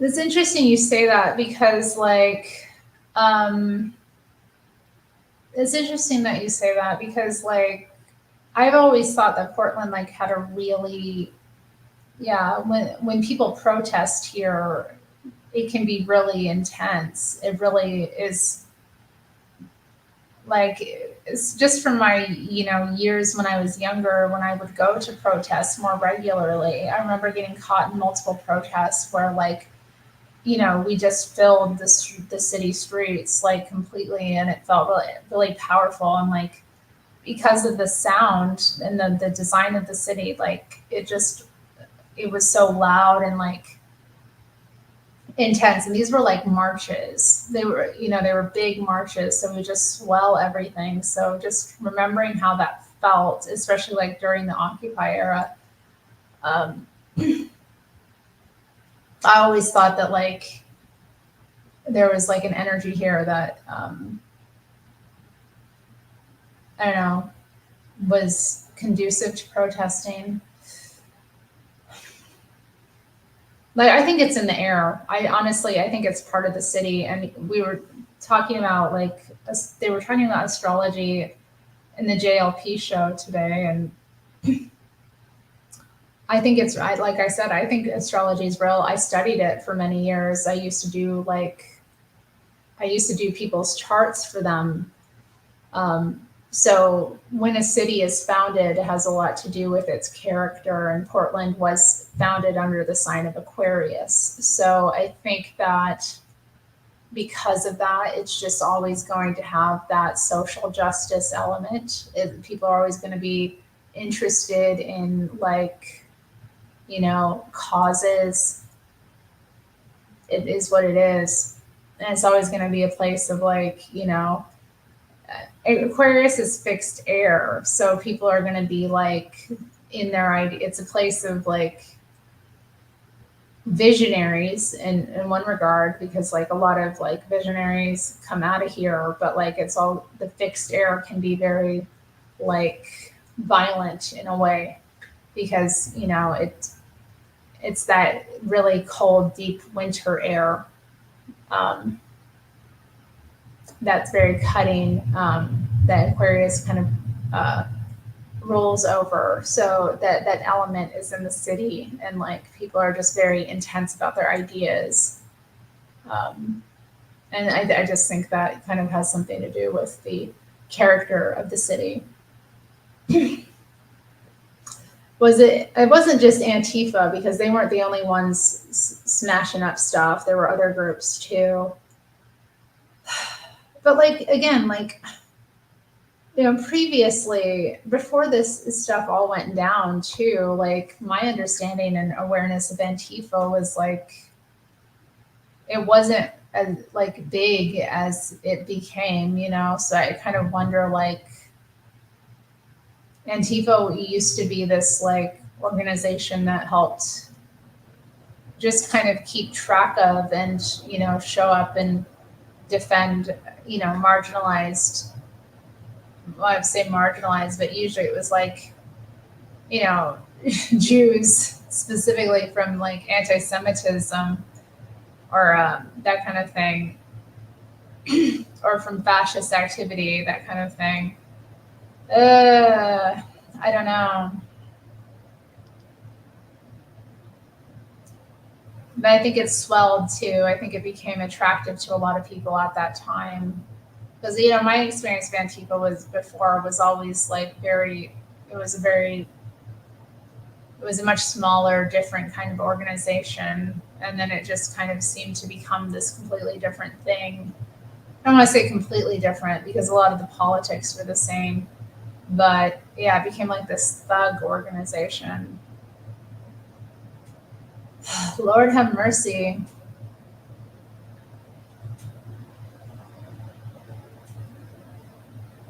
I don't think he did. I mean, I didn't keep it up. I didn't keep the stream up, and it was only there for a brief time, and not many people watched it. Like some of my coworkers watched it. They were like, "We love you, Terri. I know it's hard, Terri. We love you." Ah, yeah, yeah. They do it at night. Hmm. I don't believe in cusps. When's your birthday? The 20th, January 20th?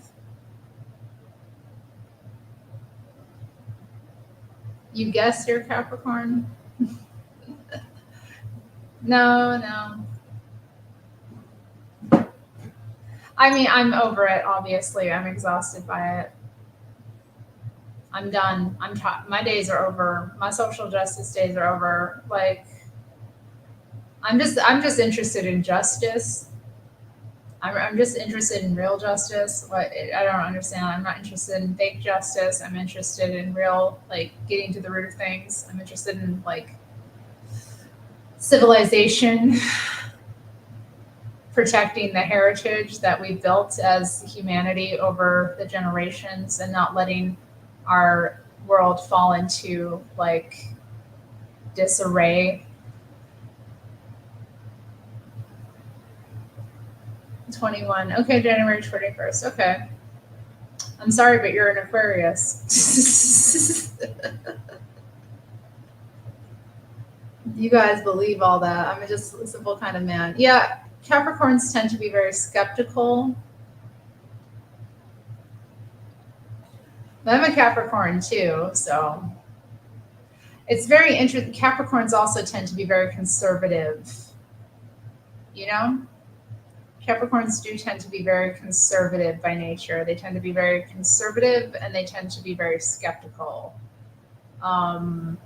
So like but I hella believe in astrology. Like I don't like, not in a like superficial way though, because I once you start like reading people's charts for them and actually delving into like what's in there, like, or if you go to an actual astrologer and have them do a predictive reading for you, you're going to see that there is something to it. But I think it really, I don't think you should put faith in it above God, and I don't think that it should be like sought for answers. And I don't think you should worry about the correct astrological timing to do this, that, and the other. But I think it's an ancient study, and I do think that there is something to the astrological, the way that the planets, stars, the way that they move. I do think it has an impact on people, especially people who are not conscious as well. Um, you know, and I think I think dates are important. I think when certain things happen, it's not just the astrology. It's like what planets are most prominent in the sky at that time that's going to impact it. Um, I just think it's part of the design that we're under, and I think, but again, I don't recommend getting involved in it or like looking into it too deeply. I think again, it's one of these things where like people look to it for answers. You know what I mean? Like people look to astrology to give them answers when they do, what they end up doing is they end up looking to something that really can't give them more than a superficial kind of understanding of things. Like it's all very like once you have the knowledge, it's pretty superficial knowledge, and there isn't like a whole lot of deeper spiritual truth to it. It's just kind of, to me, it's kind of like functionality.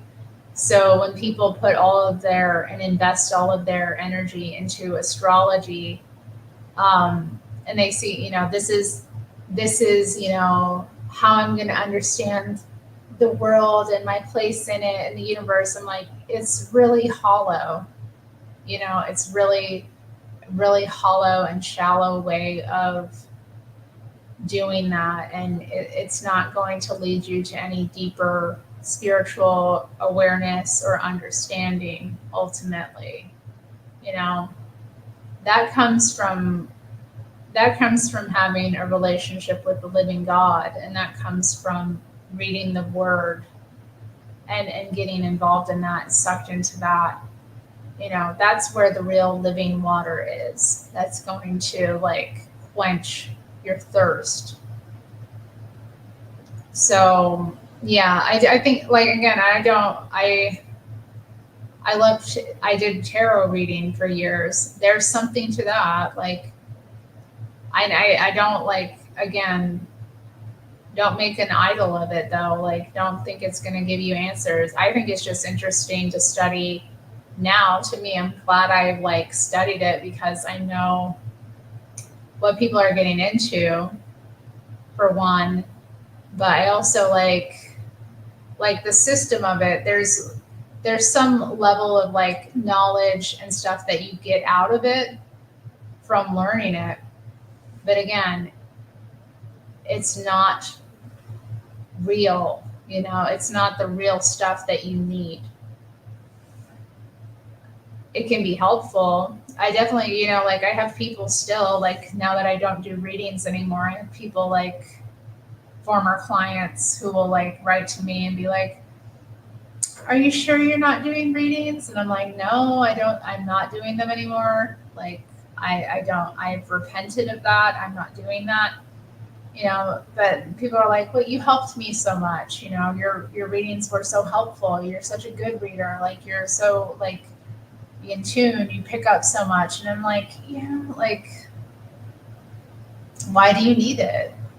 Like, I also feel like you got the readings from me that you got, and if they helped you, that's awesome. Like, I'm glad they did. But that really had more to do with me and the fact that you were asking me questions than anything else, than me. Like, why can't you just, if you really want me, like, you could like have me counsel you if you want. Like, we could sit down and talk about your situation. I could give you my perspective on it. Like, you don't really need me to flip some cards to tell you good advice. The good advice was coming from me.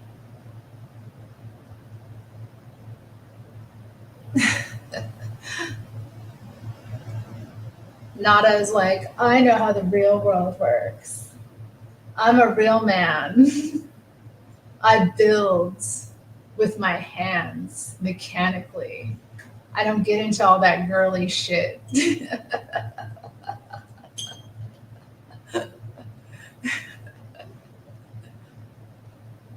Oh, that's not nice. That isn't good. Channeling. Oh, I never got into channeling. I'm not into channeling. I was like, ooh, it sounds like a way to get possessed. Sounds like a way to get possessed. But I mean, all of it possesses you in some regard. And then you get like an ego about, like, you have all these people coming to you like, you're such a good reader. Like, you're so psychic. You're so amazing. I'm like, maybe. I mean, I don't doubt that I have like psychic elements to me, like, but again, come to me like I'm the source here. You weren't the tarot cards that I shuffled, and what came up. I don't know. It's like people sometimes like need that, like they need the showmanship. They need the like the little bit of this or that. But I'm glad I'm not doing it anymore because it was draining too. Like, you know, even though I kept like raising the price of it to try and like make it, so that people would seek it less. Cause like when I first got started, I was, underselling myself for sure. But then like, it just became so draining, and I couldn't like keep up with it anyway. Like on top of, and then when I think about it now, on top of working a full time job and then like doing my YouTube and then my art, like not to mention all the other things in my life, it was like exhausting for me to like sit down and clear a space and like record a video or recording or like do a call with someone. It's just like, but I guess I have it in my back pocket if I ever end up desperate. But I don't think that's going to happen because the Lord will provide for me.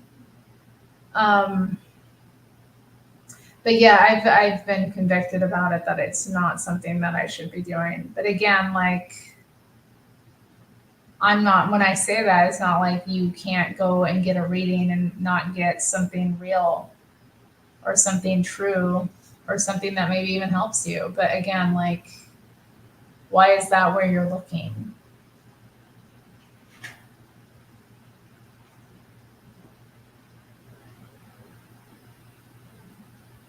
Yeah.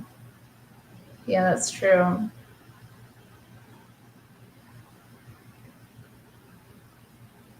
Yeah. Yeah. It is. I mean, yeah, it is. It is addicting. I mean, I still haven't gotten rid of all my cards, to be honest. Like, I'm kind of just like sitting around because I even went to my pastor and asked him about it. I was like, I need to have a counsel with you, and he thought I was going to be complaining about one of the men in church. Because he's like, I know I've noticed that this guy like is like, I don't like the way he's with you. And I was like, no, I'm here to talk about my witchcraft, my problems with witchcraft. He was kind of stunned. It was interesting. He's like, Terry, you're so faithful. You're here all the time. Like da da da da. Like you're here every week. You're so encouraging. Like I had no idea. I was like, oh, every saint has passed. Like, and it's in my bloodline too. There were readers on like both sides. I've had like psychic readers on both sides of my family. So again, it's not surprising that like it's something I would get into, especially given my proclivities. But I, yeah, I haven't gotten rid of the stuff yet. I will eventually. Like, really, it's kind of, yeah, it's just like knowing when to. I feel confident, but like when it's time to get rid of them, I will. I just right now it's like too much to deal with. You know, once I get started, and then also I'm like, am I going to get rid of every one? Like, because some of them are gifts too. So I kind of wonder, like, is it right to get rid of a gift? And like, again, I don't want to put too much like, I'm still working out in my mind like idolatry too, and like not putting too much emphasis or value on these things again. But then I'm kind of like in my own mind, I'm kind of conflicted. Like, should I get rid of this or not? Like, and how do I get rid of it? Like, because he was like, well, you should get rid of it. He's like, if you want help, we have a burn pile at my house, but I'm not going all the way out to my pastor's house where with his family, where they all live, bringing all my witchcraft stuff and burning it there. I'm not comfortable with that. I think I'm just going to throw it away when it comes down to it. you know.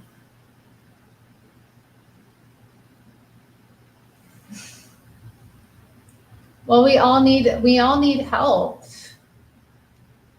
We all need help, that's the thing. We all need help in some way. We're all struggling with different spiritual issues. And I felt like, this was something I needed guidance about. He helped me quite a bit. He did check in with me about it like some months later when we had another meeting that he wanted to consult me about something that the church was doing. But like, yeah, he did help me kind of like not worry so much about it too. He's like, you'll deal with it when it needs to, but really what's important is that like, you know, you understand that you're part of like, because I was like worried about like, is this going to cause me, if I don't get rid of these, is it going to cause me problems? Because I was having like dreams that were kind of the devil messing with my head, I think a bit. And he's like, you're part of God's kingdom, Terry. You're a part of a new, you're a citizen of a new nation, basically. Like, yeah, the devil, like things can happen, but you're not going to be taken out of that. So it was an interesting conversation, gave me perspective and like to remember like that and to just okay, like I'm regardless of what, I'm safe. I'm safe. I'm not going to, because I have these things in my house, is not going to infect my salvation. I'll get rid of them when the time is right to, and when I'm able to deal with it. Alas. Yeah, that's maybe an idea. I could maybe, because I've been wanting to do like some collage stuff. Yeah, I do. That's the thing. I appreciate the art in them too. That's kind of like one of the things about it. It's like, I love the art, and I find that like again, like the tarot system is so interesting, but like using it for divination is wrong. Divination is the problem to me about it. Maybe there's more to it. Maybe I should look it up a little bit more, but I don't know. Like I do, and also like I know what I know for a reason. So, but anyway, they are clutter though. They are. I do need to get rid of them. They are cute. There's a lot of them, and they take up a lot of space, and that space could be better used. But and there's other little things that I have that I need to get rid of too. But yeah, that's it too. Like he kind of like I love. That's what I love about him. He's not superstitious, really. He really kind of. Whereas I am, or I have that propensity, and he's kind of more like logical.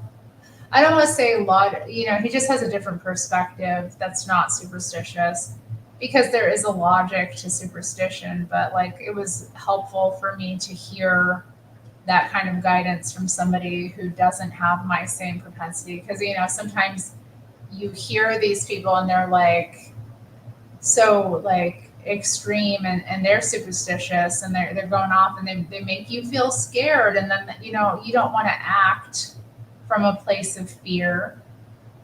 You know what I mean? That's not helpful. You don't want to even be in fear because there is nothing to fear. God is not the God of fear. Fear doesn't come from God. Fear comes from the devil. And so like learning that and kind of like not letting that get to me and kind of it strengthens me. And so I see them and I'm just kind of like, clutter.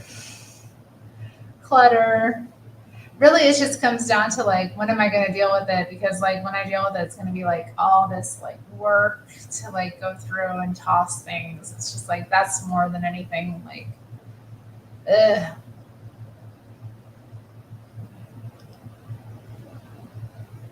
Oh, I don't know, because I talked about that with my pastor. Like, what if I like just left this stuff somewhere?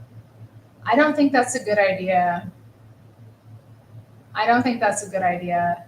And when I talked with him about it, this is what he said to me. Like he said, Terry, well, what if somebody, because I talked to him about like how this stuff is addictive, right?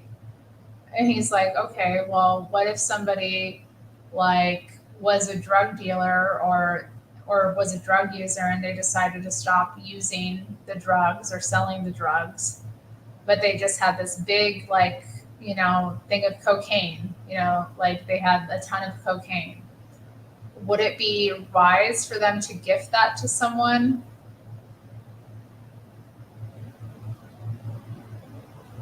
You know, would it be wise for them to just leave them somewhere? And I was like, oh, now I was like, now I was like, no, that would be evil. Like it would be evil. So like that I had that same thought though, Bubble Andy. I was like, well, what if I just like give them away or like sell them or something? And then I was like, I kind of got like, I was like, no, can't do that. Because again, it's like they're addictive and they're destructive. And they are like when I think about the amount of these, I have so many tarot decks. It was never necessary to buy that many decks, but why did I keep buying all these decks? It's because I wanted something from them. I was seeking some kind of spiritual growth or validation or feeling from them that they can't give. And so I don't want to contribute to that in somebody else's life. You know what I mean? Like I don't want to be the vessel that brings about somebody's destruction. I don't want to help. I don't want to help somebody else to stumble in their spiritual path.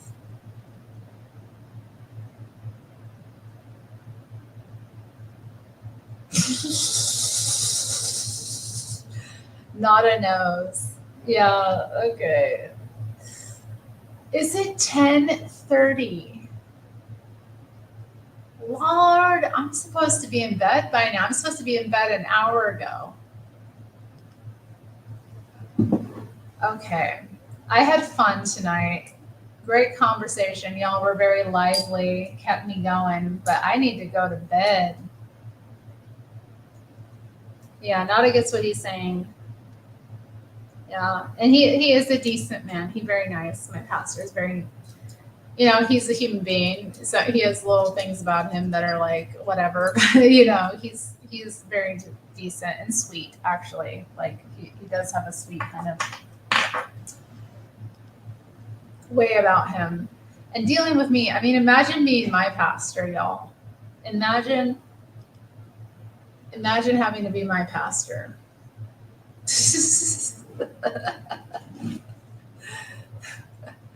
Imagine that. That must be something. Actually, it's probably great. Yeah, he did. He did. He really did. I don't think he really didn't have any experience with the topic because he was like, I don't really know anything about this or like that kind of thing. I haven't really dealt with this. He's dealt with a ton in his life as a pastor, obviously, because he's been a pastor for a while. But he's like, but the advice he gave me was solid, and like he also, because when he checked in with me about it, he was like, how do you want to get rid? How are you feeling about getting rid of that? Like da da da. And I was like, I haven't made any movement in that regard, but I also don't feel like as distraught as I was feeling because I was feeling really distraught about it. I was feeling like tore up about it, like, oh no, I'm, having this is like, you know, is angering God or something like, and I don't think he wants me to have it. Like, I don't think he's like God is like, yeah, but I also don't think that like, I think things will happen in their own time and God will make it will make it easy for me when it needs to happen. So